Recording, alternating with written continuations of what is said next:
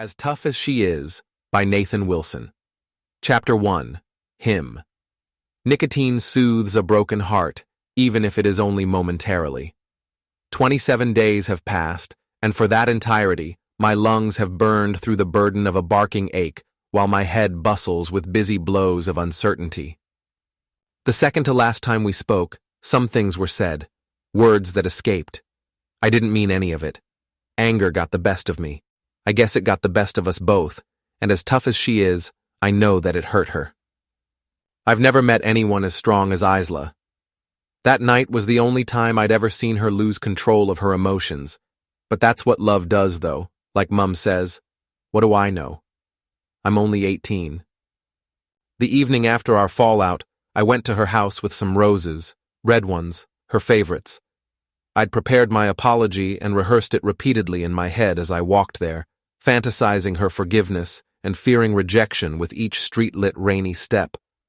It's not like we fall out often. It was our first real argument in the 15 or so months we've known each other. The garden gate to her house was open. That was unusual, but I didn't think too much of it. I just wanted to get out of the rain. As I walked further, I noticed the front door was open ajar. I knocked, even though I'm pretty much a part of the furniture and normally just walk in. However, after the argument, I felt formalities as such would be more chivalrous. I couldn't hear any signs of them in there apart from Duke barking. I guessed Isla couldn't have been far. She rarely goes anywhere without him. It's almost as if she loves that dog more than life itself. Duke came to the door, still barking. I opened it a bit, and the Labrador's sad eyes melted my mood when he saw it was me and not her. That's when I knew something was wrong. I opened the door a little more and knelt to stroke him while he whimpered restlessly. He's a big boy, 10 years old, with a beautiful snow-like coat and loves a cuddle. It's easy to understand why she loves him so much. I called out to see if anyone was in the house, but no one replied. Normally, at least one of the three of them is at home. Duke rubbed his head against my leg and then ran inside. The house had a sort of feel to it. It was quiet and still, yet the air quivered restlessly as if the walls had been shaken from some trauma. Ahead of me, in the corridor, a couple of picture frames had fallen off the walls and were broken on the floor. One of the photos was of Isla from a couple of years ago. She was in her school prom dress, standing tall next to Duke in the back garden, smiling but in a way that suggested she didn't really want the photograph to be taken. I didn't pick it up. I just stood over it and continued with delicate mouse-like steps. Just before the stairs, I looked left into the kitchen. The lights were on, and broken mugs, drinking glasses, and plates were on the floor. The wooden kitchen table and chairs in the middle had been pushed to the side, and the fridge door was open.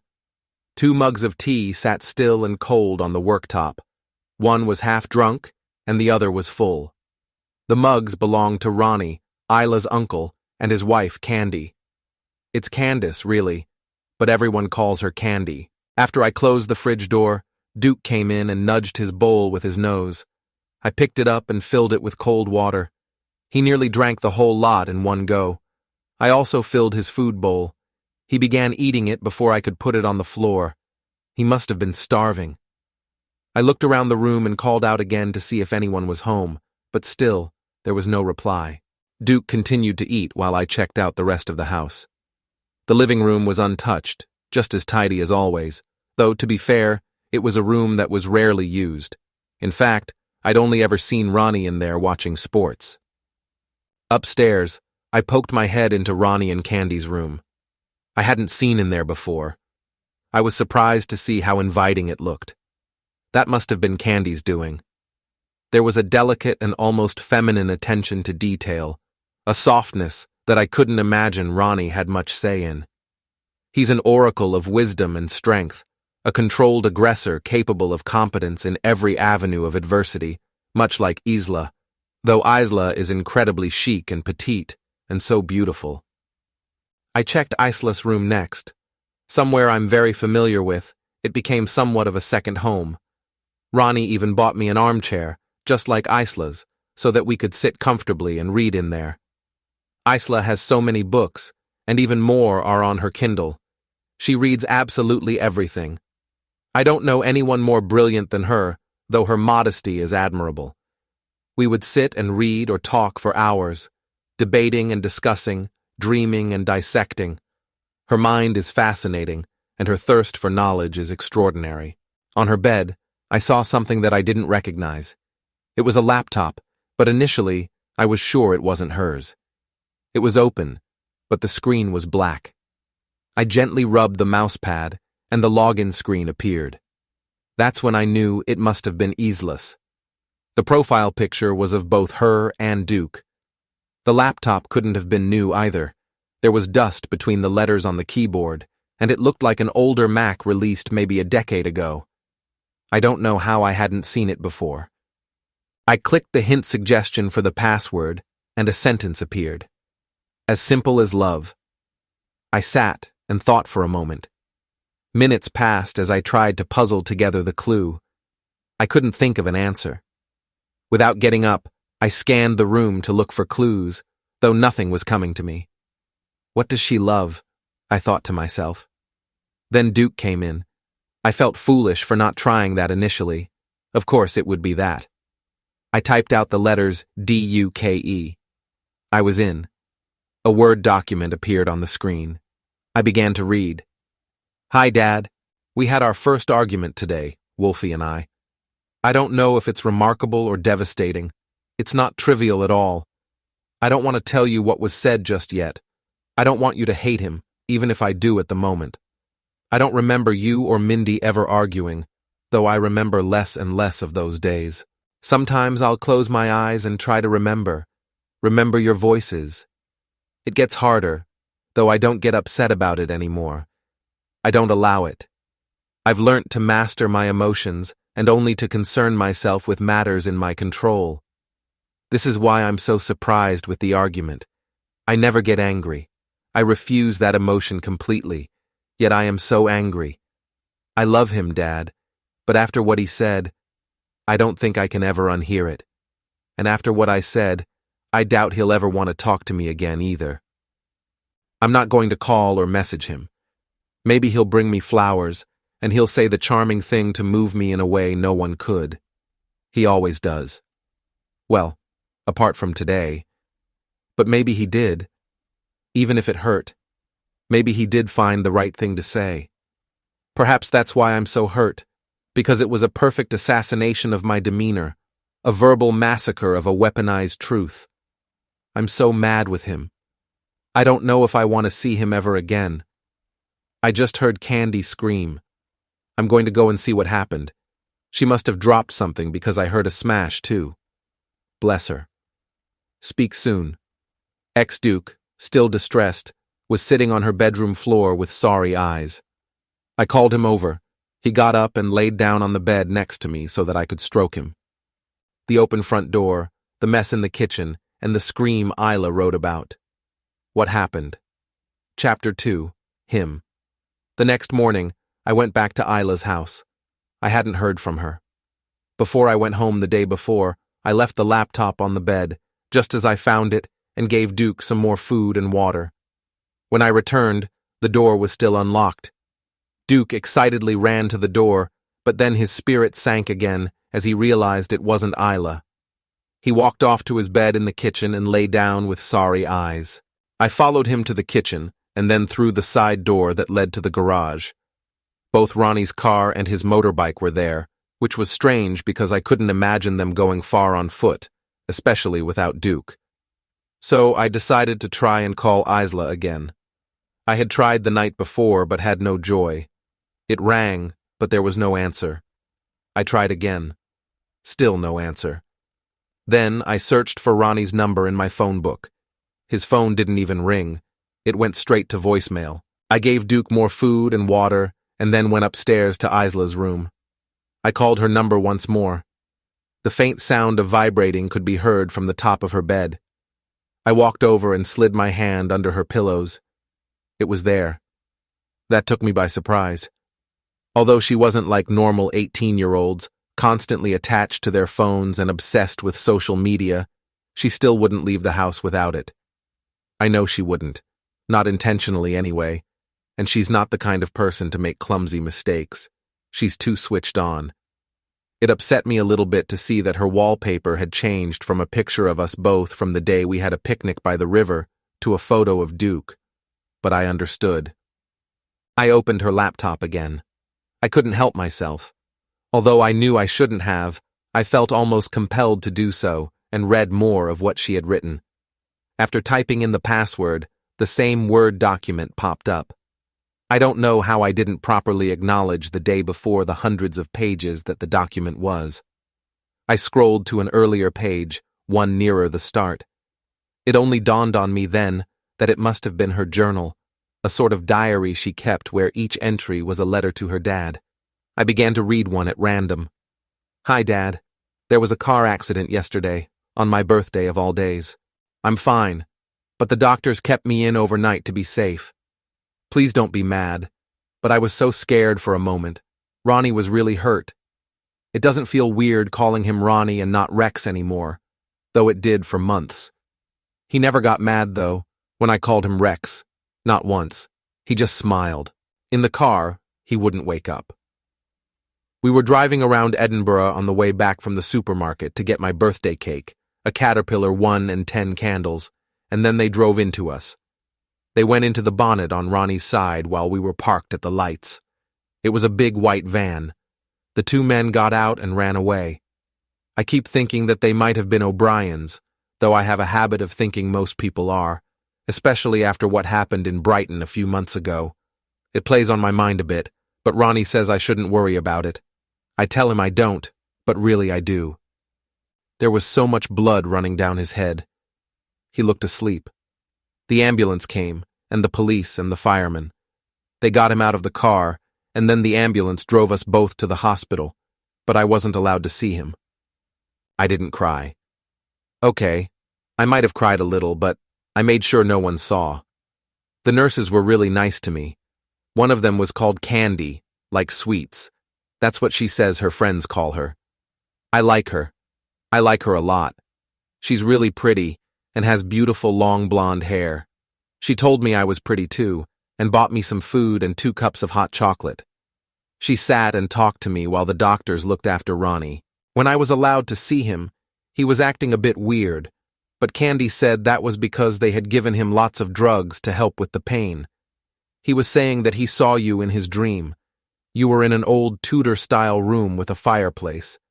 There was another man there too, in an emerald suede blazer, but he couldn't remember the man's name. He said that the beer kept refilling itself. He wasn't making sense at all. It was very odd, but I was happy he was okay. He broke his leg and his arm.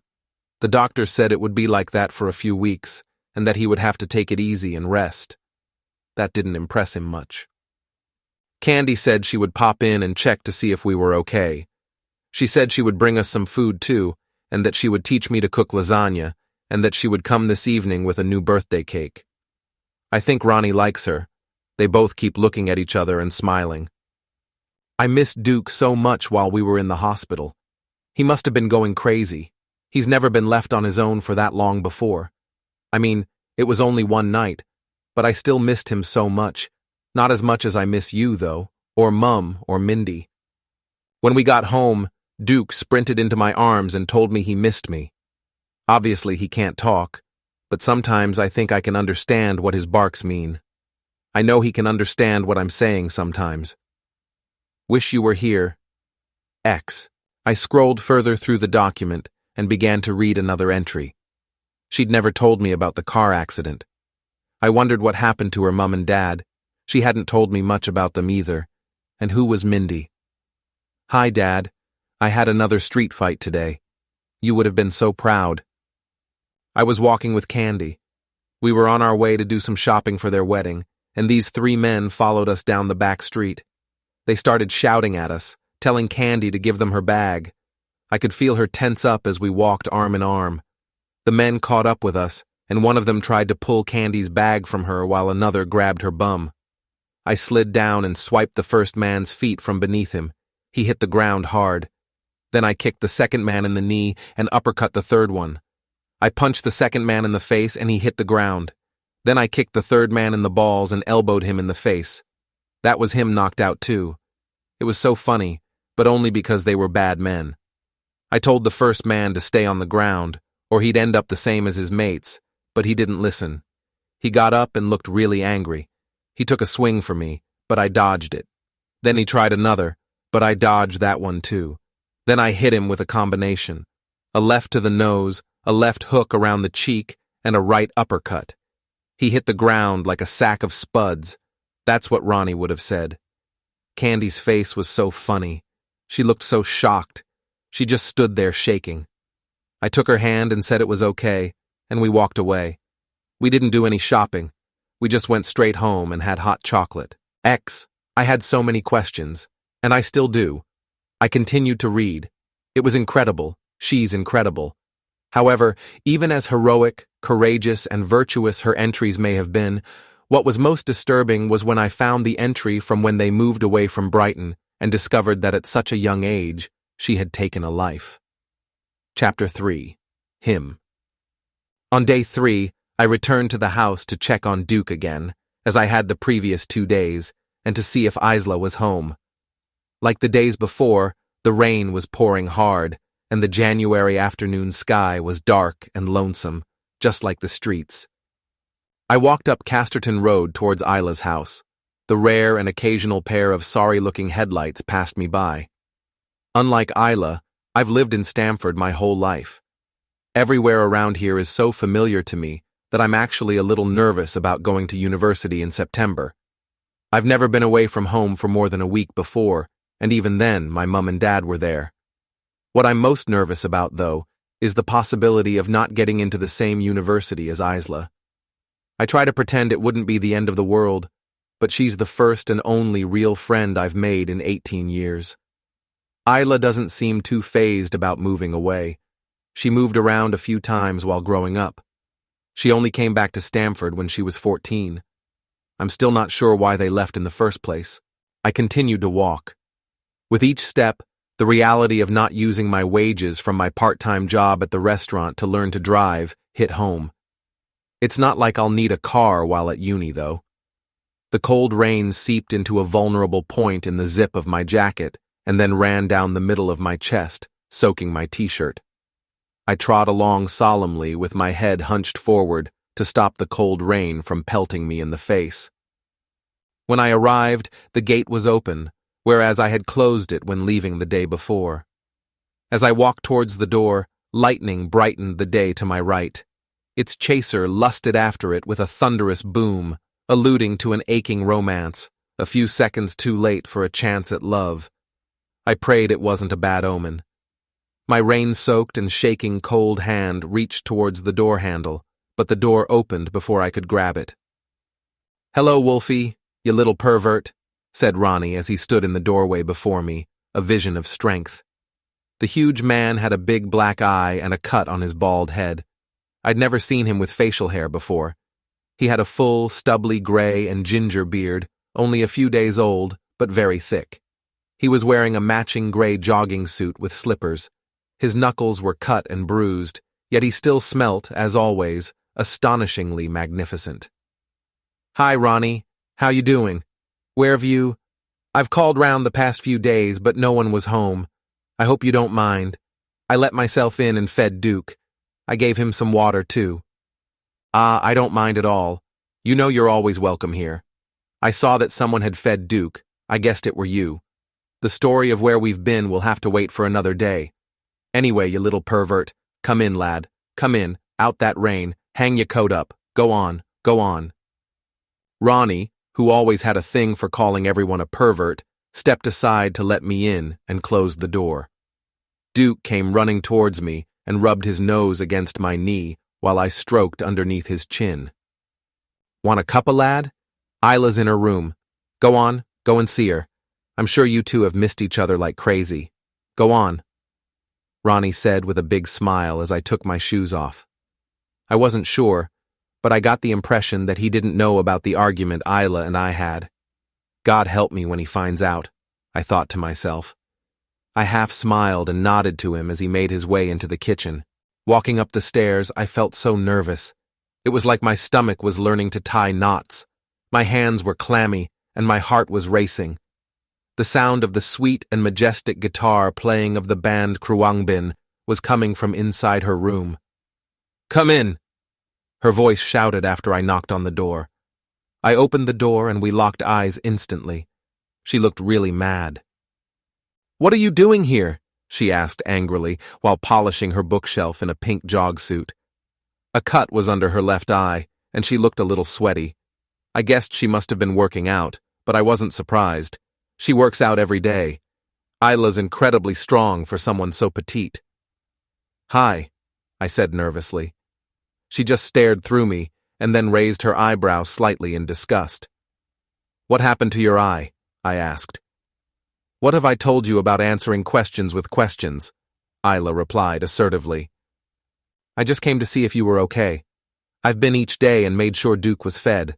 I've been pretty worried. You just disappeared and the house was unlocked. I couldn't get hold of your phone either." "I know you knew where my phone was. You didn't put it back in the right place," she said, while still polishing.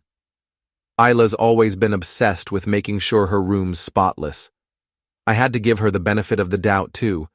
I wasn't sure if I had put her phone back in the same spot. I put it back under the right pillow, but knowing Isla, she probably had a specific and measured position for how far it went. "Anything else you want to tell me?"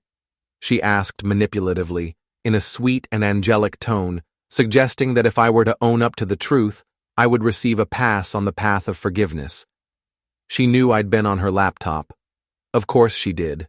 There's no doubt that it wasn't in the same spot she left it either. Also, I know I didn't scroll back to the latest entry yesterday when I read some more. For someone everyone says is so smart, sometimes I can be a complete idiot. "I've been on your laptop. I wasn't spying. I was just intrigued because I didn't recognize it." Isla turned around. Her eyes were sharp like a sword thirsting for blood. She looked cold and angry. I thought she might pounce and attack me with her nails. "I meant an apology," she said bitterly. "Oh, right, yeah. I'm sorry for going on your laptop. It was rude and invasive of me. I shouldn't have done it. Was out of order." I said sincerely, though somehow that just made her angrier. "No, I'm not on about the laptop. I know you've been on there. I meant an apology for what you said." "Right, yeah, of course. I'm sorry for that too. Really I am. I don't know why I said it. Was stupid of me. I didn't mean it. I came round to tell you the day after. I had flowers, but there was no one home other than Duke. Where did you go? Your eyes all cut? Have you been fighting? Are you okay? Where are the flowers today? Why have you not brought any today? You didn't mean it? There's no smoke without fire, Wolfy. You know that. You meant it. You know how I am about my mum and dad. Why would you bring them into it? You know they're the only no-go area with me. You could have said literally anything else, but you had to bring them into it. You of all people. I know. I am sorry. Really I am. I don't know why I... Maybe if you told me what happened to them, I would be able to... I don't know. I'm really sorry. Just saying sorry isn't good enough. It really hurt. It was vicious and vile, rubbing the salt in like that. I'm disgusted that you'd even think of bragging about the fact that you have a mum and a dad to someone who doesn't in an argument, let alone actually saying it. I didn't think you were that kind of boy. I've given it a lot of thought over the past few days, and we're over, Wolfy. You've broken the trust completely. Isla, don't be like that. Of course you can still trust me. What are you talking about? It was just an argument. Every couple has arguments. I'm sorry, really I am. It was a stupid thing to say, but it doesn't mean you can't trust me. That's mad. No, Wolfy. I don't want to be with you. I don't want to see you. I don't want to be around you. I don't love you. You're not good for my head. I need to concentrate on my studies and work towards the future I've been planning. You don't love me? I don't believe you. I know you love me. That's why you're so upset. No, Wolfy, I don't love you. Not anymore, she said aggressively while walking towards me. I don't believe you, I said calmly. Then she punched me around the face with her right fist, though I knew she was holding back because I was still standing. She'd never hit me before, not without boxing gloves on anyway, and not outside of a ring. I didn't react. I just stood there and took it. Though it hurt. It really hurt. "What the fuck?" I said. Then she punched me in the same place with tears in her eyes. I quickly grabbed her wrists to stop her from punching me a third time. I'm certain the next one would have knocked me out, but her instincts kicked in as soon as I got a hold of her wrists, and she slammed her body down and flung me over her back. I landed on her carpet with a thud. I opened my eyes and looked up. She had her back to me. I think she was crying. "I need you to leave now, please, and I don't want you to contact me again," she said softly. "Isla, please." "Do as I say and leave now," she said, this time more aggressively. I was sure she was crying at this point, though she was doing well at hiding it. After a few seconds of silence without turning back, I got up off the floor and walked out of her room. My footsteps haunted me as I walked back down the stairs, and the sound of Ronnie and Candy talking in the kitchen stopped. While I was tying my shoelaces, Ronnie poked his head out the door. "Wolfie, you all right, lad? Still want that cuppa?" "Thanks, Ronnie. I better be getting off." "All right, Wolfie. No drama. Stay cool, lad." "Thanks, Ronnie. You too." "Always," the big man said with a trusting smile. I grabbed the door handle and opened it a little before he stopped me and spoke again. "Wolfie, don't worry about it. She'll come around. Just give her a little time. She's been through a lot." I half smiled and nodded, and then headed back out into the rain. I lit a cigarette and walked away from the house. When I reached the next street, I tried to message Isla with an apology, but she'd blocked me. After walking a little further, the knowledge of her blocking my messages derailed me into bitterness. I hid from the rain under a corner shop porch, smoked another cigarette, and pulled out my phone again. I tried ringing her to confirm if I was really blocked. I was. I'd never felt that feeling before. That pain, the pain of being dumped. Every muscle in my body felt weak. I wanted to scream and cry all at once, but nothing would come out. It was as if my body was paralyzed. Like the death of a star, the mass of my hope crumbled, and I sunk to the ground with my knees above my chin, sharing a void with the darkness like the broken toys of Boxing Day. The headlights of a car got closer. I just kept thinking the same thing. Hit me, hit me, hit me. It got closer and closer and then turned and drove away at speed, shackling me to the weight of misery. I lit another cigarette on the dampened floor beneath the shop's porch. It was the closest thing to comfort I could find, as the slow breathing of the nicotine intake soothed my desperation for a couple of seconds before the water boiled over again, and I was back in a state of despair. My attention wasn't on the people going in and out of the shop.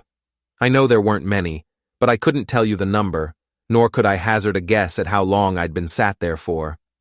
It wasn't until one man came out and dropped a glass bottle of beer on the floor that I felt, for the first time, an inspiring simmer of hope. Alcohol would numb me from the bitterness. I hadn't really drank much alcohol before, but I'd heard about the effects. "Hello, Wolfie," the shopkeeper said as I walked in. I've been going there to buy cigarettes illegally since before I turned 18. I know it's not the healthiest of habits, but I tried one when I was 16 on holiday in Italy. I went off with an Italian girl I met in a cafe when I went wandering on my own away from my family. She was a couple of years older and smoked like a chimney. I was gutted when I had to leave to come home. We didn't kiss or anything, but I thought I was in love with her until I met Isla a couple of months later. "What's with the long face, mate? Where's your bird? Why you been sat out there for half hour?" he asked in his usual jolly way. I just looked at him, disheveled and sopping wet from the rain, lifeless and frozen. You could almost say zombified. "No? All right then. What you after, lad?" the shopkeeper asked. "Pack of Marlboro Gold and a bottle of J.D. "On the whiskey, Wolfie. What's the matter, mate? She's dumped you, ain't she? I know that look in your eyes. Been there, me old mate? Big Jack or Little Jack?" "The big one." The shopkeeper turned around and got a pack of Marlboro Golds, and then reached up and got a big bottle of Jack Daniels from the top shelf. "We'll call it 35 quid. You look like you've had a rough day. And if it is your bird, mate, don't worry about it. There's a million others out there. But there are none like Isla, I thought to myself. I paid the shopkeeper and left. By the time I got home, the bottle was half gone. I hated the taste. It made me feel sick. The next morning, I woke up still in my clothes with a quarter of the bottle left. I was already an hour late for college, so I didn't bother getting out of bed. I felt sick from poisoning my body with alcohol, and on top of that, all the racing thoughts I had before I started drinking the day before were back. In a daze, I took a swig of whiskey, grabbed my headphones, and laid back on my bed while sipping the rest of the bottle and listening to the saddest and slowest music I could find. This pattern continued over the following 23 days. I managed to go to college and to work at the restaurant, but I was a ghost of my former self. In classes, I stared in silence from the back of the room, oblivious to the noise around me. After college, I would buy cheap bottles of spirits from the supermarket and drink until I passed out in bed. Then, whatever I had left, I would take to college with me the next day. I met a guy at college who sold me some weed, and I kept returning to him every few days for more. I would smoke weed on the walk to class, during the breaks, and after classes. I hadn't tried weed until a few weeks ago, but it's fair to say I got hooked pretty quickly. In the evenings, I would smoke more and drink while trying to get as far away from myself as possible. I tried calling Isla every day for the first week, but it wouldn't connect. None of my messages delivered either. I thought about writing a letter. She would appreciate that. But I always ended up either too drunk or stoned to string the words together. Isla was nowhere to be seen at college. None of her classmates had heard from her, so I guessed she thought she could get more work done without any distractions at home. As the days rolled on, I sunk further to new lows I didn't know were possible. Chapter 4. Her. The list goes on for what I need to achieve this year. I will get outstanding results in all 4 of my A levels. There's no way around that. I'm too prepared, and the past 2 months of studying at home have meant I've been able to get a more than satisfactory amount of work done without the distractions from the outside world, though I have always been good at blocking out the noise around me. History, politics, and English literature are the ones that interest me the most. They're almost more of a leisurely escape, especially history and literature. I adore reading. So, I study history on the first day, politics on the third, and English literature on the fourth. Maths, I hate, but I've always been pretty good at it. I study that on the second day to get it out of the way and keep the literature as something to look forward to. That was my initial thinking. I don't have a day off except Sundays when I work at a cafe in town. I rotate around each subject until I'm back on day 1. I wake up at the same time every day, 6 o'clock, as I believe it is imperative to have a healthy routine to consistently achieve maximum results throughout the day. As soon as my alarm goes off, I'm awake and up.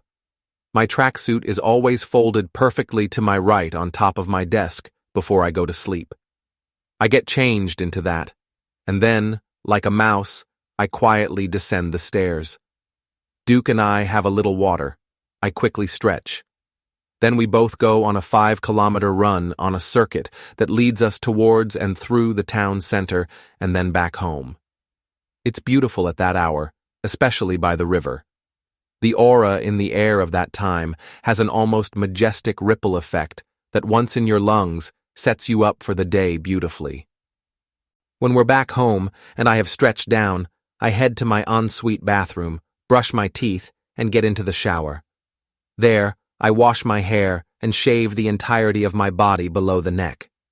It's a habit I've gotten into. I love having smooth skin.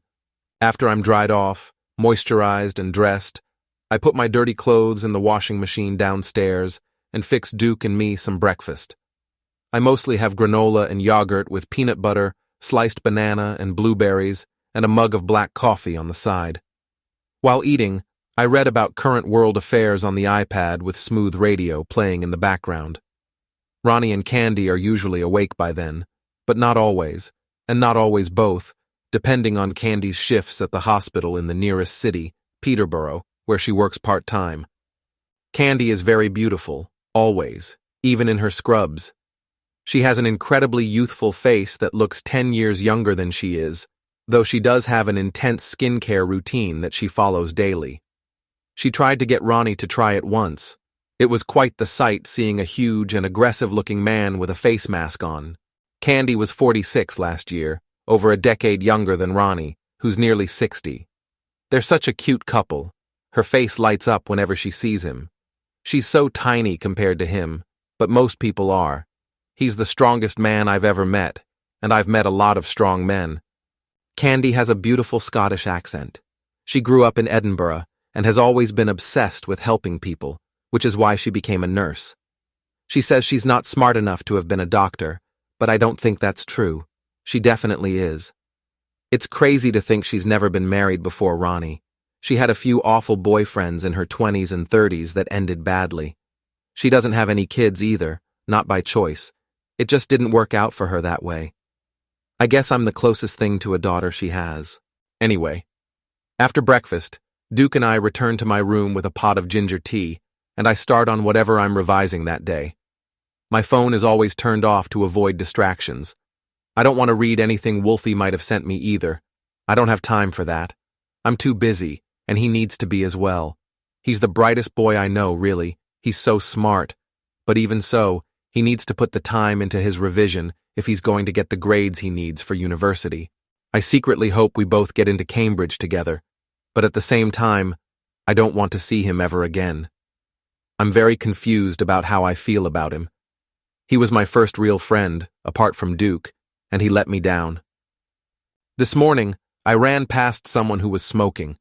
The smell of the cigarette made me think of him. I forced myself to pretend I didn't miss him. I cut him out of my mind and, luckily, was quickly distracted by Duke barking at a dog on the other side of the road. I work until 10:30.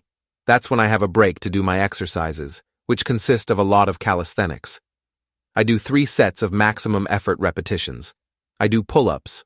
Ronnie built a pull-up bar in my room a few years back. Sit-ups, push-ups, and air squats. The numbers are almost getting a bit silly now. For example, I can always do well over 30 consecutive locked-out pull-ups and over 1,000 air squats a day. Then, I make another pot of tea and return to my studies until lunch. After lunch, I take Duke for a walk into town and grab a coffee at the cafe where I work. Then, when I'm back home, I spend the rest of the afternoon studying. Just before dinner, I'll go into the spare room with Ronnie for about half an hour, and we'll do some kickboxing work on the pads and the bags. Then I have a quick 2-minute shower, dry off, moisturize, and head downstairs to eat. Both Candy and Ronnie are incredible cooks. They bake pies from scratch and make fresh pasta. Sometimes they do some really fancy stuff, especially Ronnie. He loves to try and impress Candy at every chance he can.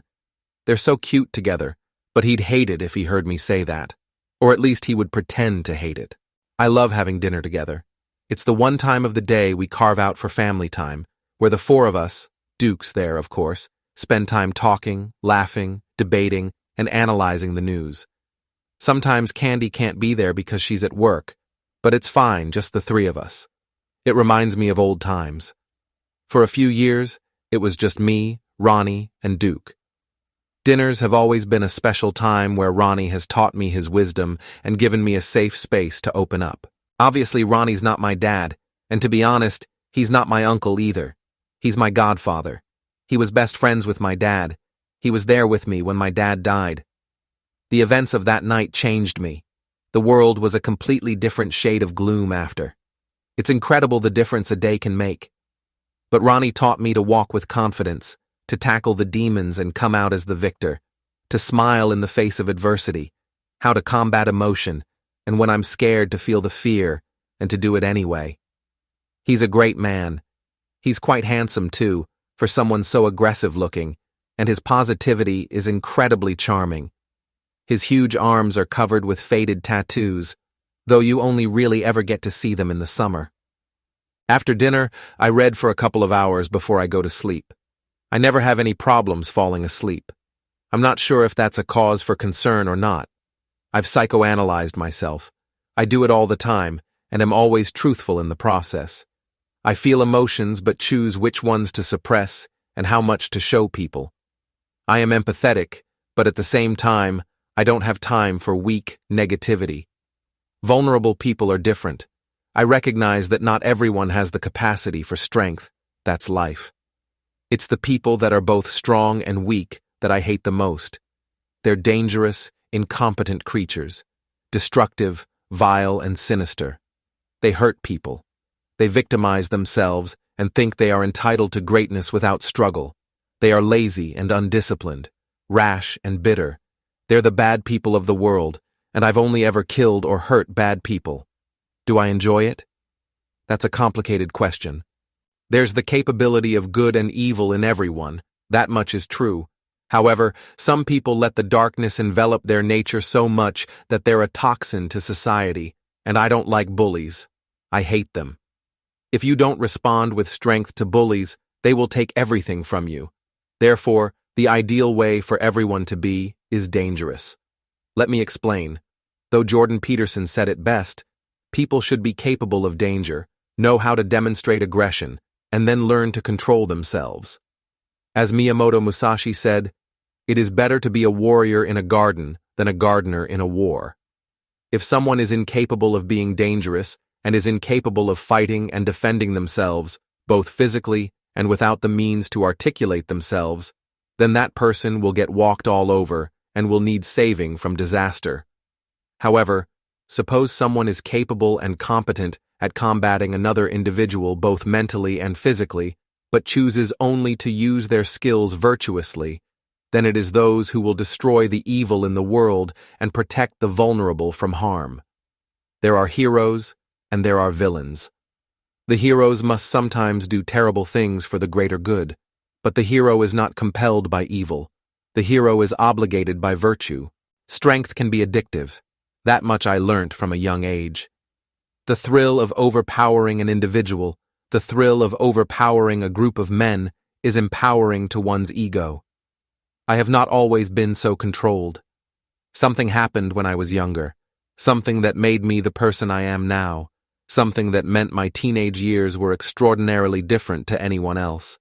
From the age of 7, I was raised by one of the most remarkable men the world has ever known, Ronnie.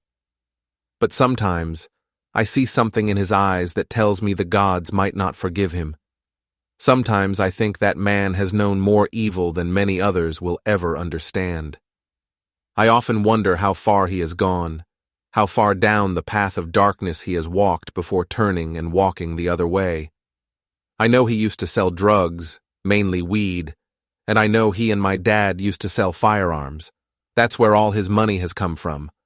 But I also know, from reading, that in that world, the world in which they lived, the underworld of illegalities, things happen, dark and twisted things that are hard to comprehend. I know Ronnie hasn't hurt anyone since the night my dad died. I'm sure of it. Well, not apart from the 3 men who I killed when I was 9 that he roughed up for breaking into our house. But they broke in with the intention of killing us. Also, he's told me several times that he thinks he made a mistake letting me shoot Alana O'Brien. Sometimes I reckon he wonders if I would have been better off being with my Nan until she died, away from any triggers and away from any blood, that I would have been safer, though I would have just ended up in care until I was 18. Honestly, I'm thankful that he let me pull that trigger to bring justice to those who took my family away from me. An eye for an eye. The O'Briens killed my family. Ronnie had good faith that no one would be left to hurt us once Alana was out of the picture. He was meant to kill her himself, but I begged him to let me do it. It had to be me. After we left Brighton, I was a little too confident and greedy. I hadn't yet learnt to control my emotions. I was a young girl. I hadn't even entered my teens and had already shot dead 4 people and was capable of fighting grown men in hand-to-hand combat.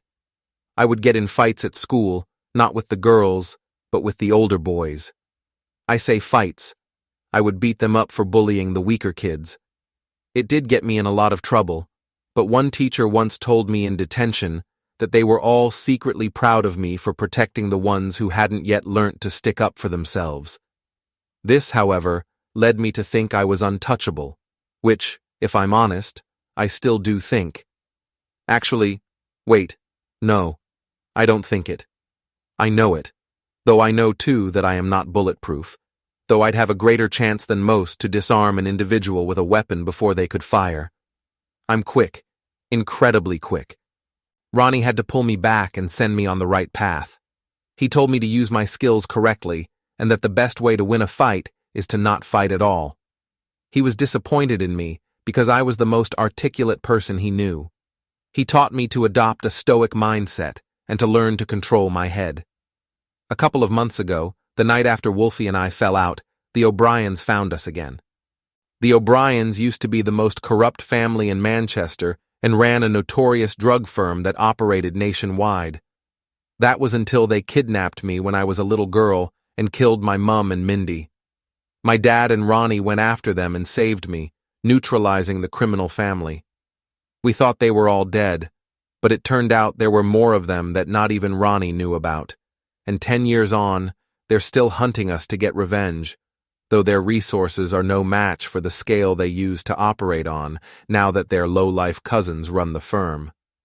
If it weren't so close to my exams, we would be moving town yet again, but Ronnie's got men he trusts watching the house after what happened a couple of months ago.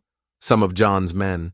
John is Ronnie's old right-hand man from when he ran a drug firm in Manchester, a rival to the O'Briens. Those days, however, died the night my dad was killed, and Ronnie took me under his care. John got the business from Ronnie, but he has kept him as an advisor. He still uses the threat of Ronnie's name to keep the respect around the streets, plus the story of how my dad and Ronnie took down the heads of the O'Brien family and ruined their legacy in a single night is legendary, so I'm told anyway. It has helped John with his cause. Ronnie gets a small cut of the money made. He calls it his pension, though he doesn't need it. He's been a very wealthy man nearly his entire adult life.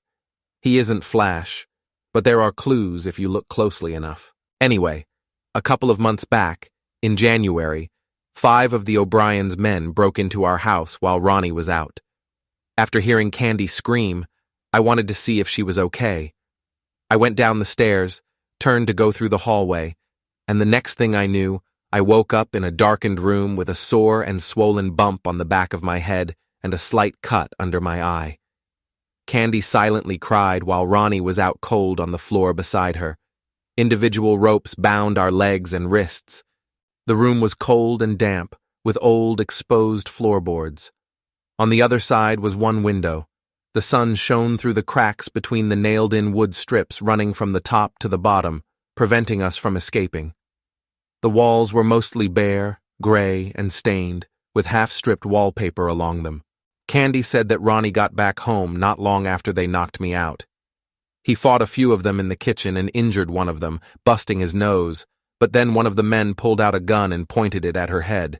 They told Ronnie to get to his knees, or they would shoot her.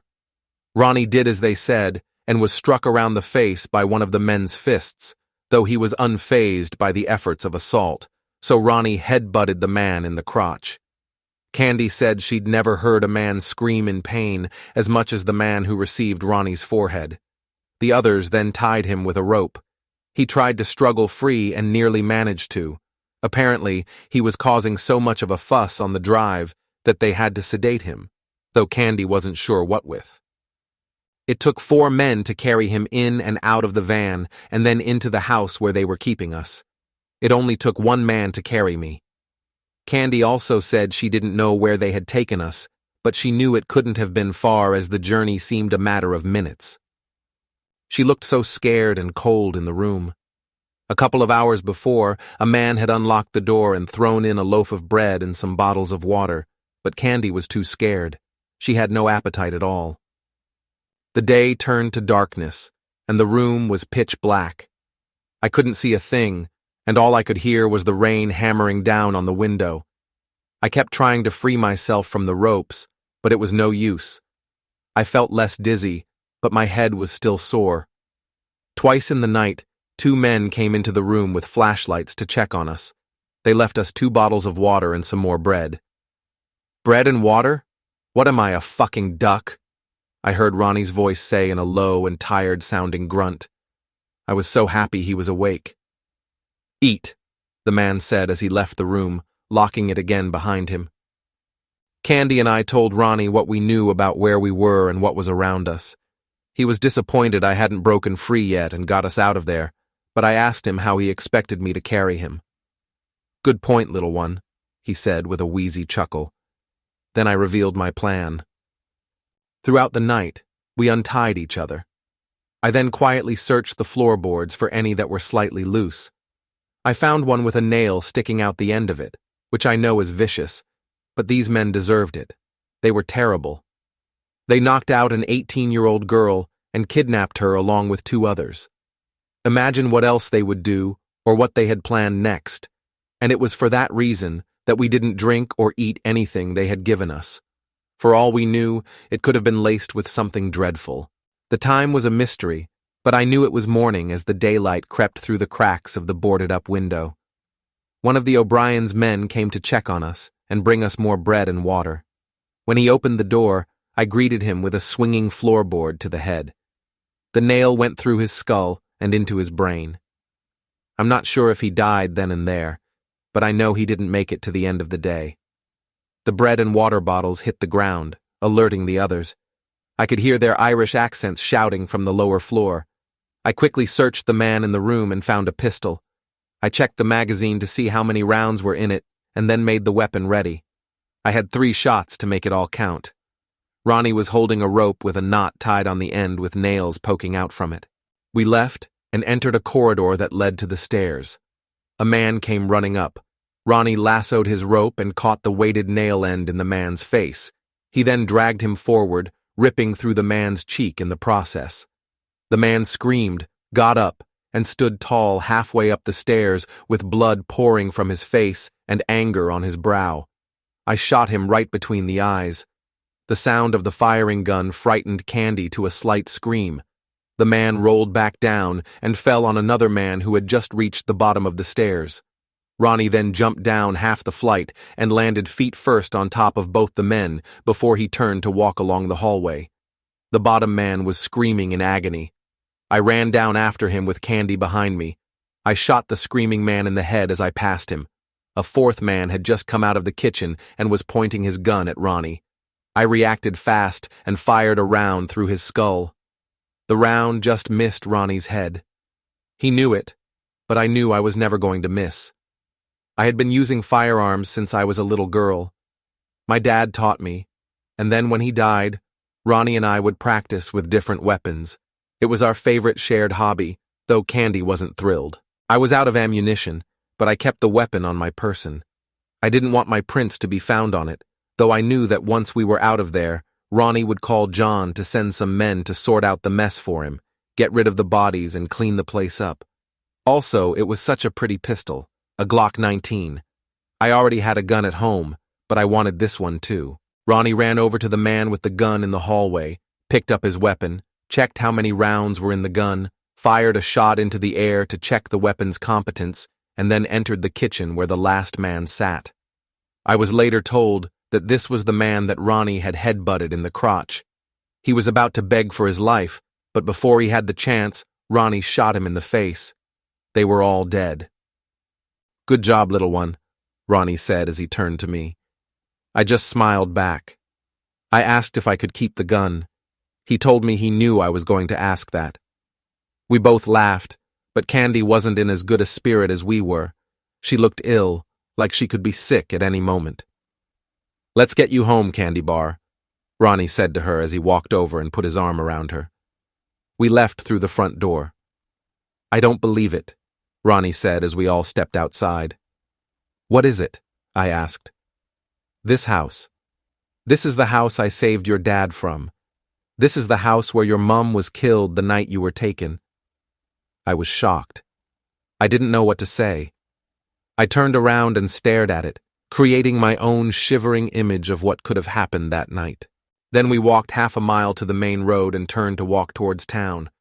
That was when we heard a horn beeping. "Ronnie, want a lift, mate?" a man shouted as he pulled up in his car next to us. "Andy, you pervert, how you doing? We'd like that very much, thank you," Ronnie replied. Candy and I got in the back while Ronnie climbed into the passenger seat. Andy is Ronnie's friend. They meet up maybe once a month to play cards together. They met down the brewer a few years ago when Ronnie unintentionally stumbled into the Pushpenny finals, where Andy was playing and won. Pushpenny is an old pub game, a bit like bowls, but it's played on a board with a few special coins. They're a similar age, Andy and Ronnie, and hit it off straight away, bonding over a love of football and Guinness. When I got home, I cuddled Duke, and then ran upstairs and hid the pistol with my other one. That was when I noticed someone had been in my room. Chapter 5. Him. It's been over 2 months since I last saw Isla, and spring is swinging past my eyes as I sit and watch the days roll into each other. I've barely eaten. Each night has faded into oblivion as I've passed out in bed while my head spins to the sound of whatever's playing in my headphones. I've lost over 7 kilograms in weight. I haven't been to the gym once, nor have I read a single page of any of the books I wanted to finish before summer. 3 times a week, in the evenings, I've been to work, either half-cut or high, sometimes both. No one really notices apart from Luna. Luna and I both work in the restaurant at the King Hotel. It's a fancy place in Stamford. They make me wear a bow tie and a long apron, and the men dining must wear a suit jacket to dinner, no trainers allowed either. We get a lot of white middle-class, aristocratic, jumped-up arseholes who think they deserve the world because their grandfather made an astronomical amount of money, and somehow that means they're excused from human decency when dining. It doesn't bother me too much. I just play the race card. That usually changes their tune. I find strength in being the only black man in the room. Also, I've been so drunk the past few weeks that my confidence is pretty profound, even if my bitterness is disrupting the virtue of intent. The hotel itself is over 900 years old. I used to be in awe, admiring the old wooden furnishings and the scratches in the original stonework, fascinated by the history, but for the past couple of months, I've not been in admiration of anything. Luna's 15 years older than I am. She's a pretty Italian woman who moved to Stamford with her husband 5 years ago. She works full-time, and even though she isn't in charge or has any managerial status, she's feared like she is. I get on with her. The other part-time college boys at work laugh and stare at her bum whenever she walks by. It's understandable. Luna could have been a model had life taken a different path. "Darling, what's been with you the past few weeks?" she asked me one day in the smoking area at work. The only other person around was a chef, on an opposite bench, uninterested and ignorant to the world around him, as he sat with a burning cigarette in one hand and his phone in the other, while he tapped the screen to play a slot machine game that never pays out. I hadn't spoken to anyone about the breakup with Isla. I had barely said anything to anyone in the past 2 months. I'd give one-word answers while avoiding as many people as possible, including my mum and dad. "Daniel Wolf, don't ignore me," Luna said with a smile before taking a drag of her cigarette. Her right leg was resting on top of the other. She took another drag and then leaned forwards to flick her ash on the floor. As she did this, I saw the top of her boobs, which just made me think of Isla, though I was too drunk to turn away from them in a hurry. "Women trouble, Wolfie?" Luna asked while catching me looking at her boobs. "Something like that," I replied in a soft and dejected tone. "What happened to that nice young girl you were with?" Luna queried. I said nothing. The chef threw the end of his cigarette in the ash bin like a dart, scratched his face with his yellow fingernails, and left to go back to the kitchen without saying a word. He coughed up his lungs all the way to the door. "How long's it been?" Luna asked once we were alone. "About 2 months," I replied. "2 months? You want to get yourself together, Wolfie? A pretty boy like you? No one else on the go?" "What do you mean?" "No other ladies in your life?" she asked. I looked at her, disgusted. "No," I said firmly. "All right. I was only asking, darling. Are you going to come out after work for Tony's leaving drinks?" "No, don't fancy it." "Come on, join us. It will be fun. We'll take your mind off her. I'm not taking no for an answer. I need someone to dance with anyway." "I don't dance." "We'll see about that." A few hours later, as I was about to leave work to go home, Luna came up to me by the clocking out machine, grabbed me by the hand, and pulled me along to go out with her and a few of our other colleagues. Everyone was in good spirits as we made the walk across the meadows towards town, everyone apart from me. We headed to Forks first, a really cheap pub that's always famously full, especially of the riffraff. There must have been around 20 of us, still all in our work uniforms, though we had taken our bow ties off. We got a few tables outside, and the night suddenly took a turn. Trays of shots and pitchers of cocktails were turning up to the table, people were disappearing to the toilet, and then coming back more animated than when they left. People were kissing, and one of the chefs got into a fight with a couple of squatties. It got broken up quickly, but he was asked to leave. The time was nearly 12 anyway by that point, so we all left with him to go to the next bar, Mama Riz's. Mama Riz's is the place to go after Forks shuts. Luna told me on the walk there. I'd never been before. By that point I was hammered, really drunk, and Luna wouldn't stop holding my hand. I didn't mind. I didn't even register it. A few times in my drunkenness, I thought it was Isla who was holding my hand. There were other moments when I forgot about her completely, though those moments didn't last as long as I wanted. We got to Mama Riz's. It was so busy there. The dance floor and the smoking area were both heaving. A few of us found a table by a bar on the second floor, but most of the group was separated by that point. I don't know who was buying the drinks, but they kept turning up to the table. Shots, beers, whiskeys, and cocktails, they kept coming. Luna still kept holding onto my arm. There was one point in the night when she started touching my thigh, holding onto it and rubbing it while talking to the rest of the table. "I'm gonna head home," I said in Luna's ear just after 1 o'clock. "No, you're not. Not yet," she said, while looking me dead in the eye and sliding her hand up my thigh towards my crotch.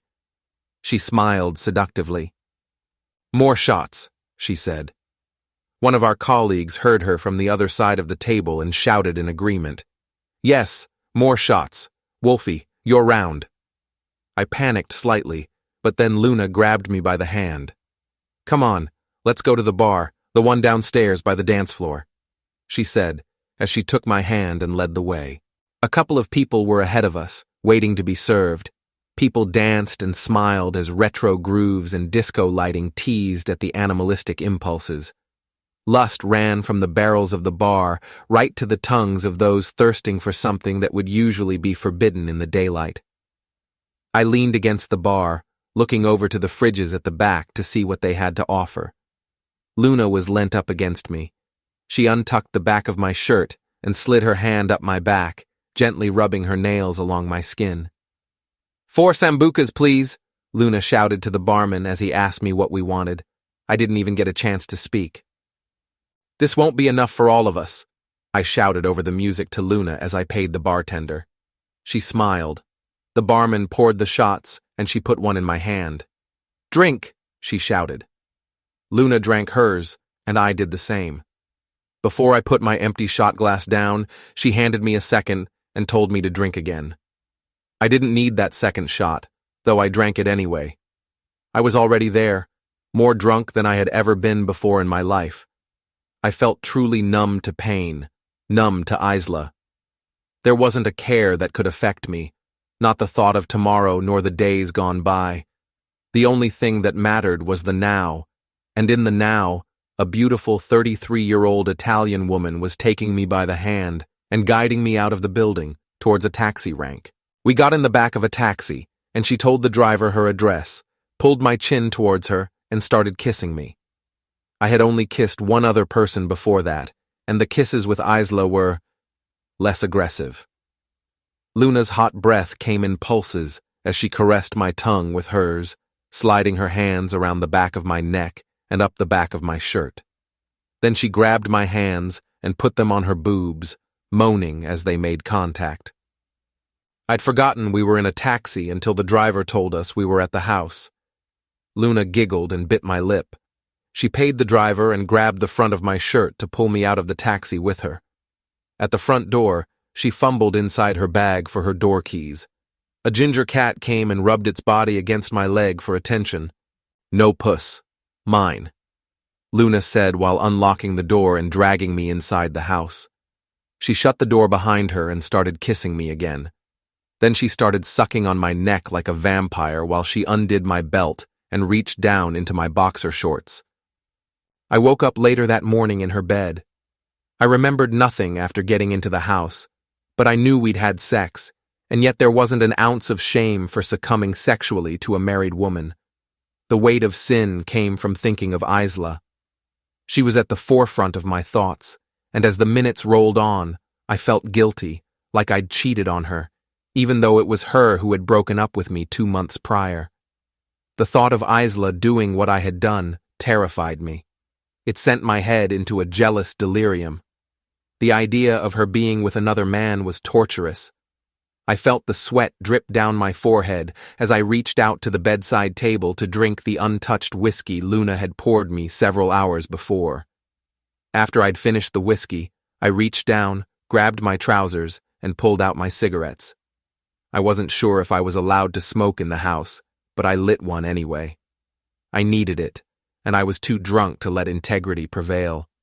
I felt so miserable that it wasn't Isla next to me. "Puoi passarmi una sigaretta?" Luna said softly with her eyes still closed. "What?" I replied. Luna opened her eyes. "Oh shit. Oh shit. Oh fucking shit. Do you have a cigarette?" she said while searching for whiskey. She downed a glass as I lit her a smoke. She then sat up and proceeded to smoke while holding onto her forehead. "What's the time?" she asked. 2:41. "Ah, shit. My head is pounding. How are you feeling?" I feel nothing." I lied. "Pass me that bottle. I think we both need another drink." We drank some more, and she got me to open up to her about everything that was going on. She didn't judge. She just listened. Once I was finished, she tried to reassure me that everything would be okay, and that often, a first love bites the deepest. But even though I tried to explain, I knew she wouldn't truly understand without knowing Isla. Isla is like no one else. No one could ever compare to her. Yes, it was my first love, but I didn't know how it would be possible for me to ever love anything again without Isla being there. I now despised the simple things that I used to adore. Everything reminded me of her. Luna told me that I was young and that time is a healer. She also told me about her first love, a boy in Italy who broke her heart when she was 17. But Luna wasn't in the wrong in that story. It was the boy who broke her heart. And in my story, I'm the wrongdoer for giving Isla the reason to break up with me. It was all my fault, and yet there I was, naked and drunk in a married woman's bed. Would Isla even be hurt if she knew? I pray she never finds out. I said I ought to leave, as I knew Luna had to get ready to start work in a few hours. I also just wanted to be alone. I was done talking and wanted more alcohol and to smoke a spliff. Luna told me that if I wanted to talk some more, her husband wouldn't be back until the following week. After dressing, I saw myself out and realized what part of town I was in. I was a couple of miles from home. The walk didn't bother me much, not since I found a shop selling whiskey. The words I had read in Isla's journal hadn't escaped my mind, not for an hour of the day since I'd first read them, and I only wished I'd sent myself some of the entries. I was desperate to find out more, to read and to know more, especially about the fact that she had taken a life. Had it just been one? Or how many people had she killed? How did she do it? And with the extracts that I read about her beating up 3 men when she was just a girl, it made my mind melt like butter down a hole of fantasy to create the imagery of her using nunchucks and switchblades on a mountaintop. I'm not sure how I felt about it. It wasn't something I was surprised to learn. I didn't love her any less. I didn't think any worse of her. It excited me, worryingly, maybe a bit too much. The most interesting person I knew had suddenly become even more exciting and mysterious. Who really is she? Chapter 6. Her. It's been nearly 2.5 months since I last saw Wolfy. In fact, if it hadn't been for my Sunday shifts at the cafe, I wouldn't have seen anyone other than Ronnie and Candy. I like it that way. I've always liked March, too. There's something beautiful about spring. It's maybe my favorite season. I like that everything starts to come back to life. I've always loved flowers and gardening ever since I was little. I find it calming, and I love to watch what I've planted blossom into something wondrous. Ronnie has always had loads of plants around the house, like peace lilies and cacti, aloe vera and money trees. Candy loves gardening too. Sometimes we do it together. Carnations, tulips, roses, and bluebells. We grow all sorts. I think Duke likes them. He always sits with us while we plant them. The cafe I work at is a small, shabby chic place on the town's high street. When I'm on shift, I can play whatever music I want, as long as it's customer-friendly, inviting, and chill. The counter and open kitchen are at the back of the cafe. That's where I stand all day. It doesn't get overly busy, which is irritating as the other girl who works with me likes to talk and is incredibly dim. Still, I smile while analyzing the faces of the people walking past the huge front window. Her name is Beth, and she thinks we're friends. We're not friends. We have zero interests in common. She talks at me, and most of the time, I'll forget to listen, as I'll be either creating a little mathematical puzzle in my head to solve or trying to work out what the people sitting in the cafe do for a living.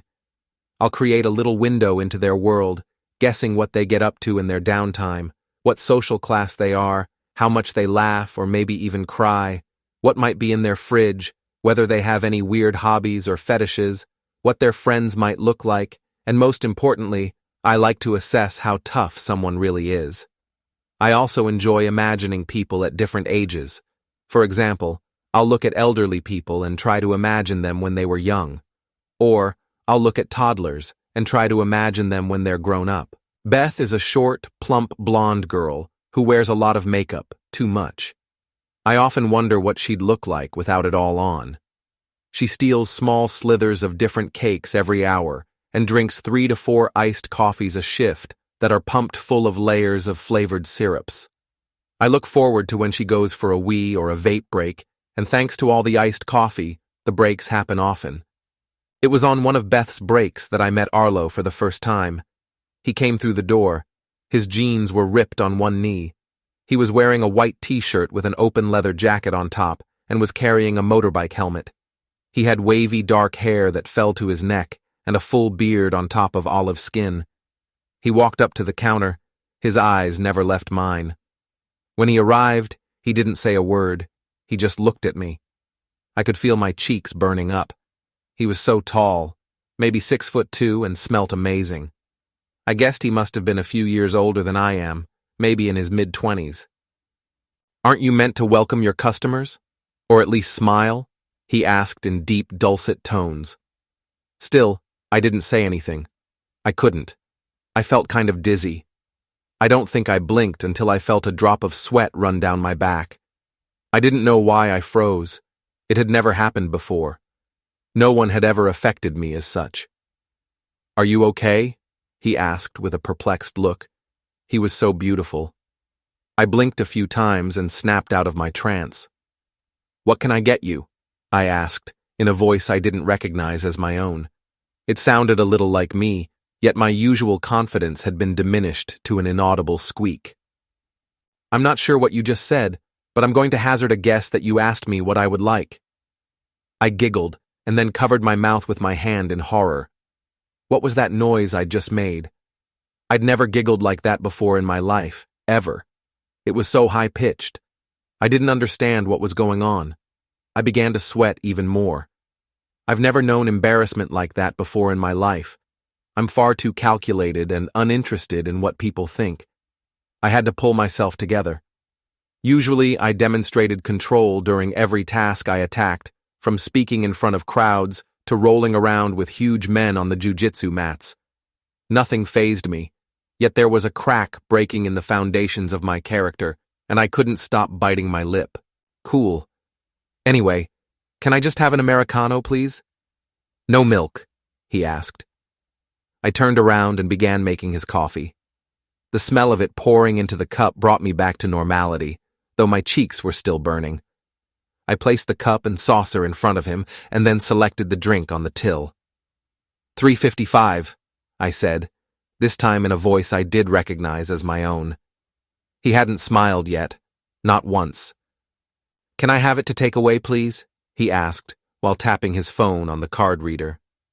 Without looking away from his eyes, I grabbed a takeaway cup from a pile next to the till and poured the coffee into it without spilling a drop, the slightest crease formed by the corner of his mouth. "Actually, I'm sorry. Can I have it to drink in, please?" he asked in melting tones. His eyes were so beautiful, and his smell only got stronger. Again, without looking away from him, I picked up the takeaway drink and poured it back into the cup and saucer, this time from a greater height, level with my lips, and again without spilling a single drop. Then I threw the empty takeaway cup over my left shoulder and heard it land perfectly in the bin. "What's your name?" he asked. "Don't worry about it," I replied. "Well, I'm Arlo." "Hi, Arlo," I said with a sarcastic smile. Then I turned around to wipe the already immaculately clean coffee station. That was when Beth returned. "Isla, you never guess who just messaged me?" she said excitedly, before she realized Arlo was there. "Oh, hello. Can I help you with anything?" she asked him. "No thanks. Isla sorted it." The satisfaction in his voice annoyed me. He walked over to a table by the window, took off his leather jacket and sat, staring out into the street. "Wow, did you smell him?" Beth whispered in my ear as he sat down. I wished he hadn't taken his jacket off. His tattooed biceps made my stomach feel weird, and I found myself biting my lip again. I ignored her and continued to wipe down the surfaces. That was when I heard a familiar bark. "Duke!" I whispered excitedly. I turned around and was greeted by his happy face. He was just as excited to see me. "What's that pirate pervert doing in the window? Looks like a bloody musketeer," Ronnie said quietly, but loud enough for a few of the customers who were close to hear. An old lady with beautiful short purple hair giggled quietly to herself. She was always in the cafe. Every week I saw her. "Behave," I said, while smirking at his humor. "Well, ain't no docks around here, sailor. He ought to know that. He can't go Tesco either. There's a sign on the door saying no helmets allowed, and I'm not talking about his headgear." The old lady with purple hair giggled to herself again at Ronnie's comment. "Shh, be nice. Do you want a coffee?" I asked with a smile while rubbing Duke's neck. "Yeah, all right. I'll have one of those frappa mappa chocolato things, please, madame." "A mocha frappuccino?" I asked. "Yeah, if you like." Anyway, I was speaking to the matey who runs that Mama Riz's bar. You know, Mick. No? All right. Well, anyway, he tells me that Wolfie's in a bit of a bad way. He's had to kick him out the place the past couple of weeks. Off his nut he was. Fighting, swearing, and shoving people about. He decked a bouncer one night, got half a decent hiding too, from the fat one after. You know Wolfie though, he got back up. Then apparently, one night, when he got kicked out, he took a piss up the front of the Chinese takeaway opposite and had a fight with them too. Two of them came running out the kitchen. One of them had a big old stick, swinging it about like some ninja. Wolfie took them both on, didn't really lose either, so I heard, and then went off with some woman into the night. "I really don't need to hear this," I told him. The thought of Wolfie being with another girl made my skin crawl. "All right, well, just thought you'd want to know. Thought you could tell him to calm it down a bit, maybe. He's a good lad, is Wolfenio. Would hate to see him go the other way. He's obviously not taking the breakup too well." "I'll think about it," I replied while Beth handed Ronnie his drink. "All right. Want us to pick you up at 5:30? "No, it's fine.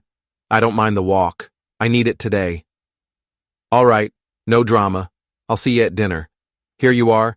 Keep the change for yourself. Get something nice for lunch," he said while handing me a 20-pound note. "Thanks. I'll see you later. Don't eat without me. Bye, Duke." Would we ever? And girls, keep clear of Zorro over there. Come on, Duke. I blew Duke a kiss before he turned and walked off. When they left, I looked over to Arlo, who was in a world of his own, reading his Kindle. After I returned from getting something for lunch, Arlo was still sitting there. Beth told me she would be back in 10 minutes as she, too, was going to go out to grab something to eat. All the other customers had left. It was just Arlo and me. I turned and faced the coffee machine, where I began making myself a cappuccino. I put the ground coffee into the portafilter and secured it into the machine, placed a coffee cup below it, and pressed the double-shot button. The coffee started falling into the cup. To my right, a sharp knife was used to cut the cakes. I snatched it from the worktop and spun around. Before he knew it, I had Arlo in a headlock over the counter, with the knife pointing at his cheek. "I don't like people sneaking up on me," I said quietly in his ear. "I wasn't sneaking. I was just coming to get another drink." "You tried to be awfully quiet about it. Walking up quietly to a woman who's working alone is rather aggressive, don't you think? Coming from the one who has me in a headlock with a knife in my cheek? Anyway, something tells me you wouldn't worry even if my intentions were wrong. Why were you sneaking up on me?" "I wasn't. Like I said. Can you let go of me, please?" "I'll let you go, but if you try anything funny, I'll break your leg, okay?" "I won't." I let him go, and he fell forward slightly while gasping a little for air. Without taking my eyes off him, I put the knife below the counter that separated us. "What was that all about?"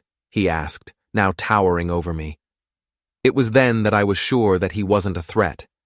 However, after what happened a couple of months before, on the night that Wolfy and I had the argument, the night I heard Candy scream from the kitchen, I've been on high alert, expecting another attack from the O'Briens.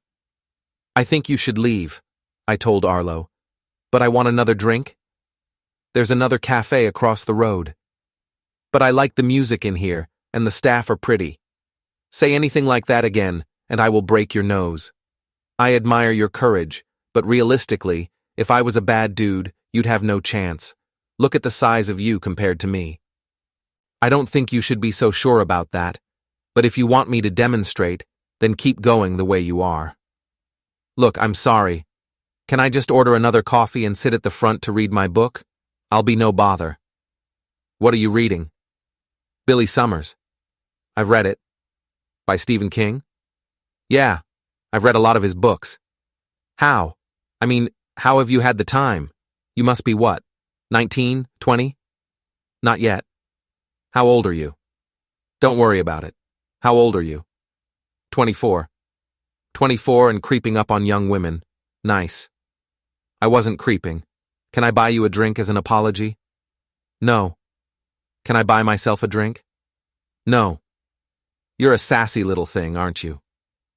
Patronize me again, and you will bleed. Now leave." "But we were just becoming friends." "I don't have time for friends." "Why are you so strong?" he said while chuckling under his breath. "We are what life makes us." "Well, as G. Michael Hopf said, hard times." I cut in before he had the chance to say the full quote himself. "Hard times create strong men create good times create weak men, and weak men create hard times." Arlo smiled. "Yeah, and strong men create Islas," he replied. His dulcet tones and darling eyes made my cheeks burn up again. That was when Beth came back. I had to get a big bag of Haribo because they were on offer. "Do you want a Haribo?" she shouted while coming through the door. "No, you're all right. Thanks. I was just leaving," Arlo replied. Then he looked at me again. "Well, see you then, Isla," he said with a smile before turning and walking to the table he was at. Arlo put his leather jacket back on, secured his Kindle in his pocket, grabbed his helmet, and left the cafe without looking back. Chapter 7. Her. The next day, after I spent the morning studying as usual, I took Duke on his lunchtime walk to grab a coffee in town. The weather was picking up, though I still wore a coat. Stamford is such a beautiful place. Its history dates through the ages. The old stone structures and the underground secret passages connecting the churches have always given Candy an ominous feeling that maybe something exciting and supernatural happened here once. She's certain that if witchcraft had truly prevailed, then the magic would have cast a spell around here. Perhaps it did, but I just adore the beauty of the town's picturesque enchantment. If places could be people, then Stamford is a woman, and she is beautiful and calm, with a chic and gentle glimmer in her eyes and touch, slowing the way of life down and hiding us all from the frantic chaos of the outside world. As for the town's residents, the high street is very middle class, with a rise in expensive prams swerving around the hunched-over, cane-holding elderly that once waltzed around the finery of decadence, the perfect place to settle down or retire. It is lavishly tranquil with a sort of silver shimmer to its civility, and there's never any trouble. Beth wasn't working that day in the cafe. Our manager, Susie, was on shift. She's a lovely, tiny, stylish lady, a few years older than Candy. Sometimes I'd like to take her home in my pocket and pop her on top of the fireplace to spread a little joy during rainy mornings. She was very excited to see me, and Duke too, of course. Susie made me a cappuccino and told me a little more about her new dating situation. She's returned to an old flame, a lover from years ago. It's kind of beautiful, really. I was about to turn to leave when I smelt something. "What did I tell you about creeping up on people?" I asked as I turned around. "I'm literally just in the queue to buy a coffee," Arlo replied. He had no bike helmet with him that day. I liked his jumper. It was dark gray, knitted and baggy, and was ripped by the collarbone, but in a stylish way that made me sure that he bought it looking like that. "Why haven't you gone to the place across the road?" I asked begrudgingly. "I told you, I like it in here, and the staff are pretty," he said while smiling at Susie, inflating her ego with charm. "Oh, Isla, be nice. He seems a lovely boy. What can I get you?" Susie asked, while ushering him towards the counter to get a proper look at him. "Americano, please. No milk." "Oh, he smells lovely. Doesn't he smell nice?" "No problem," Susie replied before turning around to the coffee machine. "Bye, Susie. I'll see you later." I said, "Wait, do you want to sit with me for a bit or take a walk?" Arlo asked confidently. "Why?" I replied, startled as if he'd just asked something absurd. "Well, we could chat?" "About what?" I asked, disgusted. "I don't know. Books?" "No thanks." "Why not?" "Well, Duke doesn't like you for one." "Sure seems that way," he said with a cocky smile. I looked down, and Duke was rubbing his nose against Arlo's leg. I bet he liked how he smelt, too. Fuck's sake. "I need to be getting off. I have things to do," I told him. "5 minutes? I've got to be getting back as well," he said with wondrous eyes. I knew from the moment I pointed the knife in his cheek that I was overreacting and that I should have handled the situation better, but I wasn't going to let him know that. Anyway, for all I knew, he could have been an O'Brien, and after the other month, I wasn't taking any risks. Also, all good warriors strike first, so I did. I told him, "I need to get something from Super Boots. You can walk with me." "Cool. Cool. Come on then. See you later, Susie," I said as I turned to leave the cafe. There weren't many people in town, which wasn't surprising. Most of the shop floors were redundant of attention. The birds knew that summer was blossoming around the bend of time. It wouldn't be long before the clear blue skies and sunshine. "Where did you learn to fight?"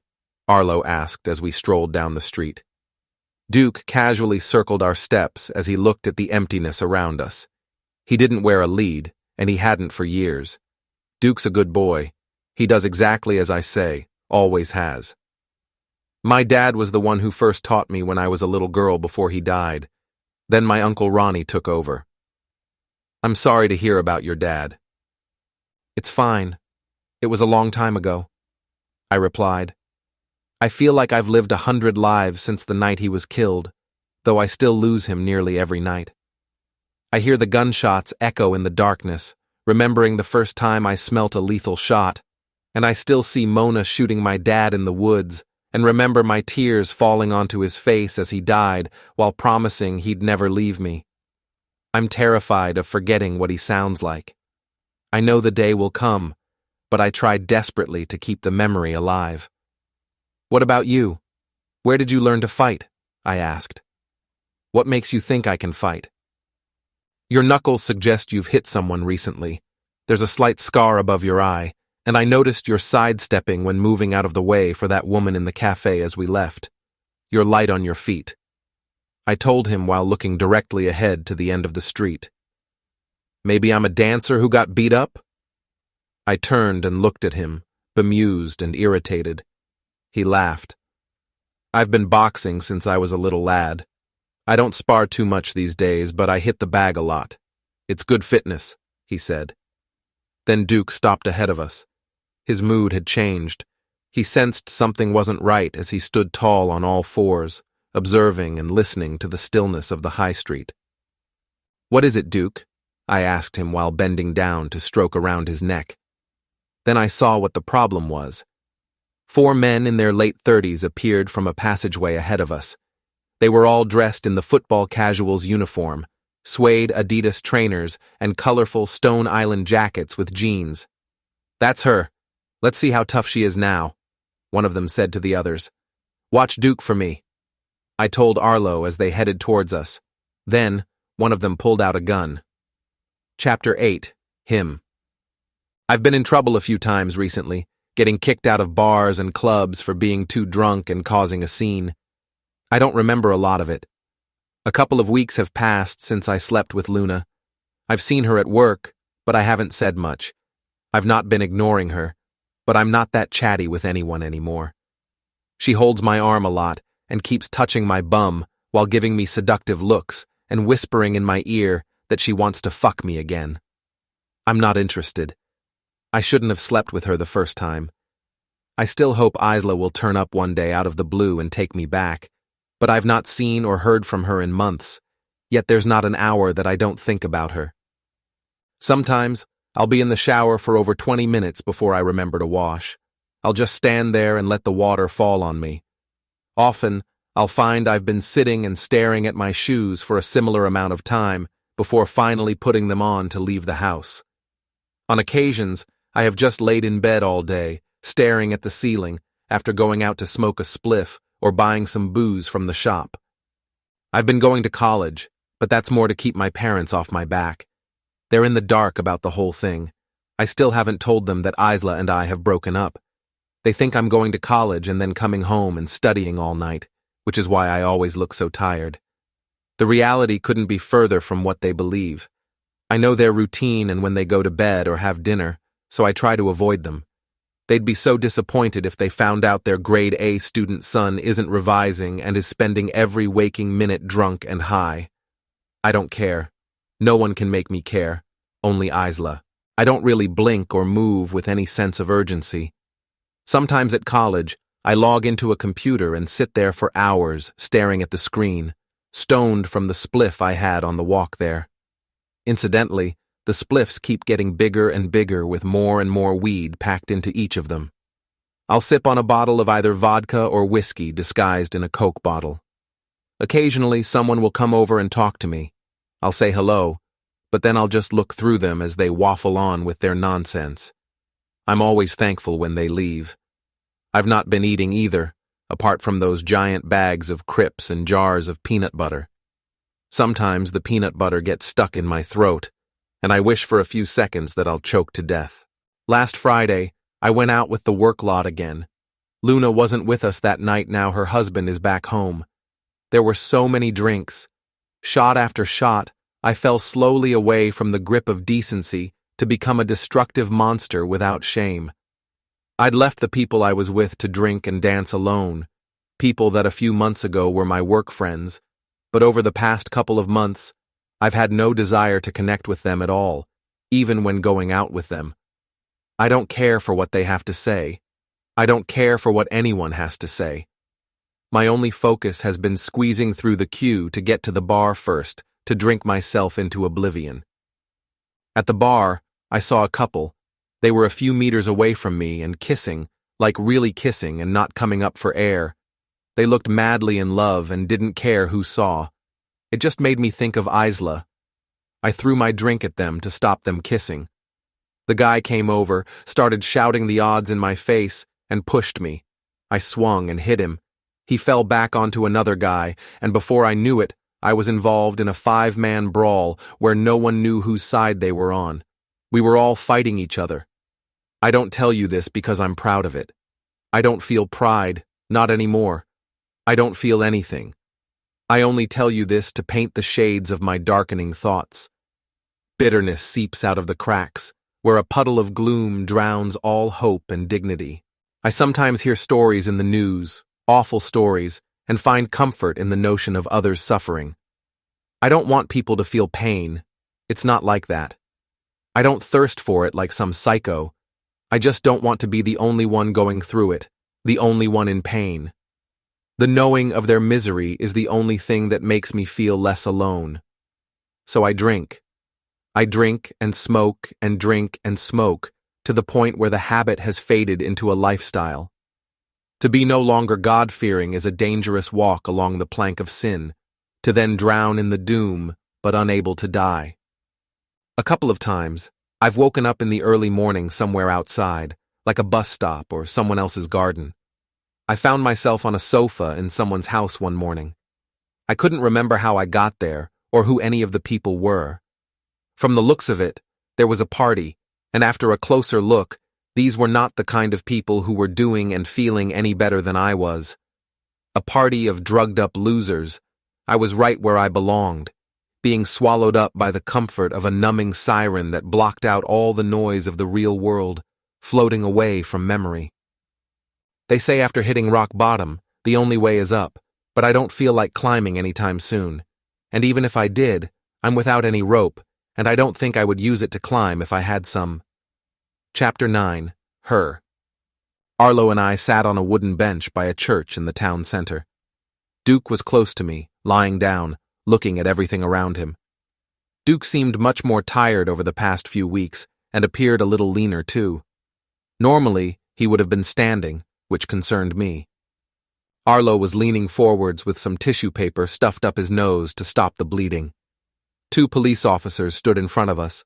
One of them was clean-shaven and writing down notes, while the other asked most of the questions. So, just to get things straight, neither of you 2 knew these men before they approached you today? No, officer, I replied. What about you? The officer directed his question towards Arlo. No, I didn't know them, Arlo said, as the tissue up his nose began to leak with blood. Here, have another one. Take all of them if you want. The officer writing the notes said, while handing Arlo a pack of pocket tissues. Cheers, Arlo said as he took them. He pulled the bloodied tissue out of his nose, chucked it into a bin next to the bench, and replaced it with a fresh one. 2 paramedics were with the 4 men on the floor about 50 meters away from us, gently trying to wake them into consciousness to give them first aid. There still weren't many people on the high street, though there were more than before, and they all seemed very interested in what was happening. Elderly women had gathered in gaggles to discuss the horror of what might have been, and shopkeepers were in the windows looking out, wishing they caught a glimpse of the action, though they wouldn't have had much chance. It was all over very quickly. Then, the questioning officer began again. This officer had a tidy beard with more gray than anything else. He was a large man in his late 40s and looked like the kind of officer who, even though I assumed he had been in the force for many years, had not seen much real action during his time. He wore a wedding ring that strangled his chubby finger. His hands made me think he had never done a hard day's graft in all his years. I guessed he didn't like spicy food, and that he wasn't particularly popular at school, though he was a good man, maybe a Christian, and he liked to laugh a lot. So, 4 men that you don't know approached you in the street, completely unprovoked. One was bearing arms illegally in the form of a pistol. The aggressors got closer and were looking directly at you. The man with the pistol then told the others to grab you both. In fear for your safety, you swiped the legs from beneath the pistol-carrying man, miraculously disarmed him, and accidentally fired a shot at the only camera recording the incident. Then, when we arrived at the scene moments later after receiving a call from a concerned citizen who incidentally saw nothing, we found the 4 men on the floor unconscious and your pal there bleeding heavily from the nose. Yes, officer, I said confidentially. I knew it would have been best not to run after what happened. That would have just made us look like we had something to hide, which we did, but I didn't want the police to know that. The best thing to do was to wait for the police and to play dumb while incriminating the 4 men. "And how did your knuckles end up looking like that?" the officer asked. "My knuckles?" I said while looking down at them. They were all red, and my right hand had a slight cut. In fairness, my knuckles nearly always looked red, though they are well conditioned these days. I've been fighting my whole life, and my hands don't suggest otherwise. "Yes," he said. "Gardening," I replied. "Gardening?" he asked, bemused. "Yes, gardening. I was helping my uncle cut down a tree, and it fell and cut my knuckles." "A tree?" the officer asked disbelievingly. "Yes." My eye contact was direct for the entirety of his questions. "And you don't have any idea as to how the men became unconscious? Slightly suspicious, don't you think? 1 minute they're up, the next, they're down. You know, if you were acting in self-defense, then you wouldn't get in trouble. They're still breathing, and one of them was carrying an illegal firearm while they approached you rather aggressively in the street. Legally, they don't have a leg to stand on." "I haven't the faintest idea." I replied coldly and without emotion, trying to say as little as possible. What I really wanted to say was that the one at the back definitely doesn't have a leg to stand on anymore, not after I broke it. "And you? How did your nose start bleeding?" the officer asked Arlo. "Ah, I get them a lot. Nose just starts going off on one. A bit annoying, really. It used to happen more often when I was little." "And that shiner that's starting to form around your eye? It looks very much like you've been punched. Once again, if you acted in self-defense to protect this young girl, I'm certain the judge would rule in your favor," the officer told him. Inside, I was laughing. "Protect this young girl? How funny." "Makeup," Arlo replied. "Why the fuck would he say that?" "Sorry?" the officer responded, perplexed and unimpressed. I wear makeup," Arlo said, without any confidence in his tonality. "You're wearing makeup so that it looks like you're getting a black eye?" the officer asked slowly in a demeaning tone. At that point, the note-taking officer had looked up, and both were looking at Arlo disbelievingly with squinty eyes. They knew he was lying, and they were embarrassed for him at how poor his creative efforts to hide the truth were. "Yeah, I like it. It's cool, man," Arlo said, still without any confidence in his delivery to regard it as plausible, though his deep voice was still dreamy. "Groovy," the younger note-taking officer said sarcastically. There was an awkward silence for a moment while the bearded officer looked at me in a way that suggested he knew I was the one who dealt with the men alone. There was almost a shimmer of respect in his eyes that showered his admiration. That was when I knew he would let us walk away without any drama.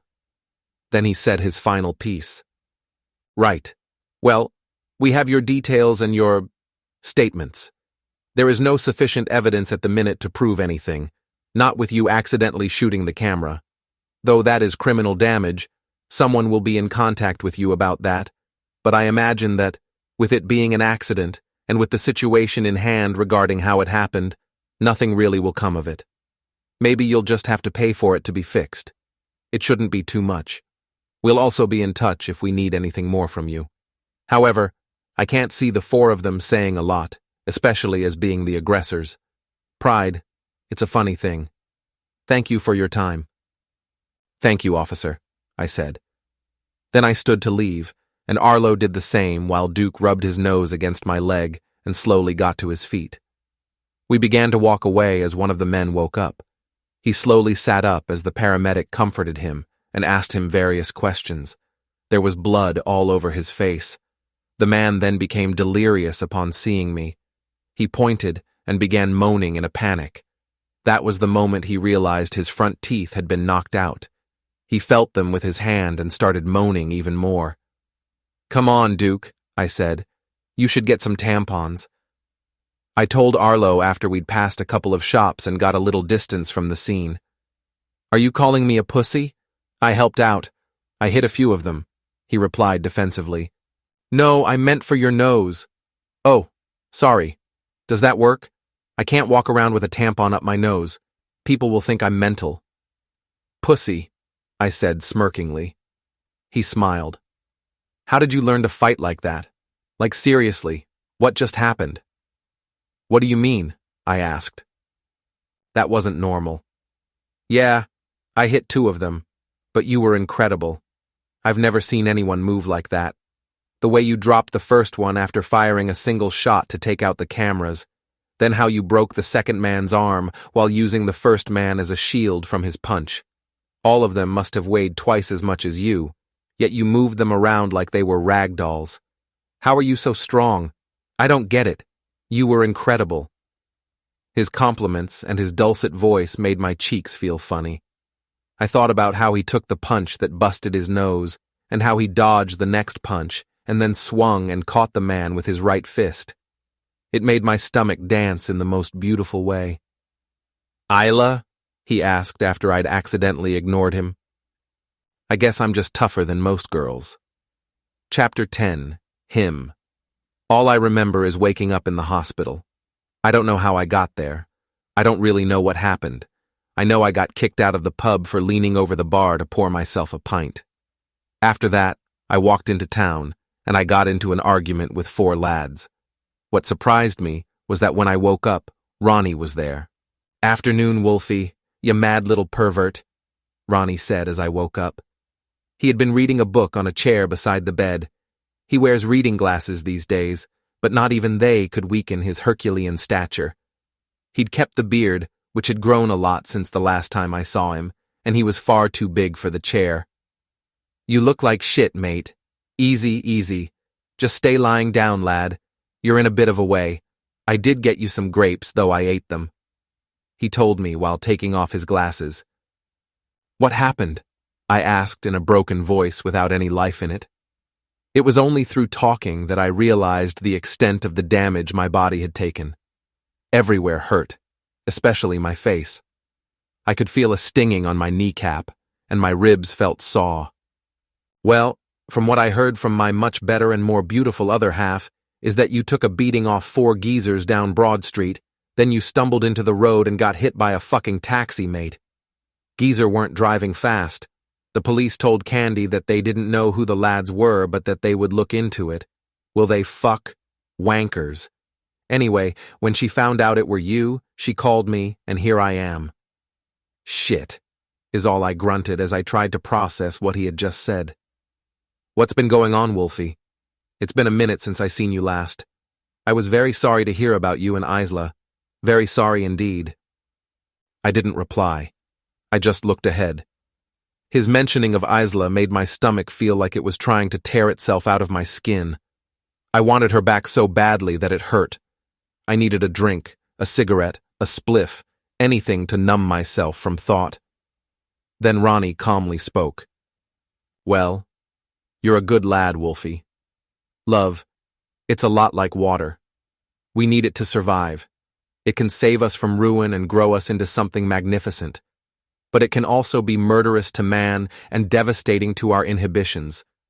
A first love, it gets to us all and cuts deep, maybe the deepest, like some sunken soul unable to swim.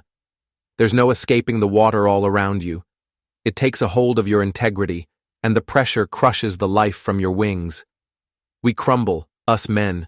There's no way around it, ever. But the weak leave their pieces scattered along the seabed to be consumed by the sharks of sin. Whereas the strong gather up the broken pieces, and in a struggle, they fuse those pieces back together and force themselves, through an agonizing and unbearable weight, to swim back up to shore as a stronger man. Though no one ever truly collects all the pieces, it's impossible. There will always be a couple of them left behind to sing the somber tones of melancholy memories with all the other broken dreamers down there. Men must struggle. Men must suffer. Men must overcome challenges in order to build competence and resilience. And that is what separates the wheat from the chaff. Great men, all great men, have overcome obstacles. They are all missing a few pieces. Pieces that have been left on the seabed, but the pieces that remain become the sword of strength, and they are much, much harder to sink when faced with the storm of adversity. You love Isla. I know you do. And she loves you. But as hard as it is to hear, the longer you stay on that seabed, the less respect she will remember you with because she is a swimmer. Don't stay down there, shattering into even more pieces. Swim, Wolfie. We must save ourselves, and in trying to do that, others will help us along the way. It will be hard, it always is, but is anything easy truly worth it? I turned my head and looked at him. I didn't say anything, but he knew I understood. What you thinking, Wolfie? Tell me. It's an open space and it's me. I'll always be your mate. Very fond of you I am, Wolfie. Very fond indeed. You know that. It's weak admitting that all I feel is... I feel like shit, all the time. She's on my mind every hour of the day. I love her. I miss her. I really miss her, I said. I wouldn't say that's weak, Wolfie. What you're feeling isn't weak. It's human. But how you're reacting to the heartache, that is where the weakness is. She hasn't died, so that means there's still a chance. I'm not promising you that chance with her. That's not my place. It's her life. She makes up her own mind, always has. But I can tell you one way for sure that you'll never end up back together, and that is if you keep going the way you are, all this drinking and playing up. Isla's a winner. She doesn't entertain losers, and she has my full support with that. You need to create an avenue of wonder that she can't help but want to walk down, but no one can do that for you but yourself. You need to get your shit together. It's a hard road to walk, but at the end of it will be something magnificent. That much I can promise. Take it a day at a time. How many books have you read over the past couple months? I haven't read a single page. Fuck me. Wolfie, the reader, the best read person I know apart from our Isla, hasn't read a single page? Now, that really has shocked me. Very shocked I am. Very... Well, you need to get back at it, Wolfenio. Read every day, every fucking day. Work out and get into shape. Train those fucking demons away. Eat proper, always, no shit. Get some decent sleep. Cut the fucking booze and whatever else you've been up to. Be fucking present in the now, or you will end up on that seabed, paralyzed by pain for eternity. This you need to do. You need to. You've got too much going for you to throw it all away. And you've got your exams in a few months? It's fucking March, mate. That's fuck all time. For the average man, Wolfie, they'd be fucked. But you are different.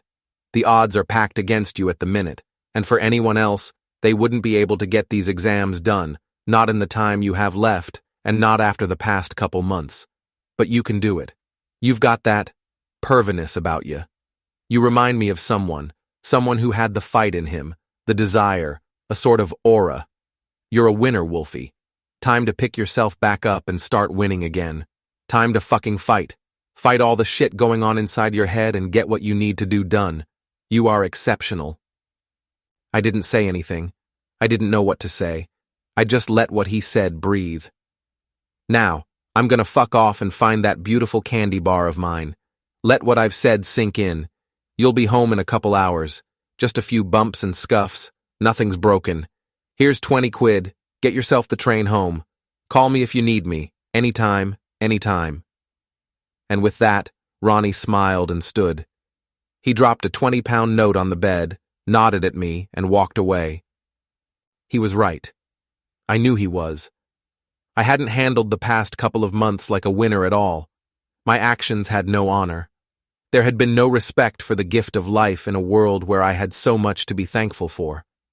I have all my limbs, a loving family, a decent education, in fact, an incredible one. My grades have always been great. Always.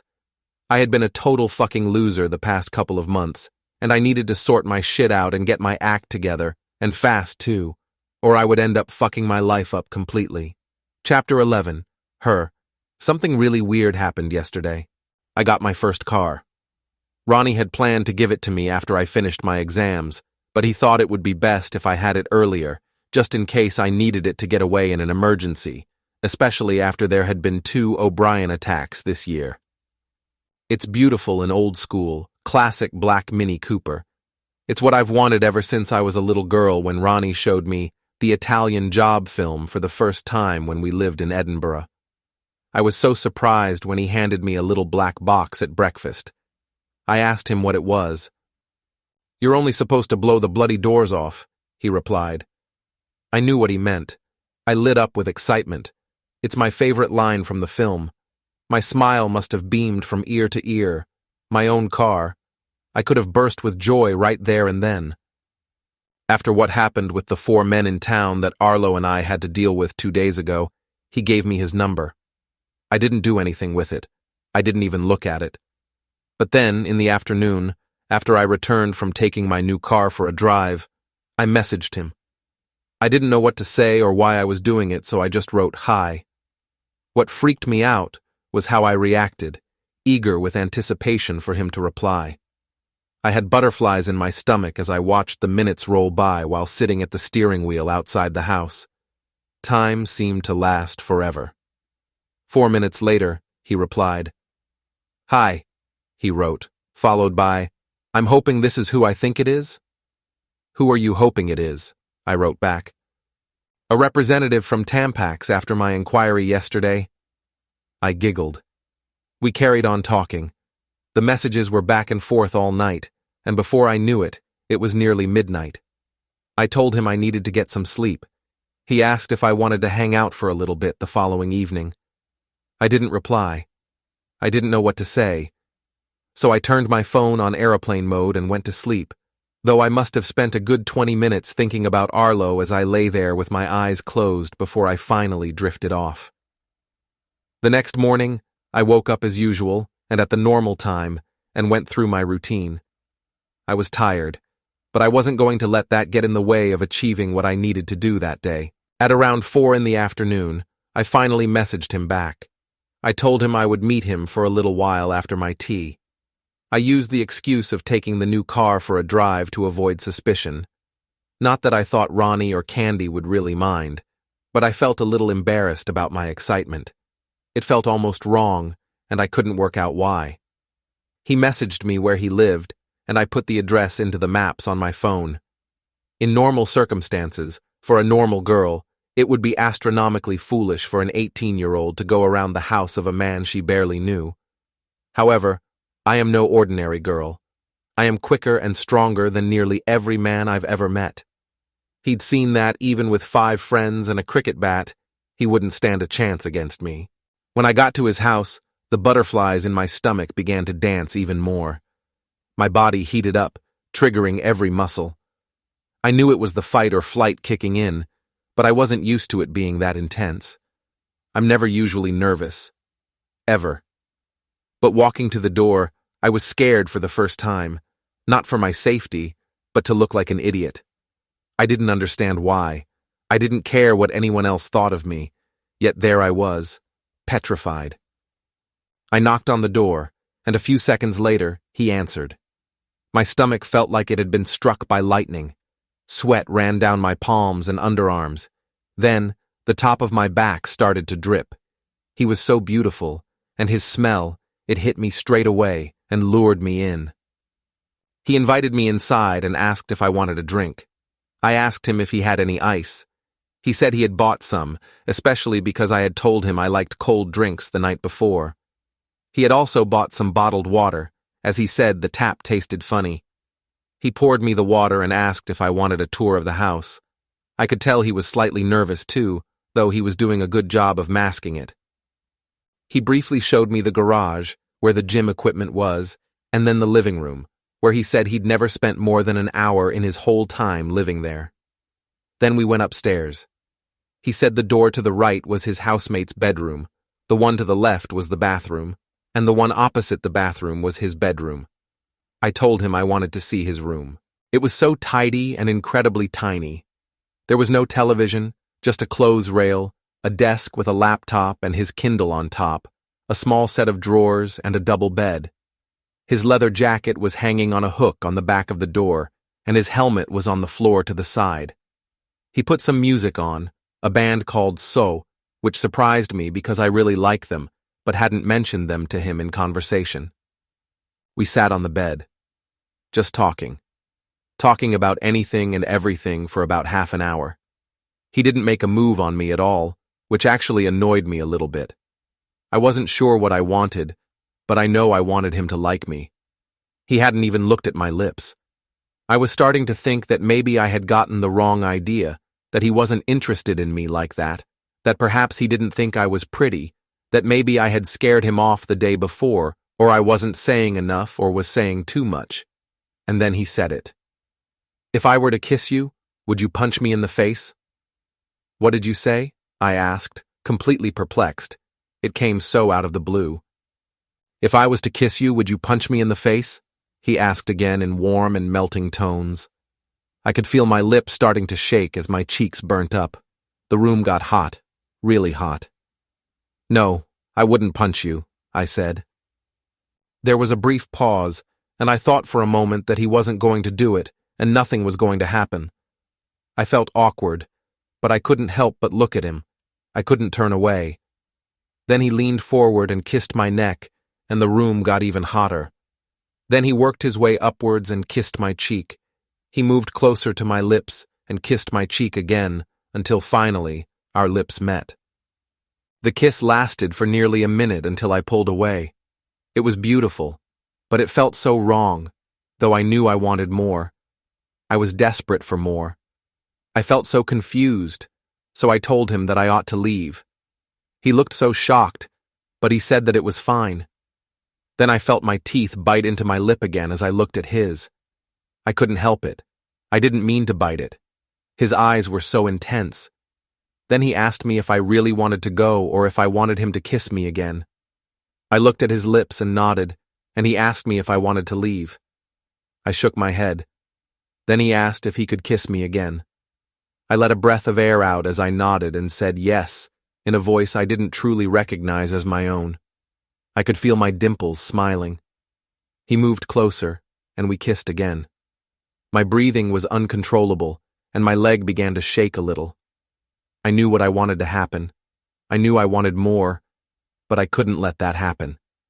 I wanted to sleep with him. I really wanted to rip his clothes off, but I couldn't.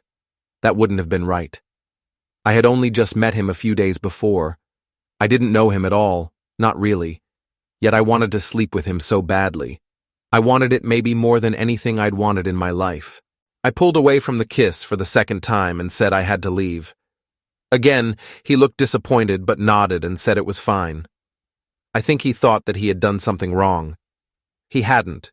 He really hadn't. Quite the opposite. We went downstairs, and I put my shoes on. I asked him why he wasn't saying anything, but he stayed quiet. "Arlo, say something," I said as I finished tying my laces.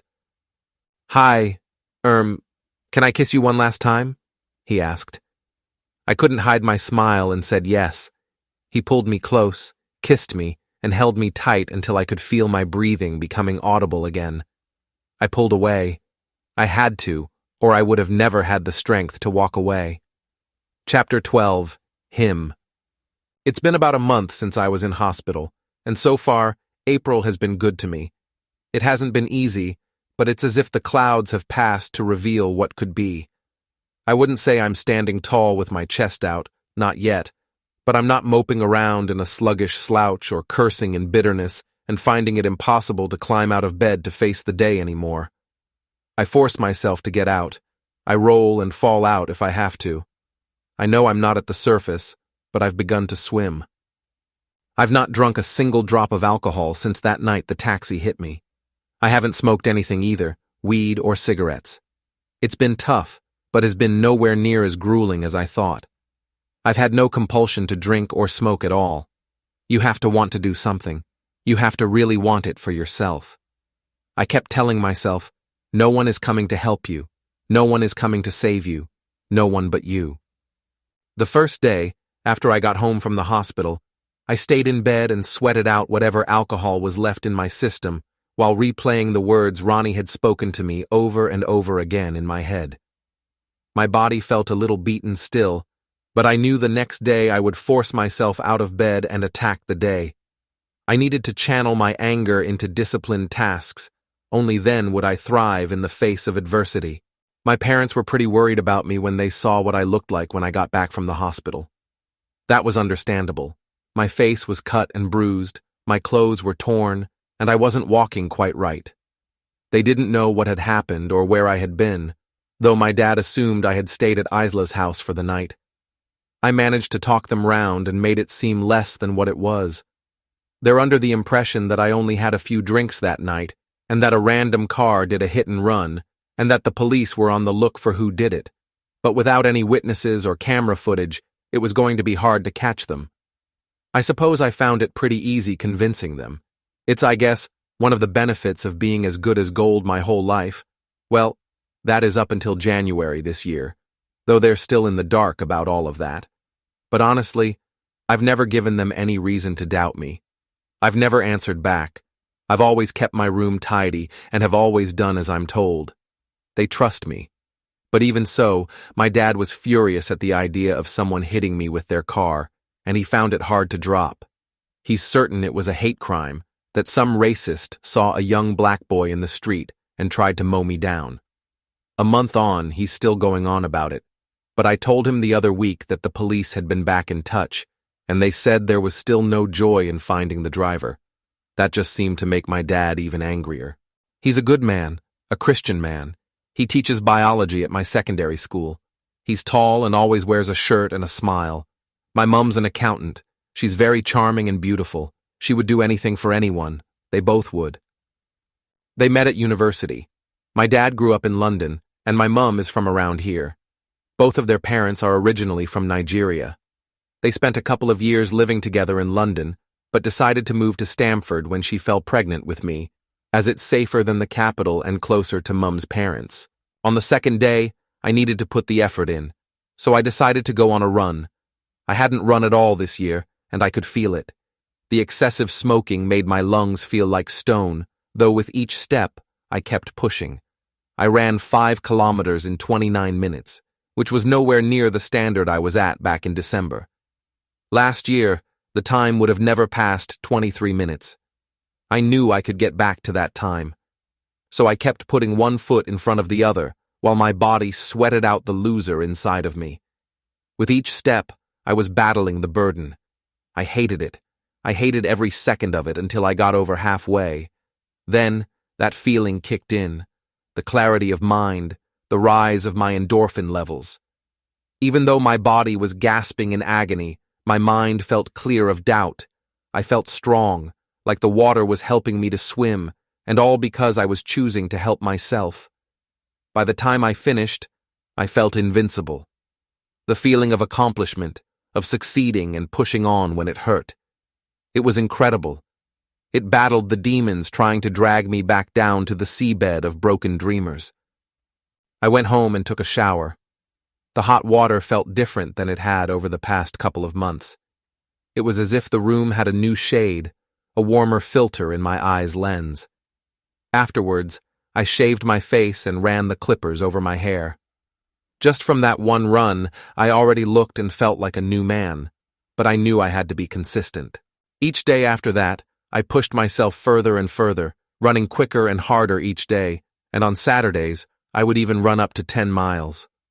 Twice a week, on Mondays and Wednesdays, I attend a group boxing class, like I used to, which involves a lot of intense circuit training and some bag work, and then we finish off with a bit of sparring. It took a few sessions to get back into the swing of it, but before long, my left jab was on fire again, and my combinations were lightning quick. 4 days a week, I would go to the gym. On Tuesdays, I would train my chest and triceps, which would involve a lot of bench pressing, triceps push-downs, dips, and push-ups. On Thursdays, I would train my legs, where I would do front squats, leg presses, leg extensions, and leg curls, as well as spending some time on the stair machine. On Fridays, I would focus on my back and biceps. I would do pull-ups, bent-over rows, deadlifts, lateral pulls, and kettlebell swings. On Saturday mornings, I would perform a few shoulder exercises, like the Viking press and some seated dumbbell presses, and then finish with lateral raises. I would ensure I added a little more weight to each exercise each week. At college, I concentrated and got involved in my classes, and each night, I read for nearly an hour.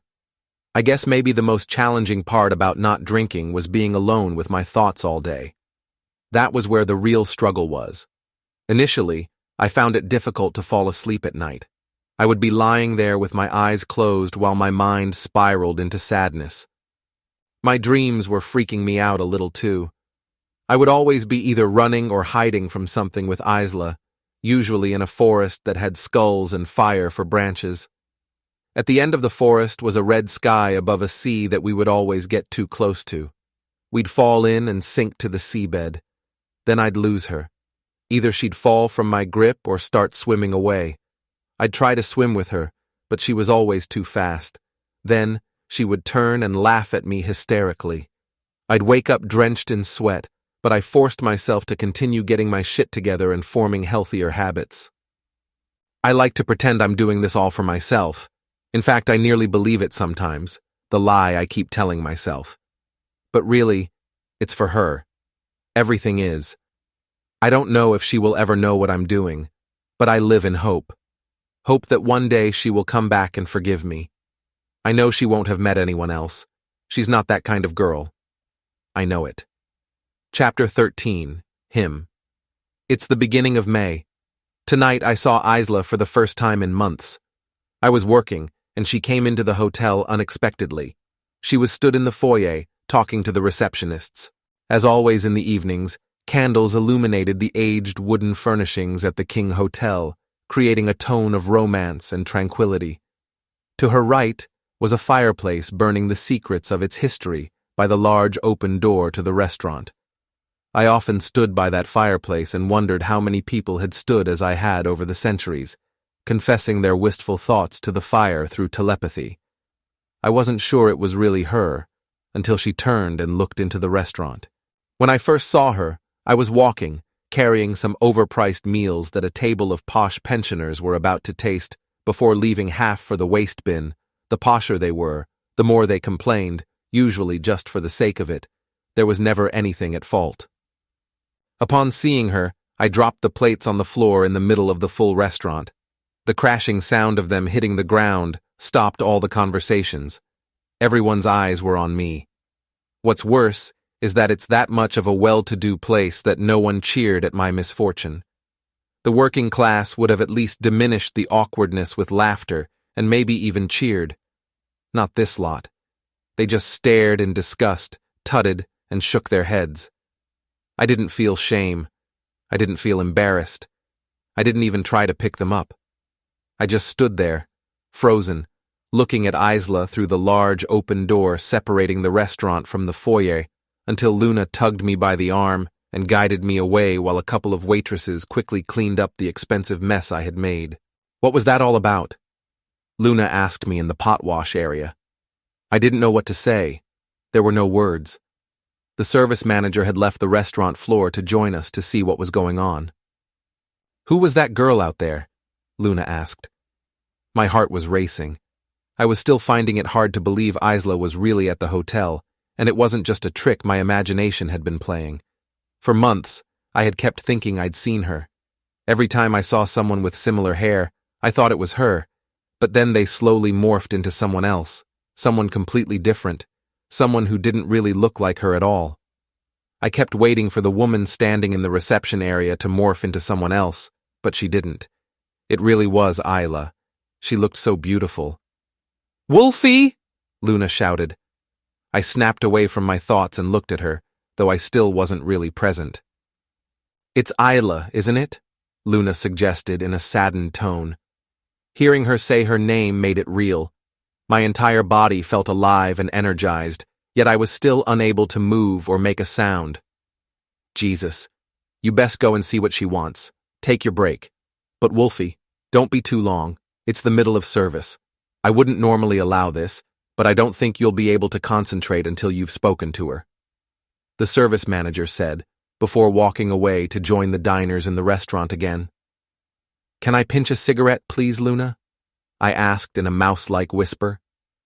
Luna looked at me with a mix of disappointment and unconditional affection. I thought you quit. You were doing so well. Don't let her set you off again, okay? Promise me? Then she took me by the hand and guided me towards the till area in a corridor between the restaurant and the pot wash. Beside her cigarettes were her phone and keys. She handed me the packet and the lighter and told me I could smoke as many as I needed. Luna half smiled and returned to the restaurant floor. I put the cigarettes and lighter in my trouser pockets, wiped the sweat on my palms down my leg, and tried to stand tall while inhaling any luck I could find in the air. Isla was stood alone in the foyer, reading a restaurant menu. As I walked out, the receptionists tried to make themselves look busy on the computer, but I could feel them looking. Isla had her back to me. "Hi," I said as I got near to her. She put the menu back down on the table in front of her and turned around. I couldn't work out what was wrong. She looked drained and broken, though she didn't look like she had been crying. She was almost ghost-like empty, lifeless and distant. "Hi," she spoke softly. I had never seen her like that. Her skin was snow white. "What's going on? Is everything all right?" I asked. She continued to stare at me and was hardly blinking. "Shall we talk outside?" I asked, a little weirded out by the awkwardness the receptionists were burning into us. She nodded. "Okay, let's go out the front," I suggested. I felt nervous. I didn't know what was going on. I'd imagined a scenario like this maybe 1,000,000 times, though she was always blissfully joyous in my fantasies. We stepped outside and stood next to the door on the path. Cars passed by on the road beside us, and shops that had closed for the day stood in the dark on the other side. A couple of 100 meters away, past the traffic lights on the bridge above the river, the bright and buzzing atmosphere of the pizza place outshone the mood of the face I was standing opposite. "What's going on? It's good to see you, though you look like you've had, I don't know, happier days, to say the least," I said gently. Isla hadn't been looking at me. She had been watching the cars pass by on the road, but without paying any real attention to the movements, she was distracted by something challenging, something in the back of her mind. "Duke's dead," she said coldly. I couldn't believe it. No wonder she looked the way she did. This is the most devastating thing that could have ever happened to her. Nothing meant more to her than Duke. He was her spirit in the storm, her choir in the void. I knew that none of the heartache I had felt this year would come anywhere close to the heartbreak of her best friend dying. I didn't know what to say to comfort her. I was certain no words could have comforted her. She was inconsolable. "How did it happen?" I asked, as the passing car lights flickered in her eyes. "He hadn't been right for a few months. I could see he'd lost some energy, and his joints had a couple of issues.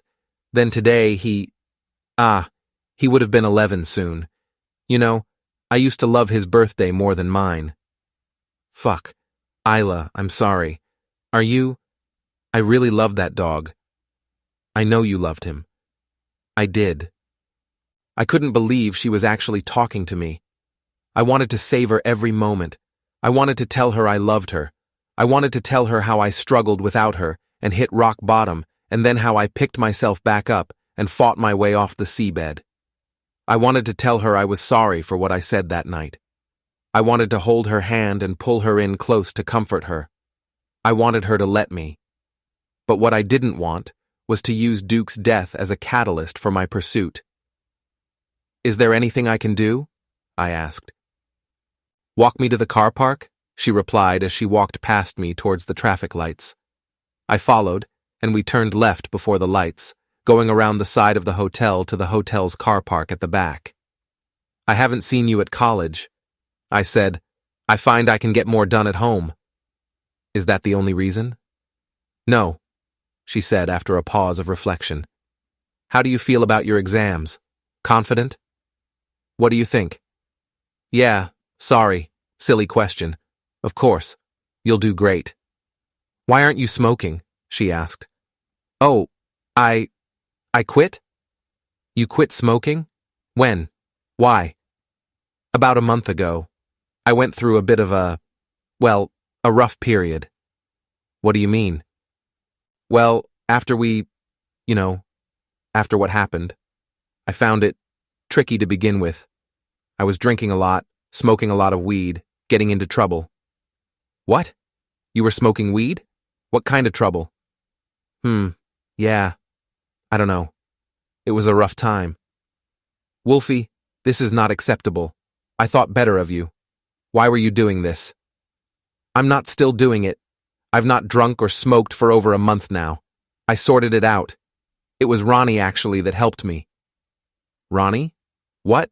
How? Just some of the things he said while I was in hospital. You were in hospital? What? Why? She became a little animated for the first time. Did he not say? Candy saw me in there on her shift and rang him. No, he didn't say a thing, neither of them. Why were you in the hospital?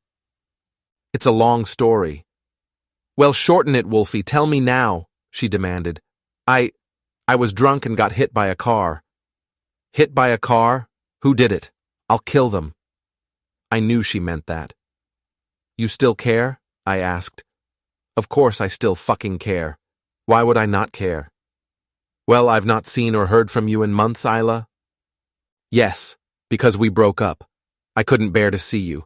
I have too much to do, and I don't have time for any arguments or distractions. You need to stop the drinking, Wolfie. I can't deal with you dying, too. I've stopped. Good, she said, almost short of breath. The lit-up car park of the King Hotel always looks expensive. Porsches, Jaguars, Bentleys, Range Rovers, and Rolls-Royces regularly fill most of the spaces. Large lit-up stone walls secure the perimeter, and great trees block the moonlight, probably so that some of the aristocratic elders can get away easily on the night of a full moon without transforming into their true, bloodthirsty image. Are you waiting for someone? Someone picking you up? I asked. No. Ronnie bought me a car. Guess which one it is. There was no real enthusiasm in her voice, though I could tell that me being with her was comforting. I scanned my arcs and focused on the cars ahead, and stopped and stared at the Mini. How did you know it was that one? She asked. Are you joking? You've always wanted one of those. She's called Charlie, after Charlie Croker from the Italian Job. Makes sense you called her that. Would it be inappropriate to ask if I could see you again sometime? Actually, that's why I came here. We're going to have a funeral for Duke at mine. It was Ronnie's idea. He's heartbroken. I came to ask if you would come. Yeah, of course. When is it? Tomorrow, at noon. Okay, I'll be there. Cool, she said glumly. We stood for another 5 to 10 seconds, but it felt much longer. I wanted to say so much more and find the right words, but nothing would come out. Okay, I'll see you tomorrow, she said, opening her car door and slipping inside. Yeah, see you. She didn't look back at me. She just drove off at speed out of the car park and into the night, and just like that, she was gone again. Her exit calmed me a little, but then I only became disturbed once more, and the crushing ache of her not being mine hit me like a stack of bricks. Restless with a speeding heart, I pulled out Luna's pack of cigarettes from my pocket and took one out of the packet. Then I placed it between my lips and lit it. The head rush from the nicotine was intense, but only for a while, and I'd be lying if I said I didn't like it. I walked over to the car park stairs that led onto the monastery gardens and sat on one of the steps while I smoked my way through 3 cigarettes. The hope had returned in a wave. She had missed me, I was sure of it, and tomorrow I had the chance to see her again. Maybe I could talk her around. Maybe everything would work out for me. Chapter 14. Her. While driving home after seeing Wolfie, I knew I had derailed many of my boundaries. However, I had to see him. I needed to tell him about Duke, but I was so confused after leaving him. The sound of Charlie's engine purred around me as we sped along the empty, street-lit roads. It seemed that all my emotions refused to be combated, luring me into the shadows of disorder. A skill so deep within my repertoire had failed me for the first time in years. I had shut him off and out of my head for weeks, for months even, and then suddenly, Everything I ever felt for him came flooding back. I still love him. That much I can't bury. But am I in love with him? I've been seeing Arlo nearly every other night since we met, and on the nights when I stay home after I've finished revising and had my dinner, we spend the whole evening messaging each other until I have to tear myself away from my phone to get some sleep. I like him. I really like him. He makes my head feel all light whenever I see a message with his name pop up. He makes me laugh like I'm a little girl again, but in reflection, I'm not sure if his words have been as funny as my infatuation has suggested. Last week we slept with each other for the first time, and since then, I've not been able to keep my hands off him. I don't feel guilty about it. I'm a young, single, calculated woman. I know what I wanted. In fact, it was me who had to tell him to make the move, to take my clothes off, to take his clothes off, to fuck me. Out of nowhere, a dog ran across the road. Luckily, I didn't run it down. I instantly thought of Duke and felt sick. The sorrow of never seeing his happy little eyes again, or his wagging tail clawed at my heart like an eagle tormenting a harp. Earlier, I just sat with his collar in my hand. Everything was still around me. No sound could have moved me. No lesson could have prepared me. I realized I was alone, truly alone. A scream came from the side of the road where the dog ran from, a horrifying scream that made my skin feel dirty. It was the sound of a young woman. I looked to the left side of the road and saw the silhouettes of 4 people by some bushes, 3 men and 1 woman. I knew instantly what was going on. I braked hard, took my keys from the ignition, secured them in my jeans pocket, and jumped out of the car. "Oi, lads! How unlucky are you?" I announced as I approached. One turned around to try and prevent me from helping the woman. He was holding a whiskey bottle and lifted it in the air to try and swing it in my direction. Before he had the chance to strike, I shin-kicked him around the face, and he fell to the ground, unconscious. I heard something break in the bone structure of his face as I made contact, and as he fell, the mostly drunk bottle smashed on the ground, which alerted the second drunk man, who had hold of the woman. He let go of her and turned his attention towards me, but before he had the chance to act further, I swung and punched him in the ribs and felt one of them break. He groaned loudly. I elbowed him with an uppercut to the face and then swung around and hit him hard around the jaw with my left fist. I finished him off with another elbow, but this one was a hammering strike into his nose. He fell to the ground, bleeding, and lay there with his back on the pavement, screaming in pain. I stomped the bottom of my trainers onto his face and felt his nose break. More blood poured out. He too was out cold and unconscious on the pavement. The third man, he's the one who made my skin crawl. He was still struggling with the woman. She had been telling him to stop and to get off the whole time through her tears. This man's trousers were halfway down his legs. His white shirt was covering his arse from my view. He had ripped a hole in one of the legs of her tights and had broken the strap on her top so that her left boob was out on show. He was telling her to keep still and was utterly oblivious to what had happened to his mates, either that or too possessed with evil. I hated him. I really hated him. He punched her around the face.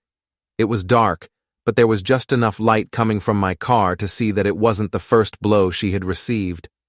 I knew what he would do to her if I weren't there to stop it.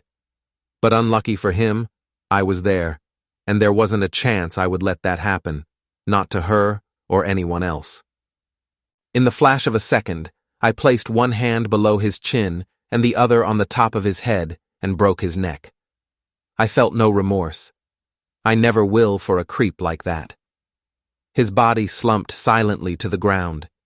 It lay there between me and the young woman, dead. "You're okay now. Go home. Tell anyone about tonight and I'll fucking kill you, you understand?" I told the woman. She looked terrified.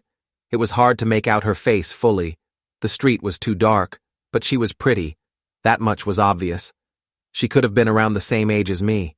Her long blonde hair had either mud or a little blood in it. I knew she understood what I was saying. I turned around, got into Charlie, started the ignition, and shot away from the scene. Chapter 15. Him. Today was wild. I was so close to picking up the bottle again on my walk home, but I didn't. How can a morning differ so much from a night? To impress upon you, the excitement I felt is something I could never. The sensation was so intense that, even after just a couple of hours of sleep, I was full of energy, eager, and stimulated to get on with the day and out of the house. I know I should have felt sad, and in many ways, I did. Of course I did. Duke was dead, and today was his burial. It was a terrible occasion. However, I was so excited to see Isla again. I was finally getting what I wanted, what I had been waiting for. I honestly believed that everything was going to work out for me. After waking early and returning from my morning run, I showered, shaved, dressed in chinos, ironed my best shirt, and polished my work shoes so that their shine matched the morning's mood. I also stole a few sprays of perfume from my dad, his expensive stuff that he only used on special occasions. I'd like to think I didn't skip my way to Isla's house, but the spring in my step most likely unsettled the strangers I passed as I greeted them with a smile. I even smiled at the dogs and saluted the magpies. The day had begun well. Obviously, I didn't enter the house with the beaming delight I felt inside. I knew I had to tone it down a bit. After knocking, Ronnie answered the door, and I suddenly felt underdressed. He stood before me, blocking the doorway in an expensive black velvet three-piece suit with a golden-colored pocket square and a black bow tie. His shoes shone like a black mirror. His head was clean-shaven, and his big ginger and gray beard had been tidied and shaped to match the class of his attire, and he smelled, as always, magnificent. "Hello, Wolfie, you little pervert. I'm very happy you've come, very happy indeed," he said as he reached his hand out to shake mine. My hand disappeared in his grip. "Hi, Ronnie. I'm really sorry about Duke. I was devastated when I heard. It's awful, really awful." "Thank you, Wolfie. That is very kind. He will be missed a fucking lot too. Death is the only thing that is certain for us all. Nothing in this God-fearing world is truly eternal. Anyway, come inside, come on, let's get you a cuppa. You're looking well, very well indeed, a lot better than the last time I saw you. I'm sure you'll have lots to tell me." We walked through the house to the back garden, where a large hole had been dug in the middle of the grass. There was a huge pile of dirt next to the hole, with a spade sticking out of the ground next to it. Smooth radio was playing quietly in the background. Ronnie sat on one of the wooden chairs around the table on the shaded patio and invited me to sit on the one opposite him. Candy was getting some washing in from the rotary airer. She turned and smiled at me with a basket full of clothes in her hand. She wasn't matching Ronnie's efforts of formality. Her attire consisted of gray jog pants and a white baggy knitted cardigan with her hair tied back in a ponytail and pink fluffy slippers, though she looked effortlessly beautiful. "Hello, Wolfie. Are you okay, love?" she said. "Hi, Candy. How you doing?" "I'm all right, thanks," I replied. Better days will come, that's for sure. It's great to see you. I'm happy you came. You're looking very smart." Her positivity was always charming, though I could see she'd been crying. "Candy bar, my love. Would you please make Wolfie and me a pot of English breakfast tea and warm us a couple of scones too with some jam and cream?" Ronnie asked. His voice was always incredibly animated for someone who didn't express much emotion on their face. "I can do you both a cuppa, but I don't know about the rest, babe," she said as she walked into the house.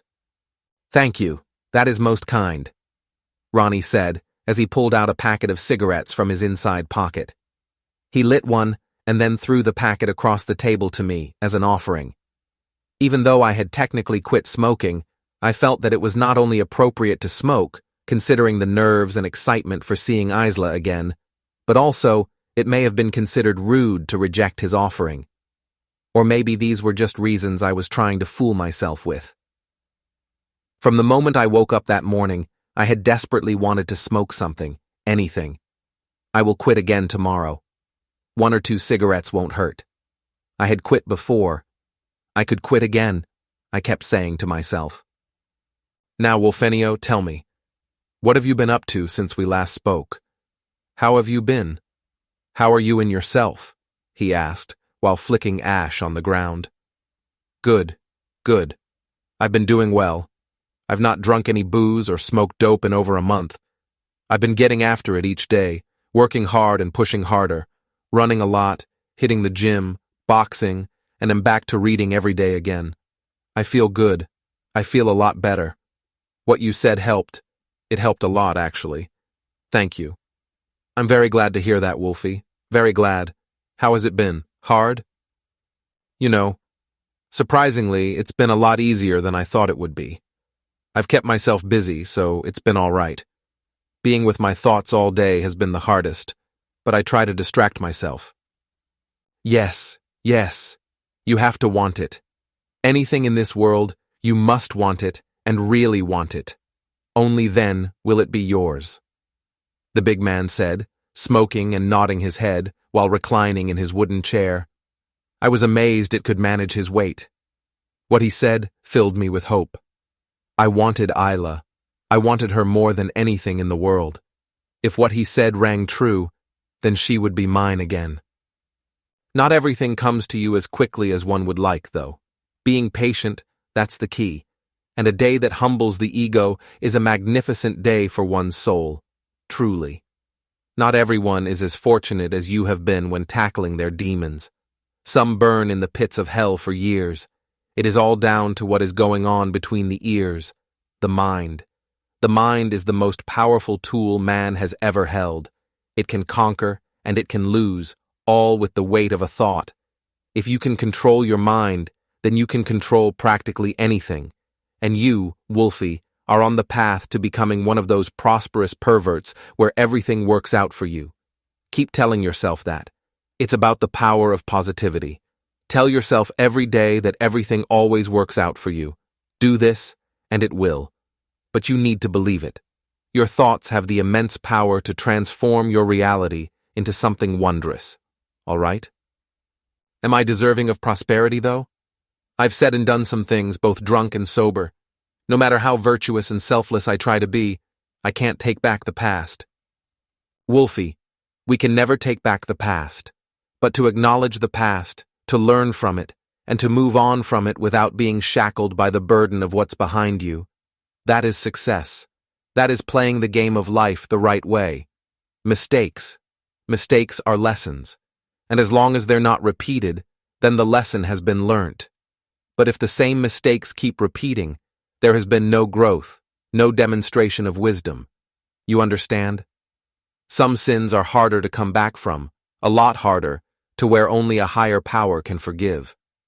The path to redemption is not necessarily an easy one, but it'll be there, somewhere, for those who really want it, for those who are deserving.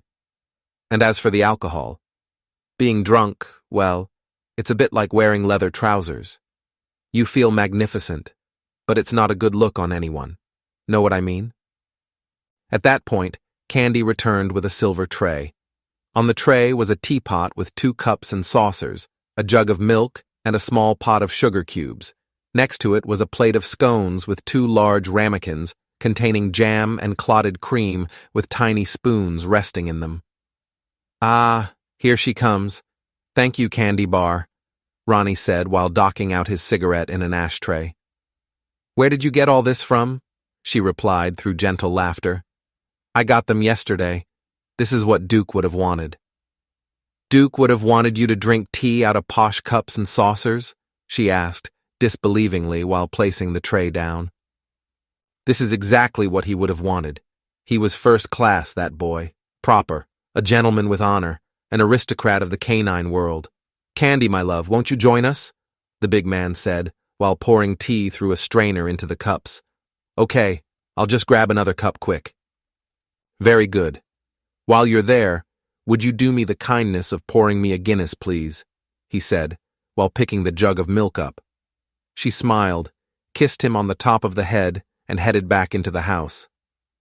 Thank you, Ronnie called out while pouring the milk. Here you are, lad. Get that down your fucking neck. Would you like any sugar, my friend? He asked me.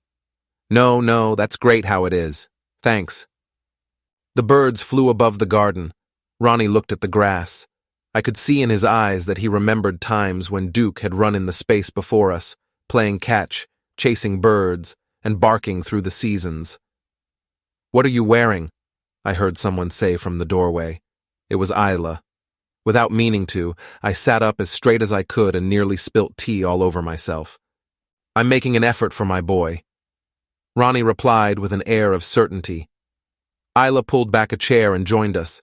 She, like Candy, had her hair tied back in a ponytail and was wearing a velvet burgundy jogsuit, though she was barefoot. She wasn't wearing any makeup, not that she ever wore much anyway. She looked so beautiful. Without making it obvious, I wiped the sweat from my hands on my trousers and hinted to Ronnie the asking of another cigarette. "Hi, Wolfy," she said with half a smile. "Hey," I replied. She popped her feet onto the seat of her chair so that her knees were just below her chin and hugged her legs while Candy came out with Ronnie's pint of Guinness, 6 more scones with more jam and cream, a fresh pot of tea, and some extra cups and saucers. Then Candy poured her and Isla both a cup, and Ronnie split the G in his pint.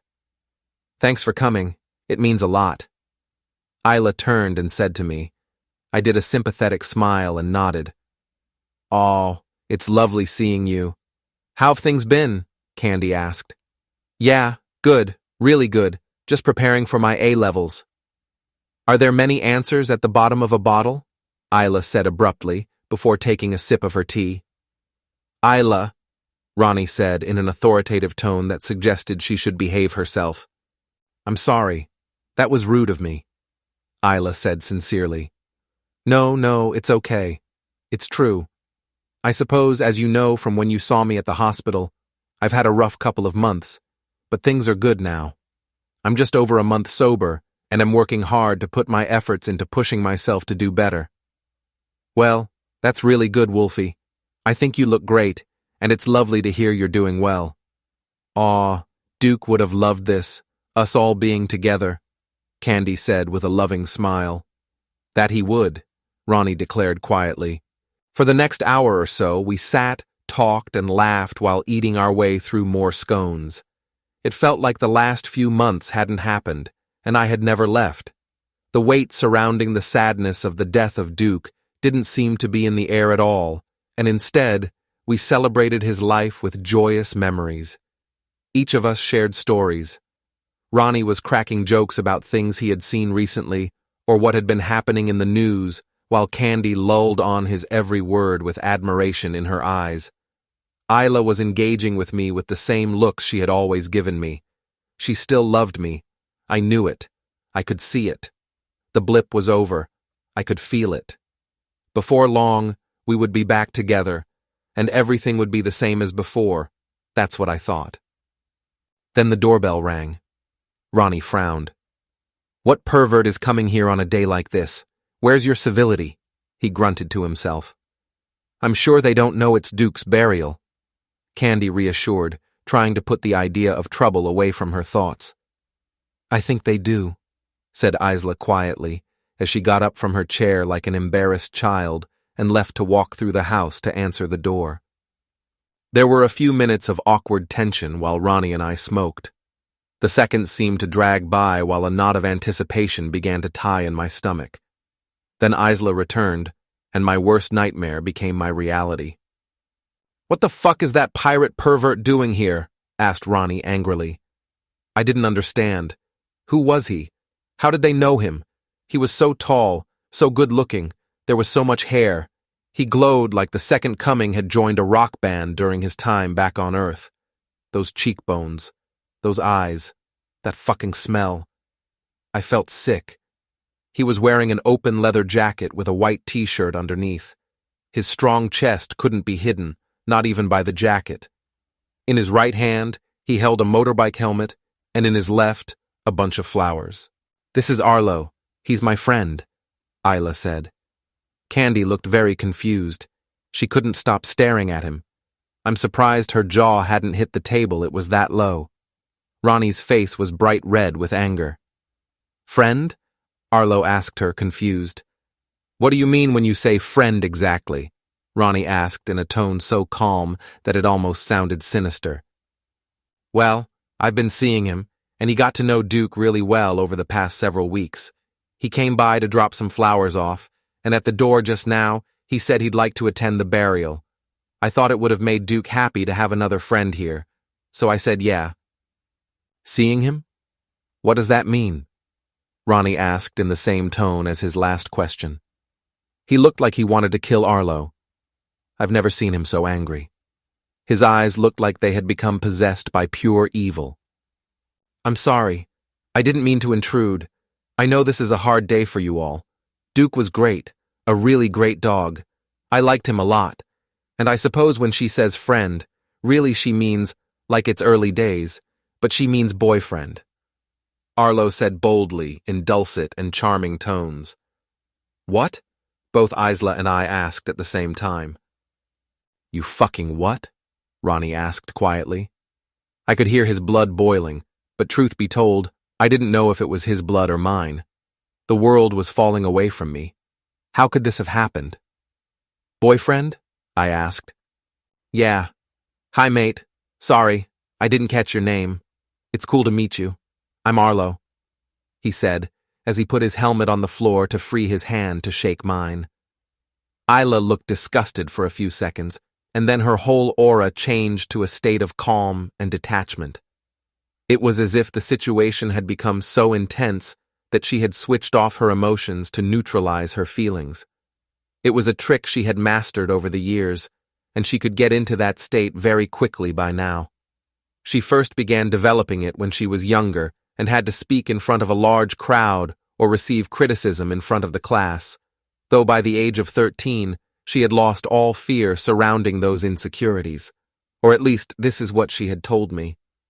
I looked at Arlo's giant outstretched hand. Listen, pirate, you are not welcome here. Leave now. Go on. Fuck off. Rex said coldly from his chair just after he sparked another cigarette. Why would you invite us both here? I demanded towards Isla. Today is about Duke, Wolfy, not you. I thought you'd want to be here for Duke, she replied. Oh shit. Wolfy, it's good to meet you, man. I've heard a lot about you, Arlo said, while still holding his hand out to shake mine. I just saw red. I jumped out of my chair and punched him around the face as hard as I could, but he didn't move. It was like he was made of stone. I rugby tackled him, and we both hit the ground. I started punching him in the face. After a couple of shots, he caught my hand and spun me around so that he was on top of me and started leathering me back. Punch after punch, he kept hitting until Ronnie came and picked him up off me with his hands around Arlo's neck. Ronnie raised Arlo above his head, carried him over to the grass, and then slammed him down. Stop! Candy shouted. Jesus! She said again. I lay there, staring at the patio ceiling. The warm trickles of blood ran down my face. I got to my feet, turned around without looking at Isla, and walked into the house to leave through the front door. I was devastated. A new boyfriend? Already? How could I have been so wrong? How could I have gotten my hopes up? Everything I'd been doing, everything I'd been working for had all been for her. And for what? She didn't care. She didn't love me. It really was over. Chapter 16. Her. In hindsight, allowing Arlo to try and attend Duke's burial this afternoon wasn't particularly empathetic of me, especially as I know Duke wouldn't have wanted to see Wolfy upset like that. None of us did. But he really needs to get a grip. We've been split up for months now. It's nearly June, for God's sake. Anyway, not that I'm going to tell him, but Wolfy doesn't need to worry about Arlo and me anymore. That's over. Boyfriend? Seriously? I am not being tied down like that so soon into knowing someone. Yes, I liked him. I liked him a lot. However, I have too much I need to achieve to properly commit to someone right now. Also, I'm moving away to university in a matter of months. What? Did he think he was going to move with me? I don't need that hassle. Maybe if we had taken it slow, then we could have progressed naturally into something more. But no one talks for me. I make up my own mind, and I don't need that petty and controlling behavior in my life. Maybe I'm overreacting, but I don't care. We had fun, a lot of fun, but now it's over. Time to focus on my exams. After Ronnie slammed Arlo down onto the grass, I told him he needed to leave. Ronnie had walked over to Candy, who wasn't impressed by the dramatics, and I was standing over Arlo, who looked up at me while squinting from the sun shining in his eyes. Ah, he looked so pretty. He apologized and asked when he could see me again, but I told him it was over. Before he left, he said I should call him if I ever changed my mind. I doubt I will. The spell of infatuation had been broken. I know Wolfy shouldn't have hit him in the first place, but even though I'm no longer in love with Wolfy, I am still incredibly protective of him. I hated seeing him getting hit like that. Arlo must be 20 kilograms heavier than Wolfy, and Wolfy can't fight like I can. It wasn't fair. Arlo should have demonstrated more discipline, defended himself, and diffused the situation without striking Wolfy back. Also, the number of times he hit Wolfy proved he couldn't control his anger. After Arlo left, Ronnie spent the next 5 minutes comforting and apologizing to Candy, though she insisted she didn't mind and was butter in his hands again, giggling on his lap while he kissed her on the cheek. I cleared away the tea and scones and started washing up. As I did this, Ronnie came into the kitchen. "Hello, little one," he said calmly. "Hi," I replied quietly without turning around. "Need a hand?" he asked. "No, I'm good. How are you feeling?" "I don't feel anything. I turned my emotions off when Arlo said he was going to be my boyfriend." "Well, reckon you could turn them back on for a minute?" "Tell me about him," he asked gently. I could sense he was a little hurt that I hadn't told him about Arlo. I normally told him everything. I always have, ever since I was little. He's very thoughtful, kind, funny, and obviously beautiful. But you don't have to worry. I won't be seeing him again. "Isla, I wasn't worried. You're the smartest person I know. You wouldn't do anything without thinking it through first. You make your own decisions, always have, and I'll support you no matter what. Why won't you be seeing him again?" I didn't like that he assumed he would be my boyfriend. It put pressure on the situation without letting it naturally progress, and I don't need that with my exams coming up. "I see. And what about Wolfy? What about him?" "Well, I understand and respect that you two have been over for quite some time now, but he was a good friend to you, a very good friend, and him finding out about that pirate pervert might have been a lot for him to take in, considering his struggles with the breakup. Don't you reckon? Warm water always feels wondrous on my hands, which is why I much prefer washing everything myself rather than using the dishwasher. It's soothing, and I find the process therapeutic. I adore warm water in general. It's safe and relaxing. Throughout my school years, I would get into a warm bath after kickboxing and feel weightless in the water. It's one of the things I look forward to when winter comes around, too, feeling the warm washing up water on my hands while looking out at the cold outside. I let what Ronnie said sit for a few seconds while I processed it and washed a cup. "I know, and you're right, but today was about Duke, nothing else," I said. "Yes, little one, today is about Duke. Oh, I will miss that dog. I remember when we got him, in Brighton." "Me too. He was never quite as tough as us pair. Scared he was when you shot those 3 perverts who broke into our gaff. I still can't believe you took my gun, the audacity." He chuckled. "I still can't believe you won't let me have a rifle." "You don't need one. You're good enough as you are without, and you have a couple of pistols anyway. You're still not taking them to uni with you." It's been months since we last went shooting. How about tomorrow?" "Yeah, okay." "Good. I'll ring John and we'll get it sorted. Isla, I know I don't tell you this often, but I'm very proud of the person you've grown up to be. After everything you went through as a kid, to come out the other end of it as a disciplined and resilient fount of knowledge is truly exceptional. Your dad would be in awe of the woman you have become. They all would have. Losing Duke yesterday has made me think a lot about your dad." "Yeah, me too." "Ah, look after him, Jack. Ronnie said softly while looking up to the sky. I, too, hoped that Duke had joined my dad in heaven.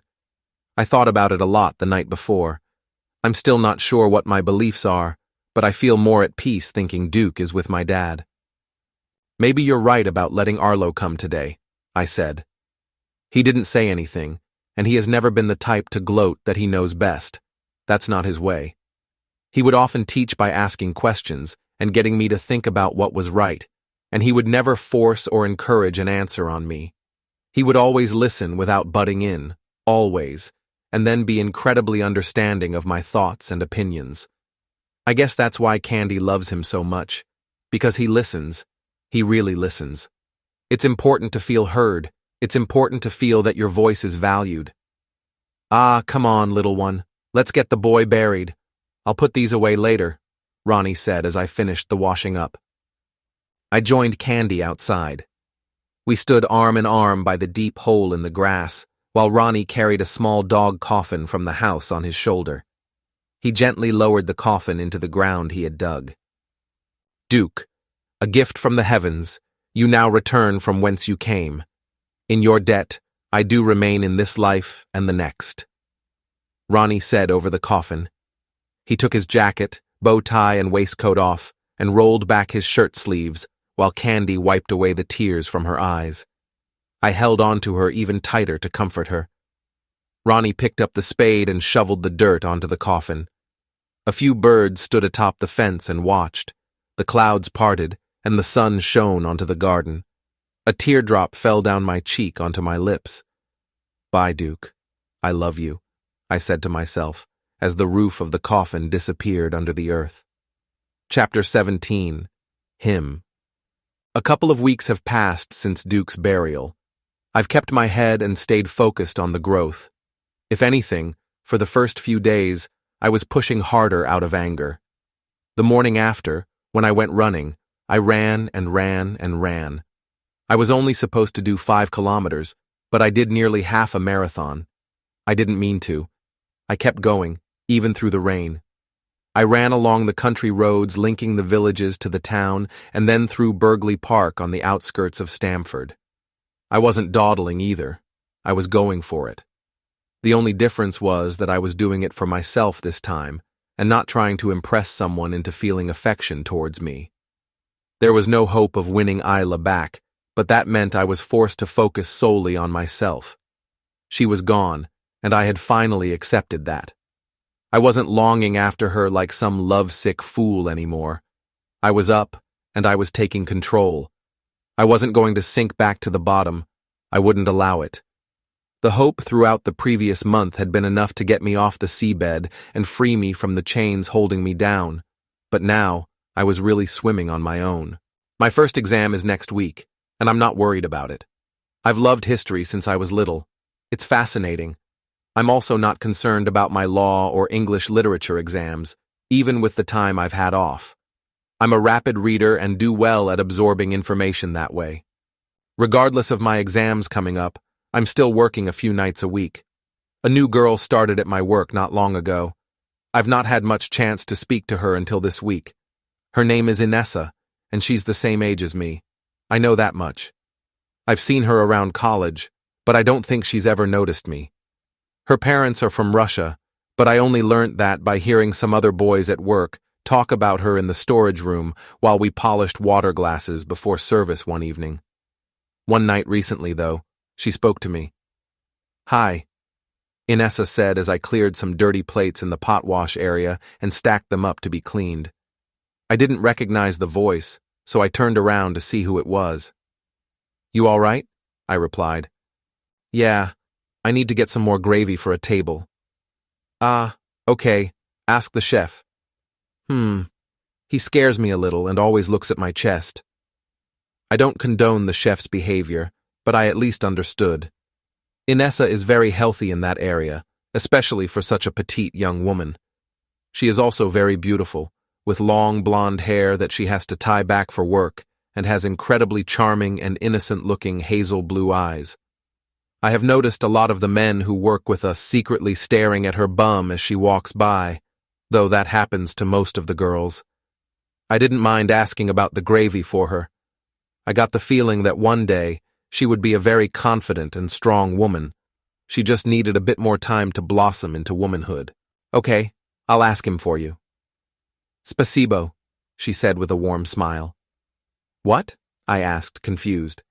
I said, thank you, in Russian. Oh, okay, no worries. From then on, pretty much whenever I turned around, she was there, smiling and asking for my help. She wanted to know where to get certain sauces, where to get red wine glasses, how to make different types of coffee, or what the difference between a flat white and a cappuccino was, and what a fish fork was. I told her there were better and more experienced people to ask, but she said she wanted to ask me because I made her feel safe. I didn't know what I felt about that. This went on all evening, and the subsequent shift the following day was much the same, though her questions had evolved from work to asking about my personal life. What do you want to be after university? She asked while we were polishing cutlery. I was asked to do this task alone, but she insisted on helping. In fairness, this wasn't a problem as none of the diners had arrived to eat yet, and the rest of the waiters were standing around chatting in the restaurant. I want to be a police detective, I replied. Oh, that sounds cool. Why? Well, I guess I want to be in a respected profession that helps society, and I want to bring justice to those who do evil in the world. That, and it's good money, might help me to get out of this town for good too. What do you want to do? I want to dance, she said with enchanted eyes, as if the thought of dancing brought intense wonders and delight. I knew she was, without a doubt, more passionate about dancing than I was about anything or maybe ever will be. Where do you want to dance? I asked. I want to be on the stage in London or New York, or both. Wouldn't that be amazing? I'm not sure, I guess. I'm not much of a dancer. Dancing is wonderful. Everyone should dance. They should dance when they're happy and dance when they're sad. I wake up and dance out of the house in the morning. I love it. I will make you dance, she said, grabbing my hand and putting it on her waist. What are you doing? I asked, feeling slightly uncomfortable. She pulled our bodies close together and put her left hand up my back. With her right hand, she grabbed my left and asked me to watch her feet and move with her. I was beyond ignorant of what to do, though she giggled charmingly at my incompetence and insisted on continuing. Come on, she said playfully, guiding me around while humming a tune through her laughter to keep us in step. It's weird to admit I was beginning to smile. I could feel it. Apart from the morning of Duke's burial, it was the first time I'd smiled in months. We knocked over a drinking glass just as one of the assistant restaurant managers entered the room, and it smashed into tiny pieces on the floor. What are you two doing? He asked, as we quickly separated in embarrassment. He wasn't impressed. Wolfy, clean this mess up. Inessa, come into the restaurant. Our first table has arrived, he said before walking away. Inessa followed as I looked down at the shattered pieces on the floor before me. For the rest of the shift, she kept giving me flirty glances. I didn't really react to them. I awkwardly smiled and did my best to get on with my work without breaking anything else or bringing any more attention to myself. At the end of the shift, we unintentionally both left at the same time. We clocked out and left the building silently until she asked if I wanted a lift home. Okay, I replied without really thinking. I wasn't sure why I agreed. I panicked. It seemed like the polite thing to do. We walked together to the car park. The last time I had been there, I had been saying goodbye to Isla the night she invited me to Duke's burial. Inessa unlocked her car and got into the driver's side while I paused at the bonnet. Get in, she said with a smile. She closed her door, and I got into the passenger side. She drove out of the car park and took a left turn. You're going the wrong way, I said. Do you trust me? She asked. I guess. The car sped along towards the countryside with the latest pop music quietly playing in the background. I'd never heard of the artist before, and it was unlikely I'd find the time to listen to them again. It was dark all around, and no cars had passed us since we left town. Not that many cars were usually around at that time of night anyway. She slowed and parked to the side of lonesome country road surrounded by trees and turned off her engine. It was so dark that not even the moonlight managed to find its way through the branches. "What are we doing here?" I asked quietly. "Shh," she replied softly in the night's silence. Then I felt her hand slowly run up my thigh. "What are you doing?" I asked. She didn't reply. Instead, she took my hand, put it on her leg, and ran it underneath the bottom of her skirt along her tights. "Are you sure this is a good idea?" I asked, as she placed her hand back on my thigh and ran her fingers up my leg. "Absolutely," she said, short of breath while leaning her head towards mine. I could feel her breathing on my neck as she began to kiss it. She reached down and undid the belt of my trousers, undid my button and zip, and made her way inside of them. That was the first time we had sex. Later that night, after she dropped me off back home and I had climbed into bed, I kept replaying what had happened in the car. Her moaning was so loud as she moved on top of me, squealing and panting euphorically as she squeezed me deeper inside of her. Her kisses were nothing like I'd ever experienced before. As her tongue met mine, and her biting teeth nearly drew blood from my lip, it felt a world away from the kisses I had shared with Isla and Luna. At one point, she pulled my hands up and squeezed them around her neck so that she was choked a little, all while proving her stamina as if she were riding me into a gallop. The next day at work, she told me she needed me to help her get something from the storeroom. I asked what, but she didn't reply. Still, I followed. When we got there, she told me to close the door. She walked to the far wall, slowly lifted her skirt up, pulled her tights and knickers down to her ankles, and bent over while resting her hands on a stack of chairs. "What are you doing? It's the middle of service," I said with whispered hysteria. "Well, you better be quick then. Come on, Wolfie, please," she moaned. I did as she said. It was hard to say no. She looked so irresistible, looking back at me with begging eyes. Over the following few days, we had sex everywhere, and a lot of it. It happened in different places at work, in her car after we finished our shifts, and in various rooms in her house. Her parents were away. They were in Russia and wouldn't return for a few weeks. I'm unsure what her dad did for work, but it must be well paid. They lived in an enormous detached house in a very expensive part of town. It was grand-looking with a modern interior, a million worlds away from the reality of my family home. Inessa's bedroom was mostly white, with enormous mirrors on her wardrobe doors. There were framed photographs of her at dancing competitions, as a little girl on the walls, and a king-size four-post bed with a television mounted on the wall opposite, which was much bigger than the one in my living room. We had sex everywhere. In her kitchen on the island, her ensuite bathroom, her bedroom, and even on the stairs to get to the third floor where her room was. It was unbelievable. She wanted to have sex all the time. I couldn't keep up. I'd go around to hers after college when I really should have been reading and revising. At one point, I had to question myself whether it was possible or not to actually get fucked to death. I was battered and bruised, drained and exhausted, but I loved it. Chapter 18. Her. My final exam was today, and I am so relieved that it's all over, and that I don't have to go back to that college again. I just know that university will be the step up in maturity that I need. I'm definitely ready to throw myself into a fresh challenge. I worked so hard and relentlessly, too. It consumed my life, though I know all the hard work will have paid off come results day. There weren't many questions I didn't feel confident answering in any of the subjects. Wolfie was, of course, in a couple of my exams. He blanked me completely in all of them, which is his prerogative but a bit pathetic. I can't really blame him, though. The more I've thought about it, the more I've realized how wrong it was to hurt him like that. I don't realize sometimes that not everyone is as tough as I am, but I was too focused to think about him once the timer for the exams started. On my way out, I overheard some talk in the corridor about the man who was found dead with a broken neck at the side of the road a few weeks back. The police are still none the wiser. Catch me if you can, I thought as I walked past. The two men who were found unconscious next to the body are the main suspects, but nothing has been proven. Neither remembers what happened or how they got there. Convenient.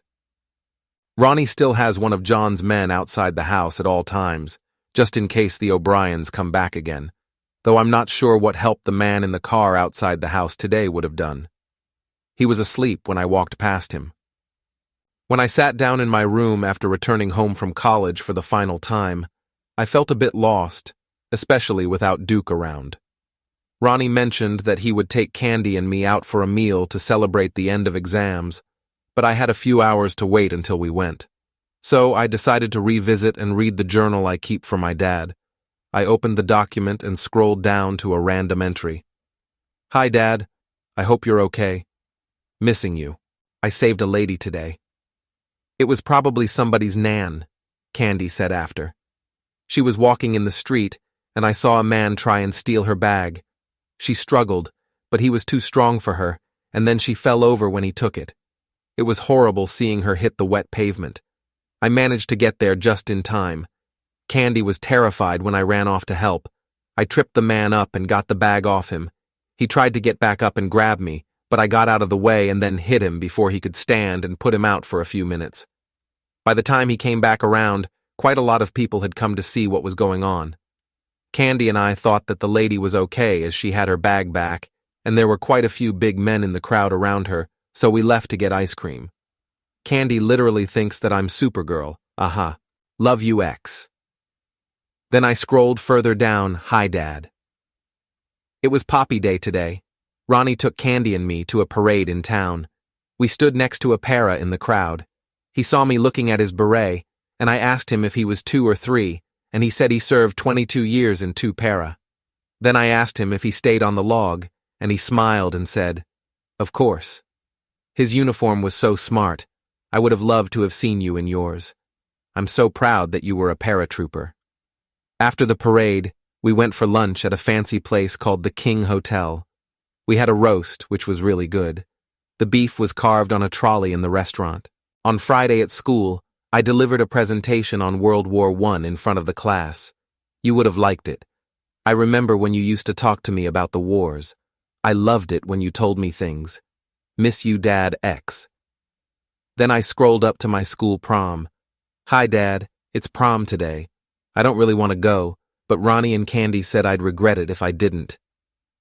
I don't have a date, which I'm pretending not to be embarrassed about. I don't have a date because I've never really spoken to any of the boys at school. Not properly, anyway. I keep myself to myself, and I don't have any friends apart from my books. I'll probably spend most of the time talking to Mrs. Mattel, my English teacher. She's always been really good to me and has lent me a few books over the duration of my time at school. She was always so amazed at how quickly I read them. She didn't believe me to begin with, but after she quizzed me on what happened in them, she knew that I was telling the truth. I guess I have a few friends outside of school at the Muay Thai kickboxing gym, but they aren't really friends. They are all men, and most of them are scared of me anyway. Duke is my friend. He's my best friend. I love that dog more than life itself. Candy went with me when I went to buy my prom dress. She said I looked really pretty in it, which was kind of her. She's going to do my hair and makeup in a minute, too. Wish me luck, Miss UX. Then I scrolled up to find when I met Wolfy. "Hi, Dad. I made a friend the other day. He's in my history and English literature classes at college. His name is Daniel Wolf, but people call him Wolfy. I like him. He's kind, clever, and a bit of a loner, too, much like I am, but he's cool. He reads a lot, nearly as much as I do, and he likes boxing. I wonder if Ronnie will let him come over in a few weeks to watch the heavyweight title match. We'll be watching it anyway, and I know Wolfy will too. He attended a different school from mine, which is a shame because he didn't really have any friends there either, but he doesn't live far away. His dad teaches biology at Wolfy's old school, and his mum is an accountant. She sounds adorable. I love how he talks about her. I haven't told him what Ronnie used to do for a job, and I don't think I will either. I'll have to think of something. Maybe I'll just say he owns and develops properties, lots of them too, and that's why we have so much money. We went to a bookshop earlier and both bought copies of the same book. We're going to have a race to see who can read it the quickest. I'm going to win, though. Speak soon. Love you, X. Chapter 19. Him. It was my final exam today. I think they all went okay. I'm sure they did. There weren't many questions I didn't feel confident with, although I am realistic and a bit of an overthinker. After each exam, whenever my head hit the pillow at night, I spent a good 20 minutes analyzing the questions to try and reassure myself. It's been very intense these past few weeks trying to cram in the extra revision while having Inessa wanting to jump on me all the time. Also, with the shifts at work, the boxing classes I've been going to twice a week, and all the running and working out I've been doing in the morning. It's been a lot. But now the summer is mine to enjoy. I can train as hard as I like, have sex as much as I want, and earn as much money as possible before I go off to uni in September. All being well, I'll be going to Cambridge, but the awkward thing is, Isla will be too. Maybe I'll see if I can apply for somewhere else this summer, though my heart isn't really in doing that. I haven't talked about Isla with Inessa. In fact, I don't think I've mentioned her once. She'd hate the thought of me going to the same university as my ex. It's not like we're officially an item, not yet, anyway. I'm not sure what we are, but I do know that I don't want to upset her, ever. Also, it's not like I'm planning on seeing Isla again anytime soon. I decided to take Inessa out for a meal to celebrate the end of exams. I got there first. Normally she would have given me a lift, but I said I wanted to walk into town. Inessa arrived a few minutes late, but when I saw her, I was mesmerized by how astonishingly beautiful she looked. It was that instant that I knew she was going to make it on the stage. She was, if anything, a little overdressed, but dazzled with class and finesse in the most elegant way. Her long, backless black dress was an attire more suited to that of a black tie event. Her long blonde hair had been curled. It fell beautifully around her face. Her lips were bright red, voluptuous, and spell-casting. She looked like a film star on a red carpet, lit by candlelight. And I was in a navy polo shirt and jeans with a pair of New Balance trainers. Even though I was the first to arrive, I hadn't looked at the menu. I was too busy enjoying the room's aesthetic while eavesdropping on the conversations around me from the other tables. The lights were dimmed, and soft jazz played quietly in the background.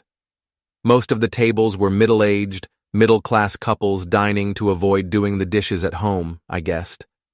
Once again, like so often in my life living in Stamford, I found it empowering to be the only black man in the room. When Inessa arrived, making all the heads in the room turn, I was too busy listening intently and trying not to drool at her beauty to look at the menu. The waitress came to see if we were ready to order, to which I asked for another few minutes. I then listened to Inessa talk about her dance practice and forgot all about the menu again. The waitress came back and asked if we were ready to order. I didn't want to look indecisive. That's not a good look for a man, so I just pointed at any dish and showed it to the waitress. "How would you like it?" the waitress asked me. "Yes," I replied jokingly, not knowing what I had ordered. "No, your steak, sir. How would you like it?" I looked down at the menu in horror at the price of the steak. It was twice as much as anything else. "Ooh, the steak. That sounds nice. I think I'll have that too," said Inessa. For fuck's sake, I thought to myself, this is going to be an expensive night. It wasn't until halfway through the meal that I discovered we had been seated right next to the toilet's entrance. I didn't mind. If anything, I thought that it was quite handy to be so close. But then someone from a table around the corner of the restaurant, a table completely out of view of ours, walked towards us. She wasn't necessarily underdressed, but was incredibly casual, especially compared to Inessa, yet she was, without a doubt, the most stunning person in the room. It was Isla. Chapter 20. Her. I've been lying to myself. Either that, or I don't know myself as well as I thought. I'm tough, I know I am, there's no denying that, but I do feel, and I feel a lot, apparently. Tonight has made me realize that. I thought I was over Wolfy. I thought I felt nothing for him at all, and that I was no longer in love with him. But seeing him tonight in the restaurant with that... she was so beautiful.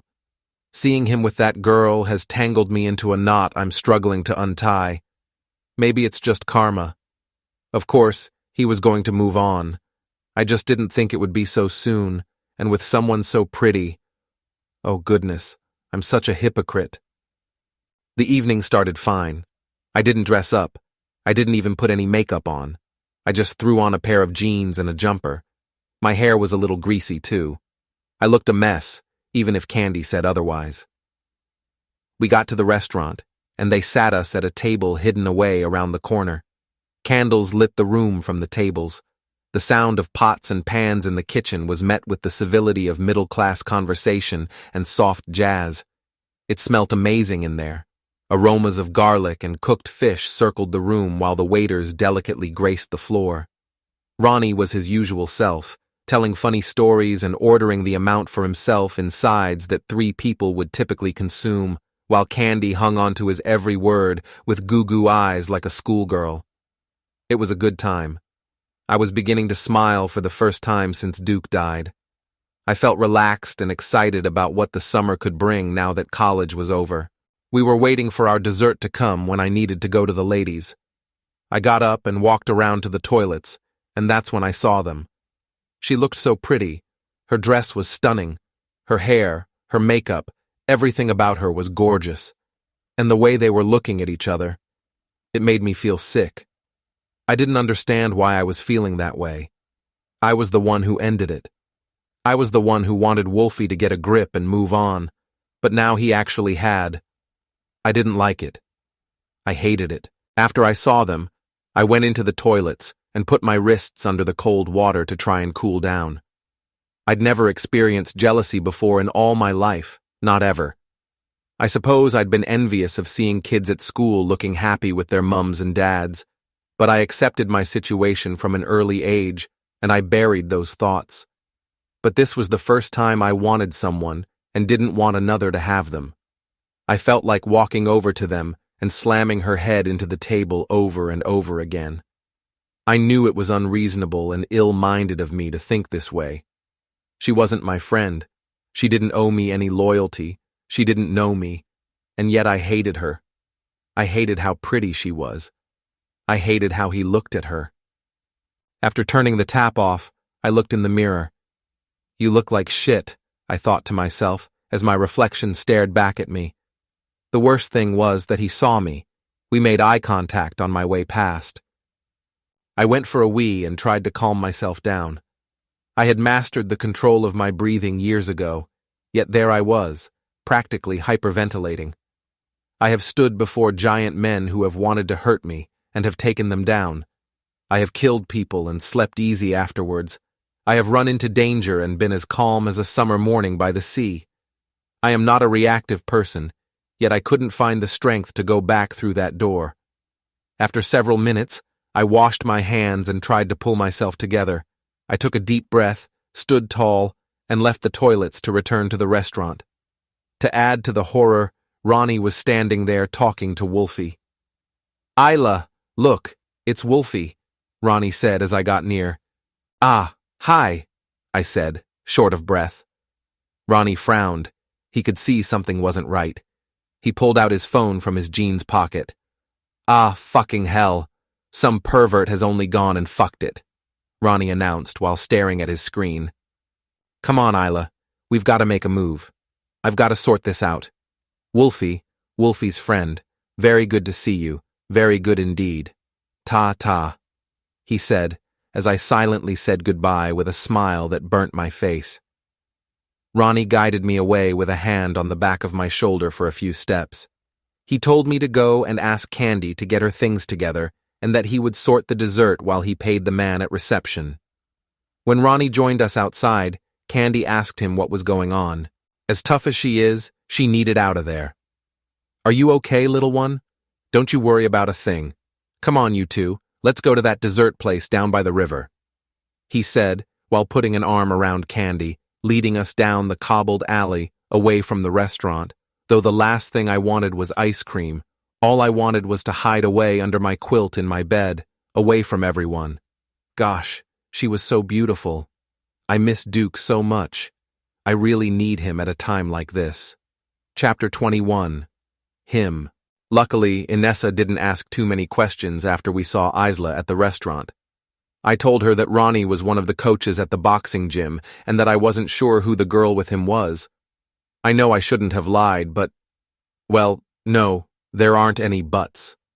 I shouldn't have lied. I couldn't tell her the truth, though. She looked so happy all night. I didn't want to ruin that. Anyway, I wouldn't be talking to Isla again. I wouldn't be seeing her again. We have both moved on. After the meal, Inessa and I went back to her place, and I helped her out of her dress. The sex felt different to before. It seemed to mean more. The way that we kissed was like, I don't know what it was like. I don't want to say love, but it was so much more than seedy teenage lust. I was falling for her, and I think she was for me too. Into the early hours we laughed under the sheets, oblivious to the world outside her bedroom. When I left in the morning, I said I would walk home so she could stay in bed. She didn't want me to leave, but I needed to get my workout done, and a little reading too. I said I would return later that evening. At 3:30, I went to my boxing session and stretched. A habit of mine is that I can't help but take note of everyone who walks into a room. I don't even mean to. I do it instinctively, always have in every room I've ever been in. The usual mob were arriving, energetic and eager to let off some steam on the bags as they came bowling in, boisterous and full of testosterone. Hardened young men, a few of them even fight at an amateur level and are phenomenal with their hands, good guys too. Then someone who I really didn't want to see walked in, someone who I hadn't seen there before. It was Arlo. I stared him down as he walked in, though he didn't notice me. I'm not sure if I meant to, but I couldn't look away, unable to believe it was really him. He walked straight up to the coach and introduced himself. I heard him explain how he's only lived in the area for a few months and that he used to do a lot of boxing in his teens, but hadn't done much the past couple of years, though he still likes to hit the bag every now and then. The coach took his money and told him to stretch out and that we would be starting in 5 minutes. Arlo dropped his bag and motorbike helmet by the side and removed his bike jacket and jeans, leaving him in his vest and boxers. Then, he climbed into his gym shorts and changed his trainers. His arms were even bigger than I remembered, and he was so tall, truly a giant of a man with broad shoulders and huge thighs. But I hated him so much that no amount of muscle could have scared me. He came over to join the rest of us, and that was when he clocked me. He didn't smile, he just nodded. I couldn't turn away from him. I was looking him dead in the eye. Arlo looked away, which made me even angrier that he was being the bigger person about it all. He began stretching with the group. There were only 12 of us that day, fewer than normal. Some weeks, it can be rammed with over 20 men sweating it out. Each of us grabbed a skipping rope. Arlo was good at skipping, a lot better than me, which pissed me off. He did single leg, double skips, and all kinds of tricks, whereas I had to keep it basic, and every now and then got my feet caught on the rope, meaning I had to swing it back over my head to start all over again. It was very embarrassing, and happened a lot more than usual. After 5 minutes, we put the ropes back, and Arlo, the prick, tried to give me some advice. "Hey, Wolfy, isn't it? How you doing, man? It's Arlo. You should try single-leg skipping, dude. It will help you out loads with your footwork." I didn't reply. The smug look on his face when he said it triggered me even more. I couldn't even work out why I was so annoyed. I kept trying to tell myself that I'd moved on, that I was with Inessa now, and that everything had been so perfect with her the night before, but the thought of him and Isla together was like a physical pain. No matter how well Inessa and I got on, she wasn't Isla. We didn't have the connection that Isla and I had, or the kind of conversations and academic or cultural debates. We began a few minutes of shadowboxing in front of the huge mirrored wall. Arlo was lightning quick for such a big guy.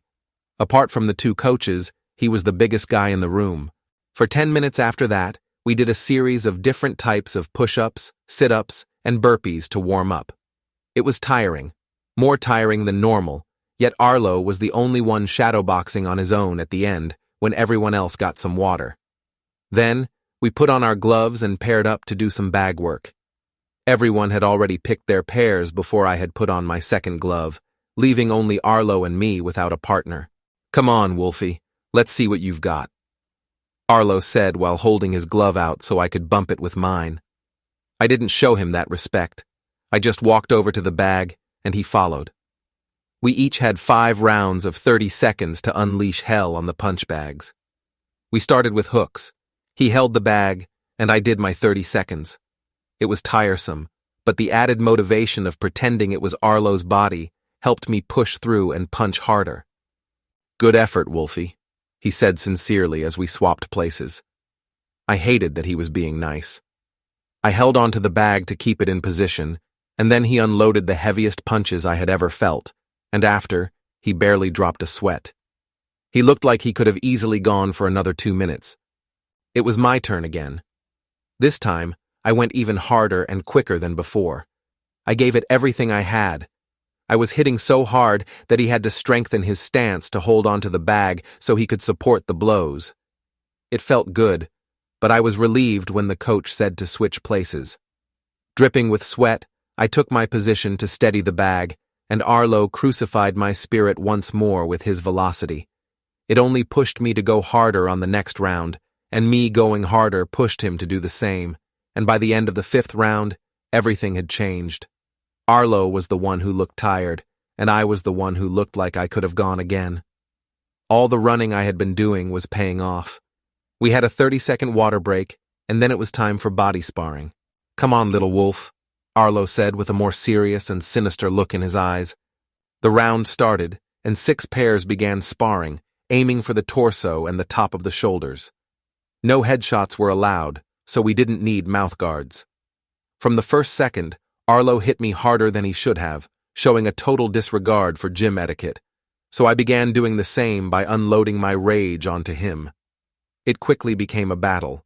The other pairs were playing with each other, trying to improve their skills, and even occasionally smiling if they got caught with a good shot, whereas we were in a dogfight and were really trying to hurt each other. I misjudged my guard, and he caught me on the chin, but I recovered quickly and hit him with a combination, with the final shot out of the 3 landing on his nose. He didn't like that and marched forwards onto me with intent to do damage. I ducked around and hit him again with a spearing jab to the face.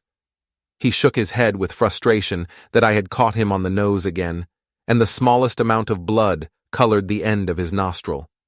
He began unloading body shots on me that, had my arms not been covering my body, I would have taken serious damage to my ribcage.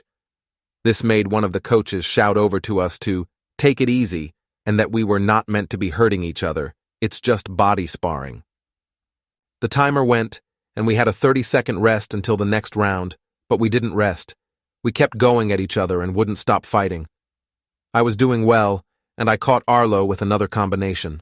My first jab hit his gloves, as did my cross, but my left hook caught him hard around the side of the face and wobbled him. I jumped back out of the line of fire and missed one of his reaching punches before spearing in again with another jab to the chin. Arlo then jabbed my gloves into my face and hit me with his right in my crotch. It was a low blow, and I felt the full force of it. I fell to my knees with that sick feeling men get when they get hit in the balls, and the coaches rushed over to break us up. "Fucking hell, you pair. What the fuck are you playing at?" one of the coaches asked as he got between us. "Let's go again," I said as I stood tall, masking the pain I felt. Arlo's eyes never left mine. The hatred was now confirmed as mutual. "Fuck's sake. You boys either behave yourself or sort it out in the ring," the coach said. "The ring sounds good to me," I said boldly. "Yeah, me too," said Arlo. We put our mouthpieces in and head guards on and joined the coach in the ring. "All right, you two. No funny business, just good decent boxing. Sort out whatever shit it is going on. I don't want to know about it. Then afterwards, shake hands like men and leave it in the ring. We're going to do 2-minute rounds, okay? Touch gloves if you want," the coach said. Arlo and I stared at each other from opposite corners of the ring. All the other lads had gathered to watch, excited by the prospect of a proper fight. The sound of the timer went, and we both advanced to the center of the ring. Again, neither of us put a glove forward to offer our respect. Arlo bullied down on me and pressed, hooking at my body and making me retreat. But just before I hit the ropes, I ducked down and swerved out of the way and managed to move 180 degrees, so I was now facing him from the other side of the ring. He turned around, and I caught him with a jab to the cheek. He tried to jab back twice, but I dodged and blocked them both. Then I hit him with a combination, a left, right, left. He blocked them all. Arlo started unloading shots on me. He was jabbing, crossing, and hooking. He must have thrown over 10 shots out of pure rage. I managed to block them all, but I felt the full force of them on my gloves. We kept exchanging blows while blocking and ducking out of the way, going back and forth and occasionally landing a few of our jabs on each other's chins until the timer went to signal the end of the first round. Arlo dropped his mouth guard into his gloves. "That thing Isla does with her mouth is pretty special, ain't it?" he said, before winking at me and returning to his corner of the ring to get some water. I didn't know it was possible to be angrier than I was before. The rage had poisoned me. I wasn't even really sure what he was implying, but it had to be something sexual. I knew that much. I felt sick.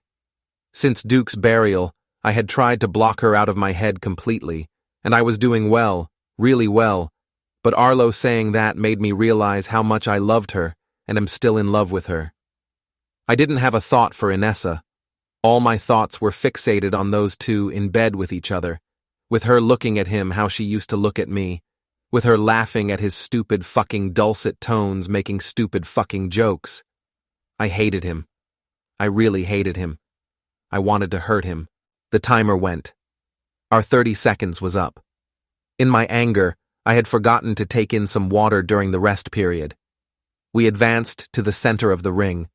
His eyes were glaring cockily at me. He had worked his way into my head, and he knew it. He was relishing in it.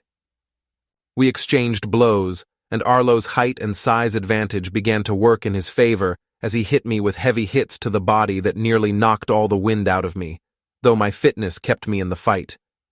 I danced around him, striking him with jabs to the face, but none were fazing him. He was hitting me back hard. I lost concentration and left my guard down, and he caught me with his right in the face. His glove hit me on the nose and knocked me back a few steps. I could feel a soft trickle of either sweat or blood running down my top lip. I wiped it with my arm and saw that it was blood, though there wasn't much of it. His arrogant and cocky smile repulsed me. I pressed forward, delivering jab after jab that he blocked. Then I hit him with a combination that he also managed to block. His skills would have been admirable had I not despised him. I ducked back out of the way and missed his jab. Then I speared forward with my left and rolled quickly to my right out of the way. My jab caught him hard on the nose, and although it didn't draw blood, it did change his demeanor, like flicking a pit bull on the nose. He, too, hit me with a combination, 2 jabs and a cross. The cross caught me on the side of the jaw and sent me flying, knocking me backwards to the ground. It was maybe the most brutal hit I had ever received. As I was getting up off the floor, the timer went for the second round. Arlo spat his mouthguard into his gloves again. "Isla said that you were a bit of a pussy," he said while smiling before turning to get some water from his corner of the ring. I got to my feet, broken by what he had said. One of the coaches handed me my water bottle. I took my mouthguard out and took some fluids on board while analyzing the shots I had received in the last round. I put my mouthguard back in. Arlo was ready, light on his feet, with his gloves covering his face in the ring. The timer went for the third round of the fight, and I proceeded forward, calmer and more focused. I knew anger had gotten the best of me in the first 2 rounds.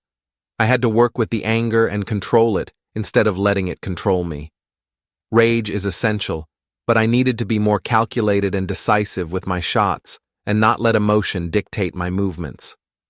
Arlo tried to provoke me into losing my concentration by winking at me, but it wouldn't work. I had disconnected. I marched up on him and struck him with a number of spearing jabs. A few of them hit him on the chin. I was doing well, weaving and ducking away from his punches and delivering more calculated shots that were finding their way between his gloves and onto his chin, and it was beginning to rattle him. I gradually made him retreat until he felt the ropes against his back, Out of anger, he pushed me away from him with his gloves.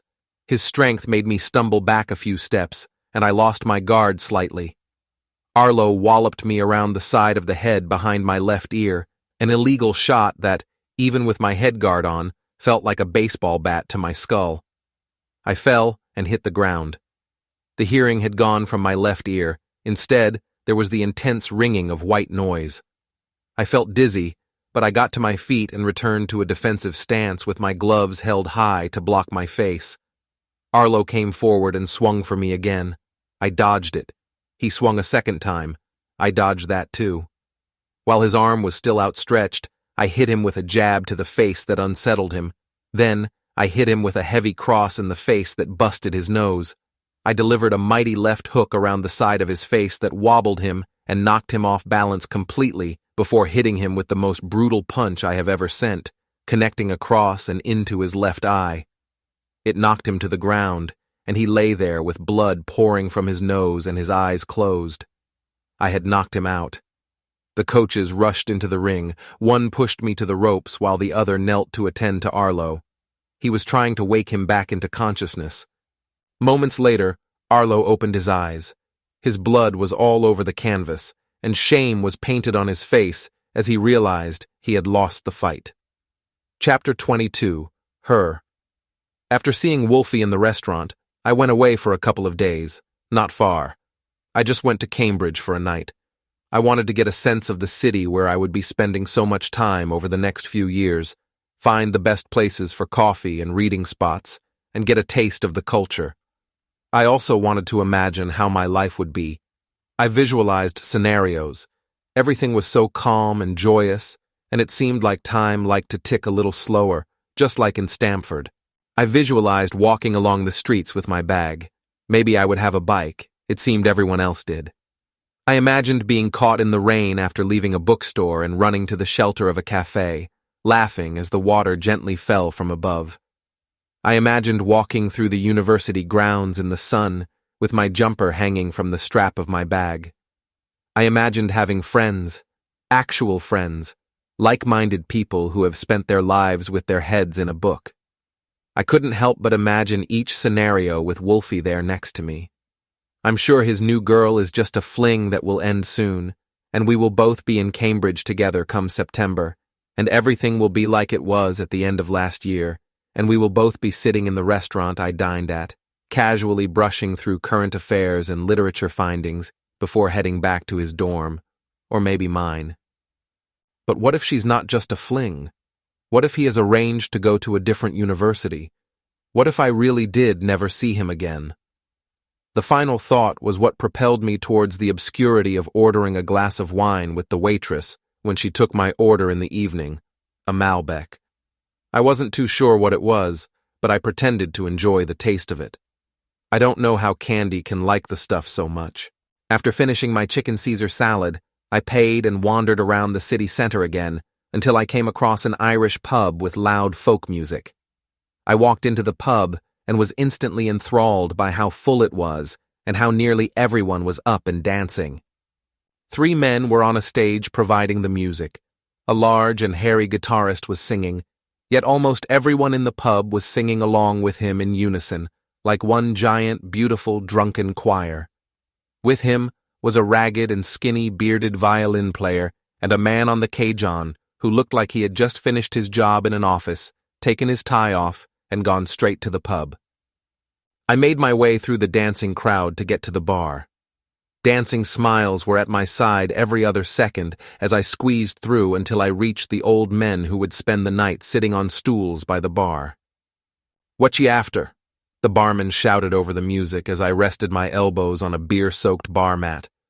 The barman would have had a nice smile if it wasn't for his teeth. I didn't really know what to pick, but I knew I couldn't be indecisive or take too long about it. That would have hinted at weakness. But truth be told, I'm not a big drinker. I tried champagne on my 18th birthday, but only because Ronnie and Candy gave me a glass, and I hated it. Then Wolfy and I tried some of their wine at Christmas, but I hated that too, and gave most of it to Ronnie to drink.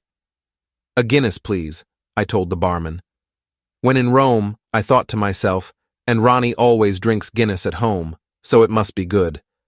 I paid the man and took a sip. It was vile. Aye, you got a split TG. An old man sat on one of the stools next to me said in an Irish accent. Sorry, I replied. You got a split TG. The man persisted. I don't know what you mean, I explained. First sip has to be drank till you hit to halfway of the Guinness, he said, while pointing at the logo on his empty glass. As he was explaining, the barman handed him a new pint. From guessing, it seemed like he had drunk a few already that evening. Look 'ere, he said, and he gulped his beer until over a quarter of the pint was gone. Then he pointed to the glass, and I understood exactly what he meant. Okay, I said with a smile. I drank 5 gulps of my pint and checked to see how much I had drank. I had drunk just a little too much, and the liquid that remained was now under the logo on the glass. Better luck next time, the man said with a smile before continuing to watch the band and the people dance the night away. It was bliss. This was how they lived, the people, the real people. It was astonishing to see. I loved it, though I didn't join in. I just sipped on my disgusting Guinness while watching on, fascinated by the culture before me. After 20 minutes, the old man at the bar, who had made his way through 2 pints, asked the bartender for another and to pour me one too, on the condition that I split the G on this one. He also asked for a double whiskey. I happily accepted, and have to say the alcohol was going to my head slightly. I felt all warm and velvety and was beginning to stop thinking about Wolfy completely. It was becoming easy to understand why people drink to distract and numb themselves from the troubles of life. I can't say it was something that I wanted to make a habit, but at least now I understood. I split the G with my second pint and got a round of applause from the man.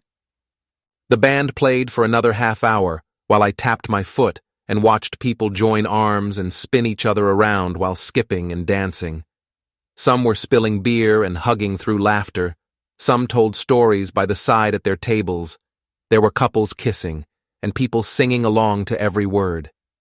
It occurred to me that this was what having friends looked like. This was what it was to be normal. These were the people of the world. I knew so much intellectually, yet this was something I had never known. I didn't feel sad. I'm sure my time will come. Maybe next year at uni. Maybe Wolfy will be there with me. Perhaps he won't. I hope he will be. I was nearly at the end of my second Guinness. The band had finished playing, and the room had dispersed into chatter while retro classics played in the background from the speakers around the room. What's your name? The old Irish man asked me. It was strange that until then I hadn't properly looked at him and realized he wasn't as old as I had initially thought. His big, dirty gray beard was holding back the last hope of youth.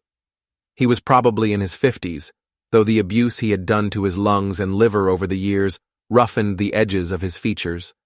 However, even though he had a kind face and a sincere smile, I wasn't going to tell him my real name. Anya Wolf. I replied to the man, who had just ordered a double whiskey and finished it in less time than it took to pour. Nice to meet you, Anya. I'm Sean O'Brien. The man replied while reaching his hand out to shake mine. We shook hands. My palm was lost within his grip, but I could see in his reaction that I had impressed upon him my strength with the shake. I tried to hide the shock of his startling surname. O'Brien. I knew it was best not to overreact. O'Brien is a common name in Ireland, and it was improbable that he was a member of the family who killed my mum and dad and kidnapped Candy, Ronnie, and myself back in January. But still, I had to tread lightly. Strong hands for such a lil woman. What brings you here, Anya? A localer? He asked. Again, I didn't want to tell him the truth. I'm surprising a friend who goes to university here. I got in not long ago, on the train from London, but I know her shift won't finish until just after 11. She works part-time as a waitress, so I thought I'd kill a little time before. It was the music that brought me in here. What about you? I replied. A few of us are down here from Ireland, on a bit of a crusade, if you will. We're stopping off here for tonight before we make the final stretch tomorrow." It was at that point I realized just how drunk he was. His eyes weren't really with me in the room, and he was slowly swaying from side to side as if he couldn't keep his balance. I needed to find out more. He signaled to the barman for another Guinness. "What do you mean?" I asked with a persuasive and ever so slightly flirty smile to try and lure him into a false sense of comfort, to try and gain the information I wanted. "Ah, noting. It's not for tea-ears of young girls like you?" Sean said, before finishing the last few gulps of his pint before the barman handed him a fresh one. "What? That's not fair. I'm pretty tough, I'll have you know. I once hit a girl in a netball match," I said with a cheeky, innocent smile and a higher-pitched voice than I usually talk in to try and butter him into a trusting admiration. He laughed and split the G of his fresh pint. "Come on, I want to hear," I said with wide eyes while fluttering my lashes slightly and touching his knee gently with my hand. His eyes lit up, and he drank even more of his pint until it was nearly gone. I let go of his knee and sipped on my nearly finished drink. "Ah, fine. It's quite tea-tale. My young cousins, Tier Business and Legacy, were killed one night about 10 years ago, and since then, T family, or what's left of it, has been trying to put things right and bring justice to those who did it, who took it from us. Tear in hiding, a man, a famous man in T underground world, a ferocious bastard. Rex, his name is, or was. He calls himself Ronnie Tease Days. He used to be the family's biggest rival back in Manchester, but they had a truce to stay out of each other's way, and he broke that truce the night he and his pal slaughtered my cousins. Rex, or Ronnie, whatever he's calling himself, he and a girl, well, a woman I suppose now. We have to get them in order to redeem our honor.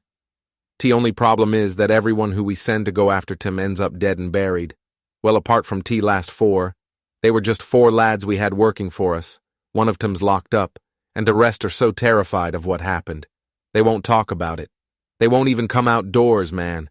Some of our lads found where they live back in January, but the stupid twats didn't give us the dress and decided to take matters into their own hands, take 'em on their own. I guess they thought they would be legends getting them, and it would get them a seat at the top of the table. Anyway, they are dead too. Fuck knows what happened. There's only 5 of us left in the whole family, so we've come down to sort it. Me and T-boys, cousins and uncles, one last hurrah. It's time we ended it once and for all," he said before finishing his pint. "That's awful. I'm sorry to hear about your cousins. Why would they do that?" I asked. "Ah, it's a long story. It goes back 25 years. Some lad killed my cousin's da, Big Paddy. Big Paddy was the leader, a great man. My uncle, 10-tat man, disappeared to join the army, and it took my cousins about 15 years to find him to take revenge. Anyway, it all went down. My cousins and Tat Man died tat night, a famous night for people in T know, however, too live and tarnished family name, and we have to get 'em. We used to live like kings for years, dining on T riches tat to great O'Brien name brought. People feared us, now we're noting, so we're gonna make toes who took it from us suffer." Sean slurred angrily, while wobbling drunk on his stool with his new pint in his hand. I don't know how he managed to stay upright on his stall. I've never seen anyone so drunk, yet he ordered another whiskey a double. "What are you going to do when you find them?" I asked. He drank the whiskey, again in one effort, and put his glass down in a way that had demonstrated he had lost control of all his motor skills. "Kilt girl, slowly, and make him watch, 10 burn him alive. We'll upload T video of T execution, and everyone will fear our great name again," he declared as he nearly fell off his stall. I was furious, but you wouldn't have been able to tell. Instead, my smile was warm, trusting, and encouraging. I touched his knee again and bit my lip. "You're such a brave man. I want to feel how strong you are. I want to feel all of you. Meet me in the men's toilets in a couple of minutes," I said quietly but loud enough for him to hear. I walked off and casually entered the men's toilets. Only one man was in there, but he wasn't facing me. He was too busy at the urinal. I went inside the second cubicle and shut the door behind me, but I didn't lock it. I heard the man at the urinal do his trousers back up and then rustle a bit of plastic before sniffing something. His footsteps walked towards the door, and I was met with the full volume of the pub before the door closed behind him. The door opened again a minute later, and slow and heavy footsteps staggered across the floor. I knew that was him. He was so drunk he could barely walk. He opened the cubicle door and burped. Only then did I realize that the terrible smell in the pub was because of him. I told him to come inside and turn around. He smiled and did as I said. I put my hands on his shoulders and massaged gently for a couple of seconds before reaching up to his dirty and unshaven neck. "My name is Isla Jack," I whispered in his ear as I grabbed the top and the bottom of his head and twisted it with all my strength to break his neck. Chapter 23. Her. After the incident in the cubicle, I left and walked along the city's streets to my hotel, where I stayed the night because I was too drunk to drive, but I went first thing in the morning. It was easy getting to sleep, maybe too easy, but the alcohol probably played a part in that. I didn't read, I just undressed and climbed into bed. I woke up wishing I had taken out all the O'Briens in the pub, but it was too busy. I would have caused too much of a scene, and I didn't give Sean a chance to point the rest of them out to me before I broke his neck. Vile man. 2 magpies were sitting on Charlie's roof as I got to my car in the morning after leaving the hotel. 2 for joy, I thought to myself. I've always loved magpies, ever since I was a little girl. They're beautiful. My dad used to tell me that when he felt low in the dinner queue at Catterick during his military training, he would often see magpies, sometimes up to 12 at a time. Seeing them gave him hope that everything would work out and would be okay. Whenever I feel a sense of doubt, they always appear and give me the lift I need. It's incredible, really. I like to pretend that it's him and Mindy or my mum, that they've all taken the form of magpies in the afterlife, and they're there for me, by my side. It's a little mad, I know. And I don't know if I truly believe it, but it's a soothing notion. A couple of days later, things started to get a little more intense again. Andy the painter, Ronnie's friend, was on his way to our house one evening. They'd play cards together once or twice a month and have a few beers. They've done it for a couple of years. Andy parked his car outside on the curb of the road and made his way through the gate and down the path, as happy as always, smiling with his paint-stained jeans on. He was shot dead before he reached the door. They must have thought he was Ronnie. The man we had that day watching the house, one of John's men, was no help either, as he had fallen asleep after getting too stoned in his car. The sound of the gun firing at Andy woke him up, but the shooter had driven off before he could react. The police came, the 2 officers who were there when Arlo and I had that trouble on the high street. "You again?" the older policeman asked, sighing upon seeing me. My presence and Ronnie's alone gave them all the information they needed to understand the situation, even without objective evidence or intelligence. Ronnie, regardless of his grieving pain, was charming, as usual. He had become accustomed to dealing with death and is a firm, spiritual believer, a Christian man.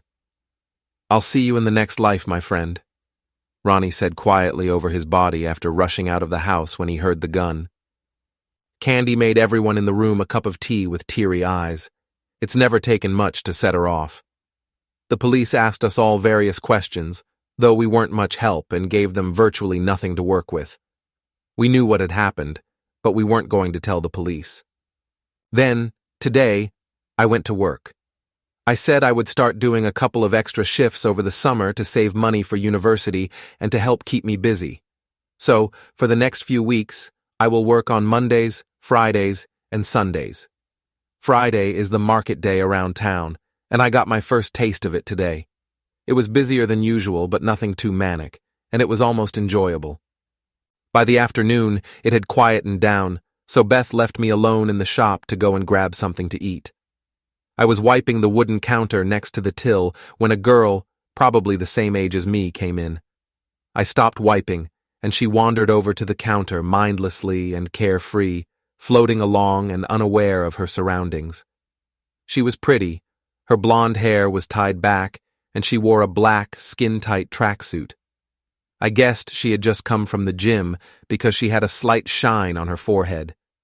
When she reached the counter and saw me, her smile faded, and she stood there, gawping at me.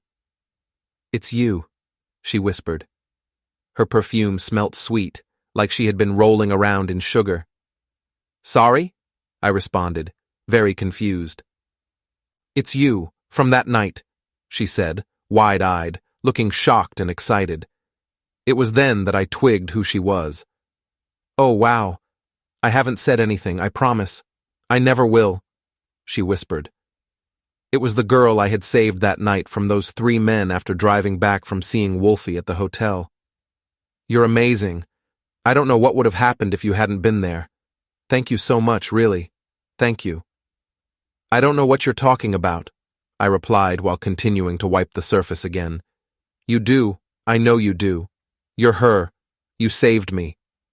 "Please stop saying that. You've confused me for someone else." No, it's you." "You need to stop saying that," I said firmly, while looking her angrily in the eyes. She looked scared. "I'm sorry. I didn't mean to annoy you.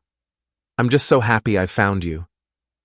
I believed her, though I looked back down and continued to pick up various items to wipe underneath them. "Please, let me do something for you. Anything. Let me buy you lunch, or can we go for a drink? Let me buy you a drink to say thank you. Please," she begged. "No, I don't think that's a good idea. Please, just one drink. I promise I won't say anything, and it means I can get all dressed up and feel safe if you're there. I haven't been out at night since. I've been too scared. It was horrible." "Why were you there, with them, on that road?" "I was walking home, and they started talking to me. They were so drunk. At first, they were all nice, but then one of them told me to show them my boobs and I wouldn't. And then they turned on me and—" "Why were you walking home alone at night?" "I know it was stupid, but I thought that it's so safe around here. Nothing like that would ever happen. And I spent my last few pounds on a cocktail, so I couldn't afford a taxi home." "Why didn't you ring your parents to come and pick you up?" "I didn't want them to know how drunk I was. I only turned 18 a few months ago, and my dad would have been so annoyed at me. He thought I was at a friend's house, and that I was getting a lift home with her. It's not a good idea to walk home alone at night. Don't do it again," I said. I'd stopped wiping and observed her blue eyes. She was even prettier than I had first thought. "I won't if you come out for a drink with me," she said sincerely. She would have had no chance at defending herself against one of them, let alone 3. "I'm Avery, by the way," she said with a huge smile. "Isla," I replied. "Isla, such a pretty name. You're so beautiful. How have I never seen you before?" "Thanks. I don't know." Well, please come for a drink with me, please. I need to say thank you. I need to." "I don't think that's a good idea." "Please, Isla. Gosh, your eyes are so pretty." "Uh-huh. Okay, fine. But it's not because you've tried to distract me with charm. I'll come for one drink so that you'll feel safe going out again." Truth be told, I felt excited that a potential friend was standing in front of me. She looked just like the kind of girl I could have fun with, and after going to Cambridge, I desperately wanted to experience that. To be out among the people, get dressed up, laugh, and meet new faces. It felt right. Avery felt right. "Yay! I'm so excited. Tonight?" Okay, yeah, sure. "Meet me at Forks at 7? Okay." "Wow, this is so cool. Here's my number in case you need to get hold of me," Avery said excitedly, while stealing the pen beside the till to write her number down on a napkin. "I'm so excited. Thank you, Isla. Thank you so much for what you did. I'll see you later then." Her smile was beaming as she turned to walk away. "Avery?" I asked. "Yeah?" She turned around, still smiling. "Didn't you want a coffee or anything?" "Oh, shoot. Yeah, Can I have a matcha tea, please?" "Sure," I said with a half smile before making it for her. Avery paid and left. I trusted she wouldn't tell anyone about the night I saved her. It felt alien being invited out for a drink with someone. That hadn't happened before, ever. I was never invited to any of the parties at school. I felt almost a little excited when she left. A girls' night out, I thought to myself. I had heard of these and seen clips and photos, but I had never been on one. I mean, it was only one drink, but maybe we would hit it off and have fun, real fun. I've never had fun with a girl, other than Candy, that is, and she seemed very sweet. I couldn't imagine us not getting along. I know I had to be careful with Andy being killed and the O'Briens being out there, but it was in a public place full of lots of people and cameras, and I don't often feel fear, and even if I do, I've always been taught to feel the fear and do it anyway. I guess we'll see how it goes. Chapter 24. Him. Everything was fine until I fought Arlo at the boxing gym. I feel guilty. I've been going to bed with Inessa, kissing her and fucking her while thinking about Isla. Whenever I've heard my phone vibrate, I've wished instantly that it was a message from Isla, and was always unbearably disappointed to see that it wasn't. I've tried not to act any differently towards Inessa, but I don't know if that's worse by leading her to believe we're living out this fairy tale summer love. She doesn't deserve that, but selfishly, having someone there made the blow of Isla being with Arlo less. I wonder if he ever told her about the fight. I doubt it, and even if he had, I bet he lied and said he won. Maybe I'm just being cynical, not that it matters much now. But as I sit here in the hospital, awake and unslept, swollen and exhausted, I can't help but wish last night had gone differently. Earlier in the evening, Inessa and I went out for a meal at a pizza place. As always, she looked beautiful, stunning beyond belief. She made a real effort, and I felt pride on seeing the other diners' jealousy when they turned to see us walk through the restaurant to get to our table. I tucked into a nduja calzone and drank an apple juice, and she had some sort of meatball pizza and a glass of Prosecco. It was a good time, a great start to the evening. We talked and laughed in the vibrancy of the week's end, where many others were also kicking off their corporate socks to begin their Friday night with Italian influence. Afterwards, we went to Mama Riz's bar. I hadn't been there since the night the car hit me, and I was last in hospital. Quite fitting, really. When we arrived, we were greeted by the doorman, and he let us straight in with a knowing smile to suggest that all had been forgiven. I had a few funny looks from people in the smoking area as we walked through to get inside. I guess the last time they saw me, my behavior wasn't particularly repeatable, to say the least. Unfortunately, I couldn't remember. It was a little uncomfortable, but I had Inessa by my side. We joined a few of her dance mates inside the bar. I hadn't met them before, though I had heard all about them. A couple of them had their boyfriends with them, who were all drunk and taking the piss out of anything and everyone that passed them. One of them recognized me from when I was off the rails. Honestly, I've never seen anyone as mental as you that night. Was fucking funny. You were on one, taking on fucking everyone. Absolute nutter. Fair fucking play on getting sober though, mate. That's top that. Shame though. You looked like a good time, he told me later on. I guess it was weird for Inessa to comprehend. She had never seen me like that, and I could tell it made her a little uneasy, but she grabbed my arm and kissed me on the cheek to reassure me that everything was fine. Then I saw Isla. We were outside in the smoking area, though Inessa and I weren't smoking. Pop classics from the past decade were fighting to be heard above the adolescent chatter. Isla approached the gate, and the security man checked her and her friend's ID before letting them in. I didn't recognize the friend. My body burnt up instantly. Part of me couldn't wait to move to uni because I didn't think my heart could handle these mini-attacks every time I saw her. I had decided to apply to Manchester University the other day. Initially, I couldn't believe it was her. They walked through the smoking area and into the bar. It was maybe the fourth time I'd seen her all dressed up and not in jeans or joggers. She looked incredible. Truly, she looked fucking stunning. More stunning than I'd ever seen anyone look, and I wasn't the only one who noticed her. It seemed that nearly everyone outside in the beer garden couldn't take their eyes off her. The conversations came to a halt, and the clouds of vaporized smoke faded from the distraction of her beauty. Her long dark hair had been curled. She was wearing a tight little black dress with black smoky eyes, She had the reddest lips I'd ever seen, and her skin glistened like silk and stars. Isla didn't clock me at the side as she walked past in her black kitten heels.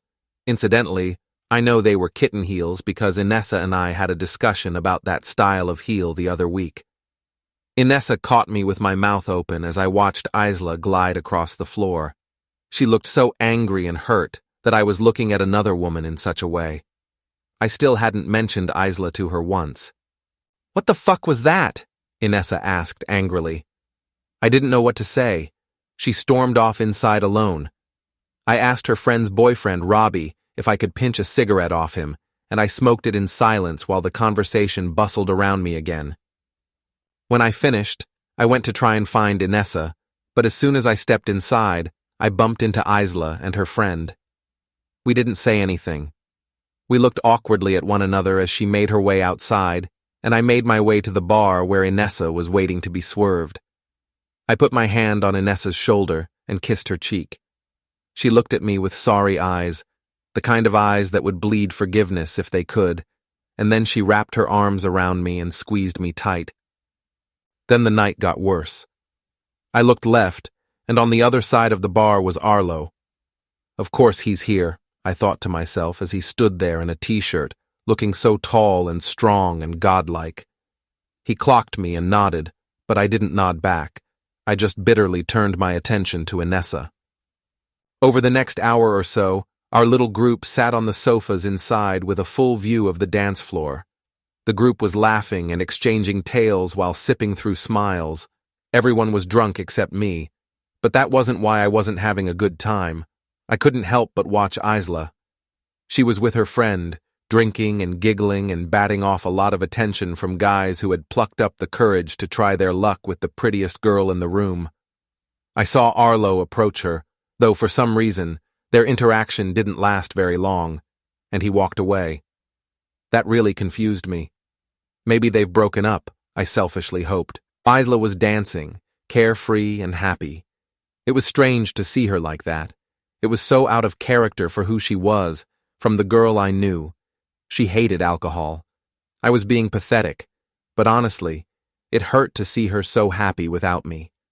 I couldn't understand why I still felt so strongly about her, or why I couldn't turn away from her. It was like a spell had been cast, and I was compelled to watch her. Inessa caught me doing this a couple of times, and when she had finally had enough, she ran off to the toilet, and one of her dance friends followed. I turned away from Isla and watched as Inessa stormed off. However, when I turned back to the dance floor, Isla was limp in a man's arms, while her friend next to her was panicking. The man holding her up looked to be in his 40s. I hadn't noticed him in the bar before that, which was weird. He looked rough, dirty, unclean, and unshaven. A man with a similar look joined him, and they carried Isla out of the bar, through the smoking area, and into the street. I got off my seat and went outside to the bouncers manning the gate. "What's the matter with her?" I asked. "Few too many to drink, so her brother and his mate are taking her home." One of the bouncers replied. "Her brother?" I asked. Isla didn't have a brother, and I had been watching her all night. She must have only had 2 drinks. I began to panic. None of this was right. I didn't trust the situation at all. I ran after them and saw in the car park across the road one of the men punching Isla's friend in the face and knocking her out, while the other put Isla in the back of a van. Once both the girls were in the van and the doors were shut, the men climbed into the front and started the engine. Arlo suddenly appeared by my side, wearing a leather jacket and holding a motorbike helmet. "What's going on? I saw some men carry Isla out," Arlo asked, concerned. Fuck, those dulcet tones of his. "They've put her in the back of that van, and I just saw one of them punch her mate," I replied. The van began to drive out of the car park. "We need to stop them," I shouted at Arlo in a panic. "Quick, come with me," he replied as he ran towards the car park. A motorbike was parked in it. He put his helmet on and told me to get on. I did as he said, and he started the bike's engine. We quickly rode off after the van, though they were already out of sight. We followed their direction down the road and saw the van cross a T-junction in the distance just before the lights went red. When we got there, Arlo ignored the lights and went straight over, narrowly missing the traffic from either side. I held on to Arlo as tightly as I could, but I honestly didn't care about my well-being. I only wanted Isla to be safe, and I was terrified by what I had seen in the car park. We went on, and Arlo shouted that he could see them. I looked over his shoulder. The wind pelted me in the face like something was trying to drag my skin backwards. I couldn't breathe, but I could just about make out a pair of red lights in the distance, turning left onto another road. Arlo made a turn, and then came to a halt very shortly after. "Why are we stopping?" I asked. "Look," he said. I looked down the long, hilly road and saw at the bottom 4 men lit up by a porch light, carrying the girls out of the van and into a lone standing house with only fields surrounding it about half a mile from where we were. "If they know we're coming, that could make things harder," Arlo explained. I didn't reply, but I agreed with him. "What should we do?" he asked. "We go down on foot." I replied, "Sounds a little heroic. There's 4 of them. What are we going to do? Climb in through the top window and beat all of them to a pulp?" he asked. "If we have to, yes." "Maybe we should call the police. What if they have guns?" "No, we should call Ronnie," I explained. I pulled my phone out. It had died. I was too busy having sex with Inessa the night before that I forgot to charge it before we fell asleep. "My phone's not working. Try yours," I said. "I can't find it," he replied. "What do you mean you can't fucking find it?" "It's not here. It was on the bar, and then I saw Isla being carried out. I ran to get my helmet and jacket. I must have left it there or dropped it or... For fuck's sake. Keep trying yours." "It's fucking dead." "Fuck's sake. What do we do?" "We're going to fucking get them, all right. Now come on." I told him and started to walk down the road towards the house. "Wait, Wolfy. We need a plan. We don't know how many there are in there." He shouted as quietly as he could. I stopped and turned around to look at him, and we both walked towards each other and huddled down low to discuss what we would do. On either side of the road leading to the house were fields. However, the right side was blocked off by a trail of bushes that ran all the way down to the house. We used those bushes as cover, staying as tight to them as we could as we made our way down.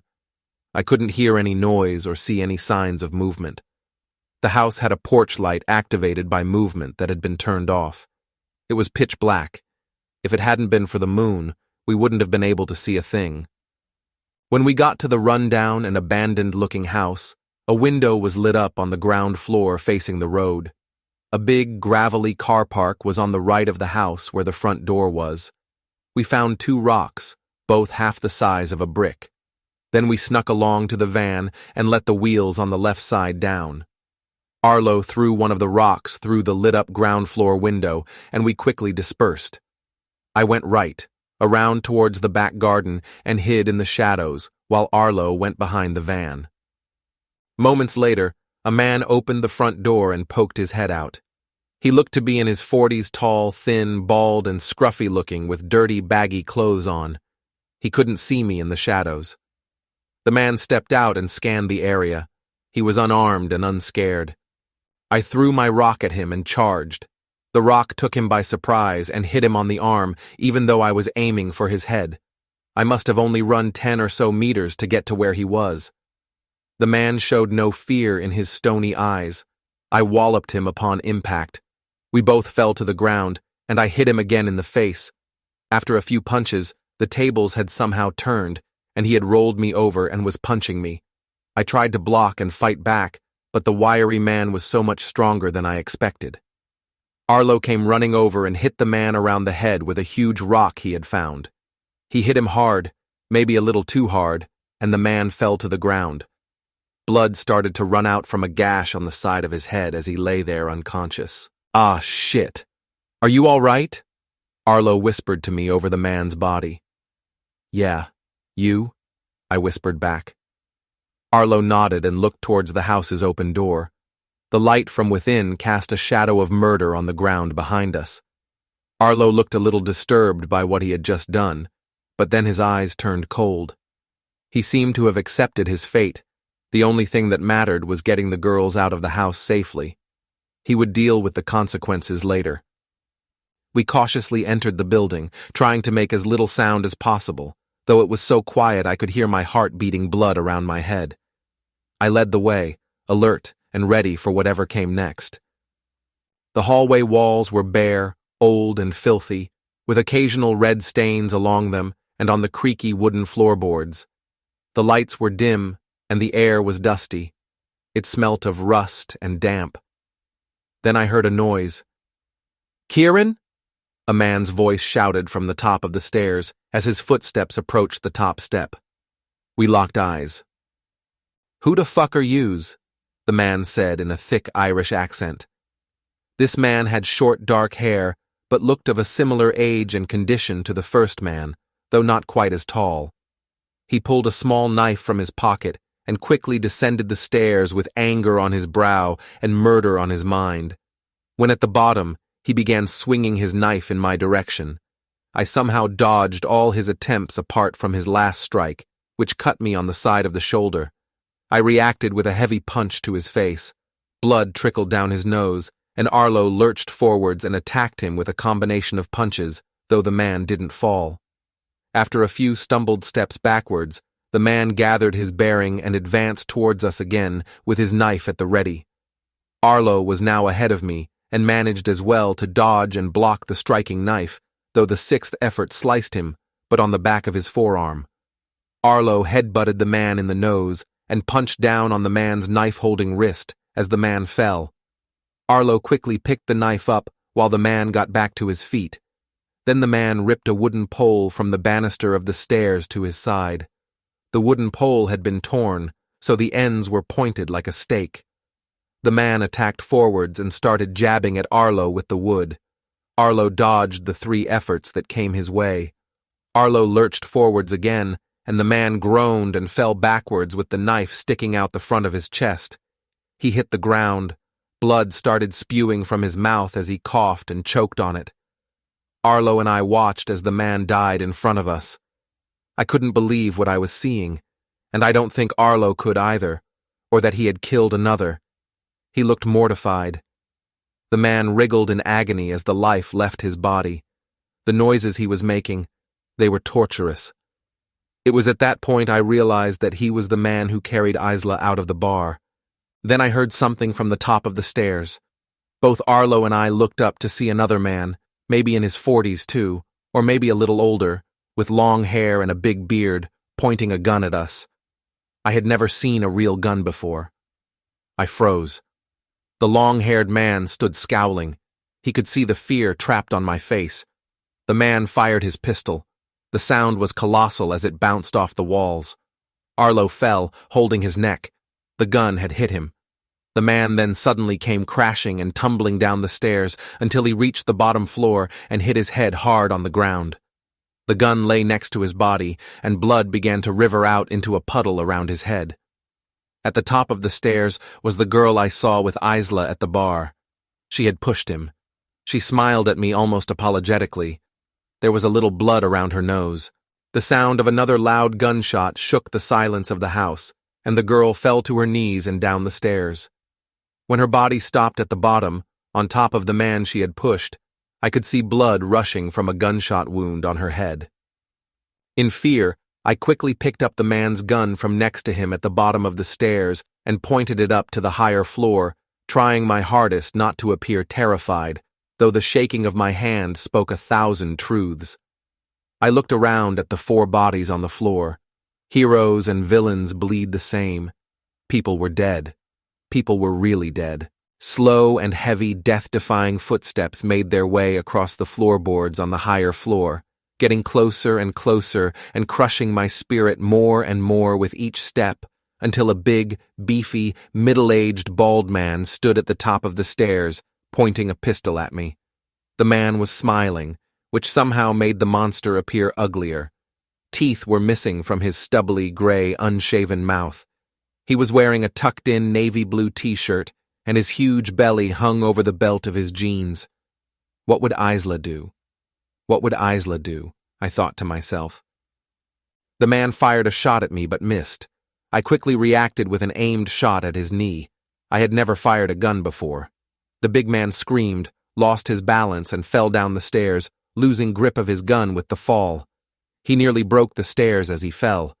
I picked his pistol up and stood, pointing both guns at the big man's head. He was only a few meters away from me and began to crawl towards my feet, though I felt calmer. The power I possessed holding those pistols was incredible. I felt a rush of strength, as if the man was just an ant I could crush with my foot, with no regard for his humanity. "Do it, do it, do it," a voice kept saying in my head. "Kill him, the voice continued. The pistol seemed to fit so comfortably in my hand, as if it were an extension of my arm. "It would be so easy," the voice in my head said.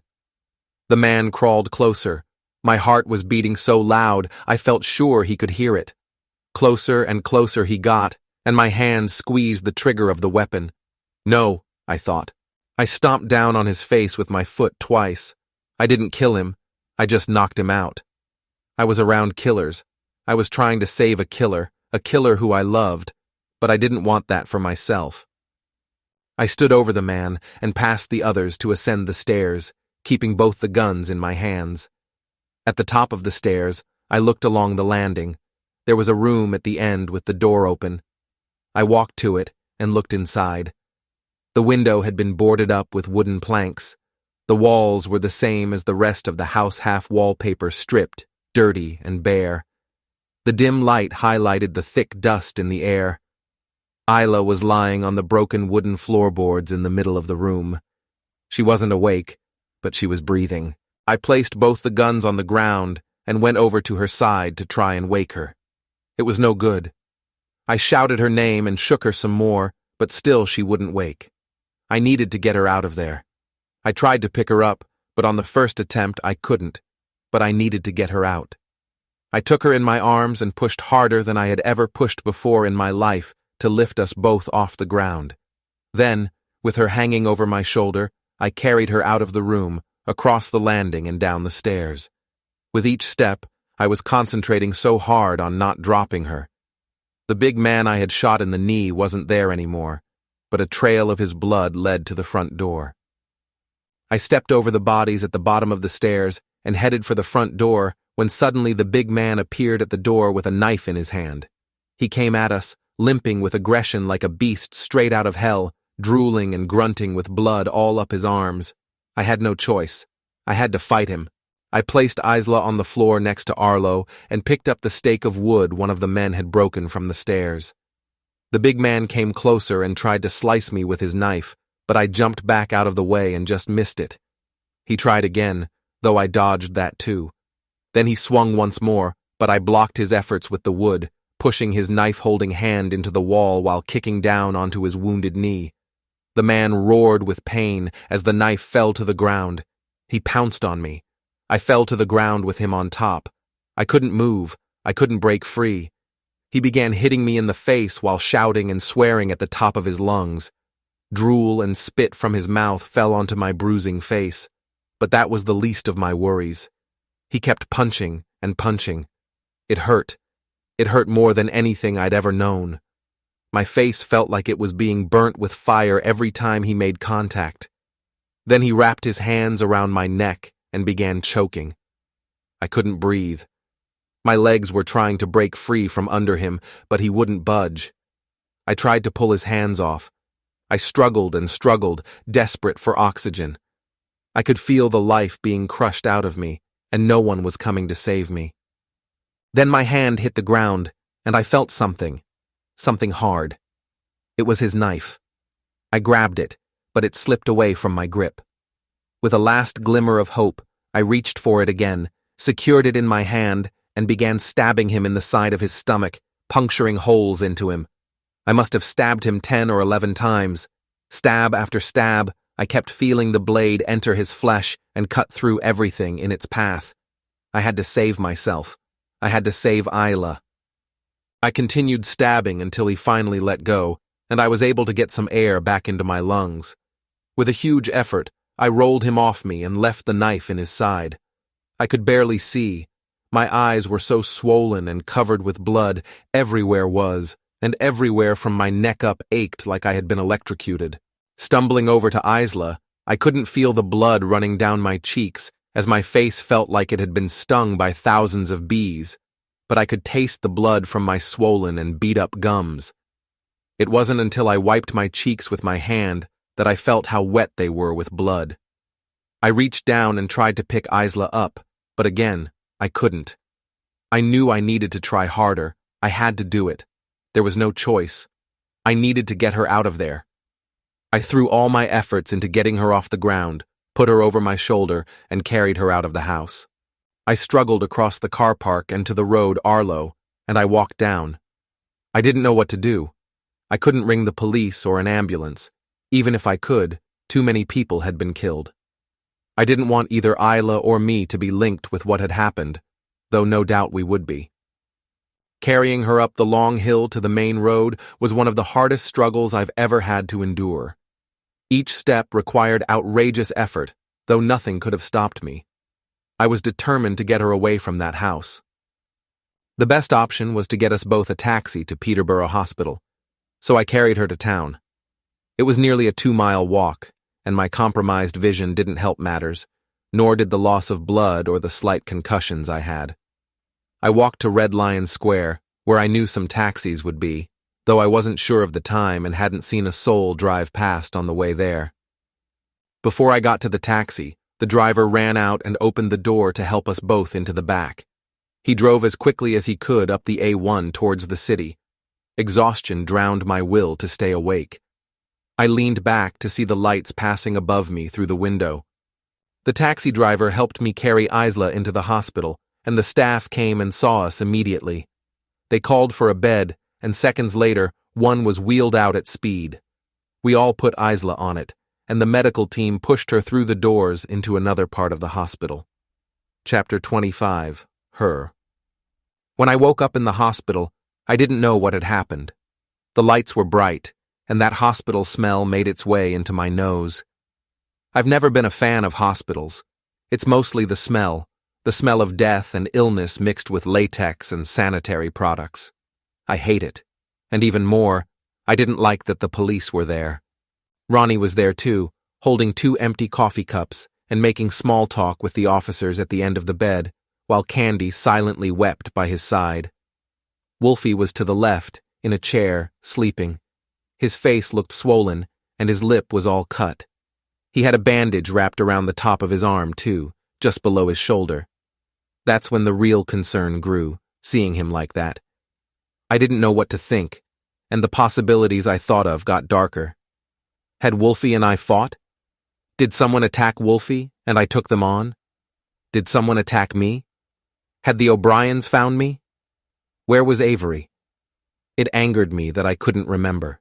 "Hello, little one," Ronnie said when he realized I was awake. Candy's face lit up. She ran around and hugged and kissed me. When she pulled away, her tears remained on my face. She stood and held my hand while Ronnie explained that the police officers had a few questions for me. That was when I realized that it was those two again. The two that were there when Arlo and I had that trouble on the high street and when Andy the painter was shot dead outside our house.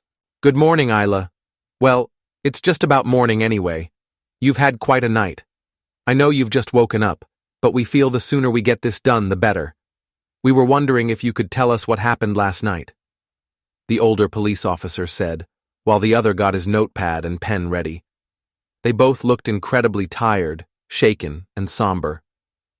"I don't remember," I said softly. Okay. How did the night start?" the officer asked. "I met Avery at Forks at 7. We stayed there for a few hours, and then, just before 10, we went to Mama Riz's." "Is that something you do often? And with Avery?" "No. It was the first time we had been out together. It was my first proper night out. I'm not much of a drinker." "How do you know Avery?" the other police officer with the notepad asked. I obviously couldn't tell them the truth. "She comes into the cafe where I work, and we chat. I've seen her in a few shops in town too, and we get on well. She asked me if I wanted to go out for a drink with her. I thought it seemed a fun thing to do. Why do you ask? Is she okay? I replied. The police officers looked at each other, and Candy squeezed my hand even more tightly. Then, the older officer devastated my world. Isla, I'm sorry to tell you this, but I'm afraid Avery is dead. We were called in the early hours to investigate a property on the outskirts of town, where we recovered her body and several others. I couldn't believe it. I couldn't understand how it had happened. The last thing I remembered was us dancing and laughing while sipping cocktails. She was so joyous, so beautiful and kind. We had already made so many plans. We were going to get matching nails the following week, and then I was going to show her Brighton for a couple of days, and we even talked of going to Rome in August. A tear began to fall down my cheek. Isla, I wonder if I can ask you if the name O'Brien means anything to you, anything at all. It would be a great help, the officer asked. I suddenly felt more awake. I half looked at Ronnie, who was looking back at me. I could see in his eyes that he was telling me to be careful what I said. No, I don't recognize that name at all. Why? I asked. Well, it's just the other bodies discovered at the property were all related and shared the same surname of O'Brien, all but one that is. Who is the one? A Mr. Arlo Oliveira. What? I replied in a gasp of disbelief. We obviously know that you knew him from the incident on the high street several weeks ago, but could you just tell us the nature of the relationship? Just for our records. I do apologize again. I know this is hard for you to take in, the officer said. Ronnie gave me another look to suggest I ought to be careful what I said. I was seeing him for a bit this year, but that ended weeks ago. Body? You mean he's dead? I asked while feeling my body heat up. The officer looked at me apologetically, but I could tell this was foreign water for him and that he hadn't dealt with an incident this severe before. I'm sorry, Isla. I'm afraid he is. How? What? Why? I asked. Tears formed in the corner of my eye, and Candy began to cry even more. Well, we don't know for sure, but from what we've gathered so far from Mr. Wolf, he was saving you, the policeman said. I couldn't help myself. I couldn't hold it back. I started to cry, to really cry, floods of tears. I don't remember the last time I cried like that. It must have been before my parents died. I was so angry that I didn't understand what had happened, and so angry that both Arlo and Avery were dead. It was all my fault. The guilt was biting like a bear trap I couldn't break free from. I turned my head into Candy's arm and cried into her sleeve, though the more I cried, the more I hated myself. I don't remember anything. I sobbed. I'm sorry, Isla. We understand. We'll leave you to rest for now, and we'll come and speak to you a little later, the policeman said, before hinting at his colleague with a head gesture to make a move. The policeman nodded at Ronnie, who nodded back, and they walked out of the room. Wolfinio, you can stop pretending to be asleep now, Ronnie said softly, and with that, Wolfie sat up straight in his chair. Isla, you're okay, Ronnie said to me while giving me that reassuring look he always gave me, like when I lost my first sparring match, or when I failed my first French exam, or when he took me driving for the first time and I stalled on a T-junction, or when no one asked me to prom. I relaxed slightly, but not much. Come on, Candy, let's go and get these two a coffee, Ronnie suggested. Candy kissed me on the cheek and rubbed my arm, then walked with Ronnie's arm around her shoulders out of the room. Wolfie and I looked at each other in silence for a few seconds. His face was so hurt and swollen, yet it radiated that same old familiar glow of safety and calm. Hi, I said softly. Hey, he replied. I asked him what happened, and he told me everything from start to finish. About how he was out with Inessa, how he couldn't take his eyes off me, how he saw me limp in the arms of strange men on the dance floor who carried me out of the bar. He told me Arlo was courageous and that he wouldn't have been able to save me without him.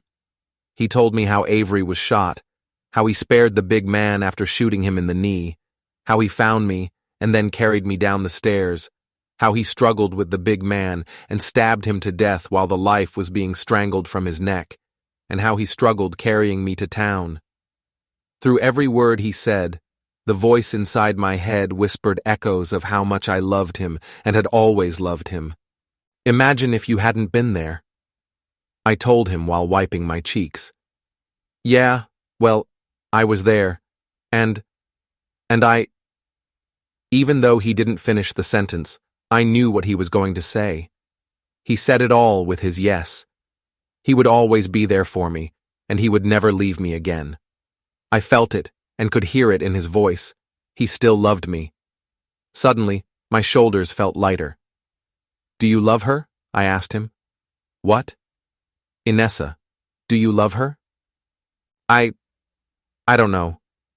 She's great, really she is, but I don't know if she's just someone to help with distracting me from myself, and with distracting me from, he said while looking to the floor. From what? I asked. Then he looked up at me again. From you.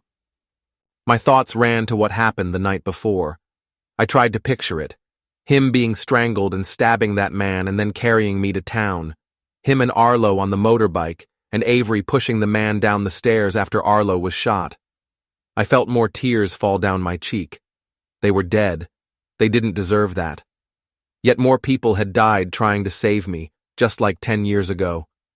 This was exactly why I learnt to defend myself, and why I've continued to practice martial arts. I'm meant to protect and save the innocent, not the other way around. Everyone I love seems to leave me. If only I had stayed home, then they would have woken up to their whole lives ahead of them, and that crushing guilt is something I will have to carry with me forever. Wolfy, I said, before looking down at the shape of my knees under the sheets. You're what? He asked hopefully. We locked eyes. Even through his swelling, he still looked so beautiful. I never wanted to lose him again, and would do everything I could to keep us together. I'm sorry about this year. After what happened that night, we fell out, and then with the O'Briens, I just thought I was better off alone. Then, when Duke died, I don't know. Everything seemed to change, and seeing you with that girl, I realized how Arlo was just a distraction from you too. I know that's wrong of me. Last night was the first time I'd seen him since Duke's burial. I guess what I'm trying to say is that I miss you. I miss you so much. I miss talking to you. I miss your smell. I miss that little noise you make when you stretch in bed in the morning just after you wake up. I miss hearing you sing along to songs under your breath. I miss how excited you get when you find a book that you've read, and I haven't. I miss how I fit into your arms in bed, and when I wake up you're still holding me. I miss how you make me laugh. I miss everything. I guess I'm trying to say I love you. I really love you so much, and I don't want to spend another day without you ever. I don't want to imagine a future without you there. I want to... What are you doing? Wolfy? He was slowly sliding down his chair. His eyes wouldn't blink, and blood began to fall from his nose. Wolfy? I shouted as his body slid off the chair and dropped to the floor. I couldn't comprehend what was happening. The blood kept running and began to form a small puddle on the floor by his head. Wolfy? I shouted again desperately. A nurse heard me and came running in. Within seconds, the nurse called for help, and 6 of them lifted Wolfy into a bed and wheeled him out of the room. Chapter 26. Her. It's been 2 weeks since Wolfy died. I cried initially. I cried a lot, but I haven't this past week. After he was wheeled away in the hospital bed, part of me knew he was gone. I prayed the doctors would return with the news that I so desperately needed to hear, but they didn't. They told us that he had had a brain hemorrhage and that no matter how hard they tried, they couldn't save him. I froze like a winter stream, miles from the touch of salvation. Everything around me stopped, and all the noise faded as my mind curled up next to the stream. I didn't speak for 4 days, and in the nights, I couldn't sleep, and even when I could, I kept having the same reoccurring dream, a dream where I was walking through a forest that had death for branches, and skulls and flames sprouting from the snags with a sky above the red of blood, cloudless and desolate. In the distance through the trees, there was a sea so still and calm that it enticed you towards it, lured you to the ease of its beauty. That is, until I reached it, and the arms of hell would drag me to the seabed where the skeletons of broken dreamers were shackled for eternity, unable to swim and unable to die. Then I would see them, all of them, Mum, Dad, Mindy, Arlo, Avery, and Wolfie. I would wake dripping with sweat and short of breath. So I ran. No matter the time, I would get up, tie up my laces, and run. I'm not sure if it helped, but all I know is that I wasn't staying on that seabed. I went to work, but didn't say much, not even to the customers. Still, I am none the wiser for what happened that night, though I keep trying to puzzle together what could have happened. I was spiked. I know that much. The doctors confirmed it. The O'Briens found me and spiked me. That much is true. They could have been in Forks, biding their time and preparing to pounce. They could have been anywhere. I decided to drive Charlie to Brighton, where I spent a few days. Ronnie and I lived in Brighton for over a year, just after my parents died. It was where we got Duke. Those 10 years have gone so fast. I hadn't been back since, though nearly everything looked just as I remembered it. The evil eyes of the seagulls hovered above me as I walked along the stony beach with the hot summer sun shining on the thousands of smiles I passed. I found a spot by the sea and sat for hours staring at the horizon. Then I would walk the long way through the lanes and find some place to eat on my way back to the hotel, only to be woken a few hours later from the terror of my nightmares. So I would run and run and run. When I returned home, Ronnie was alone in the kitchen, drinking tea and reading on his iPad, while smooth radio played quietly in the background. "Hello, little one," he said gently upon seeing my return. The kitchen smelled of toast and coffee, and a new photo of Duke was on the fridge. "Hi," I replied, without any life or enthusiasm. "I like what you've done to your hair. Very nice. Want a tea? Kettle's just boiled. Go on, sit down, go on," he said with a warm smile while getting up to make me a drink. I had cut my hair into an Italian bob while in Brighton. I'm not sure why I did it. It was a little compulsive. I walked past a hair salon and thought it might somehow help me to let go, to cut free from O'Brien's and start anew. There would be no more looking over my shoulder. The O'Briens were all dead, though I would swap all that and more to have Wolfie back with me, even for just an hour. I thanked Ronnie for saying my hair was nice and asked him how he'd been. "Ah, very well, thank you, very well. Candy Bar and I went to that Italian place for a bit of dinner last night, though she's still a little delicate after the other week. She's at work at the minute. That pervert from the council was there last night, eating pomodoro, fascist. How was Brighton?" "Yeah, was good. It was nice to spend some time in the sun and see the city again. It hasn't changed much." Yeah. I used to love that beach, walking Duke on it while you were at school. That sea. Speaking of the sea, how are those nightmares of yours?" he said, while putting my cup of tea on the table and then sitting to face me. "I'm still having them, the same one every night." You are grieving, though it does concern me a little that you're not handling this as well as you did when your dad died, though you were so young then, so young. Ah, Jack, I miss that pervert every day. He was a great man, your dad, a great man, as was Wolfie. Heaven truly has been gifted with another beautiful soul. I feel guilty that they all died because of me. It's all my fault, and that I was so horrible to Wolfie this year. I didn't talk to him for months over a stupid argument. None of this should have happened. I didn't deserve what he did for me. I didn't deserve his help. I feel like everyone I get close to, everyone I love ends up dying. Everyone leaves me. Everyone but you and Candy. You two better not go anywhere. I mean it. Isla, Don't be silly. As tough as you are and as heroic as you have proven to be, sometimes even the heroes need saving too, and that is what they all are as well. Heroes, every single one of them. Your dad, Wolfy, Arlo, Avery. Honor their legacy and celebrate their selfless courage. People die, Isla. None of us can escape that, but find solace in the bravery of how they died. You are loved. Never forget it. And just because they do not walk among us does not mean they are truly gone. Not really. They are with us, all of them. Not all of us get to go out as the hero. And don't you worry about Candy Bar and me. We're not going anywhere. I don't know how I'm going to be able to look at his parents at the funeral. You will, and you must. I went to see them while you were away. They're good people, very good people indeed. Always liked his dad, and his mum is most charming. Though she is obviously very broken at the minute, they both are, and they're upset that they haven't seen you in so long. But pride soars through their bitterness. Their son did not die in vain.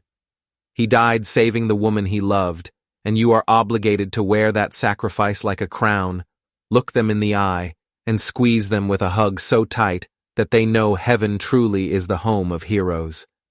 Grieve, Isla. Grieve and move on, but never forget. You will do great things, I believe that. The best years of your life are ahead of you, not behind. You possess the power to make a difference, a real difference, and you will laugh and love again and again and again. Remember what I told you 10 years ago, that life is not linear. Without bad days, we do not truly appreciate the good, and neither bad nor good days last forever. So keep swimming, and you will get to where you need to be. A couple of hours later, Candy came home from work. She came into my room, squeezed me very tightly, and told me she needed to speak to Ronnie and me downstairs. She looked so happy. I didn't understand. What's going on? Ronnie asked, perplexed, while sitting at the kitchen table. Candy told me to sit down and that she had some news. I did as she wanted. What is it? I asked. She paused. Ronnie looked concerned. Candy Bar? What is it, love? He asked. I'm pregnant, she told us happily. Ronnie's eyes widened with delight. He jumped up so quickly that he knocked the table forwards by about a foot. He ran around and grabbed her in his arms, squeezing her with love. They kissed, and then she turned to me and held her arm out as an invitation to join them. We stood for a moment, smiling and holding each other. I'm too old to be a dad, Ronnie admitted through warm laughter. You will be an amazing dad, the best one anyone will ever know. I told him. The three of us smiled, and I told them to sit down and that I would cook dinner. It had been a horrendous year. I don't know if I could think of a worse way to enter womanhood, but by next spring there will be a new addition to our family, and I will have nearly finished my first year at university. Ronnie was right, and after Candy's news, I believed him. No matter what happens, I will laugh and love again and again and again.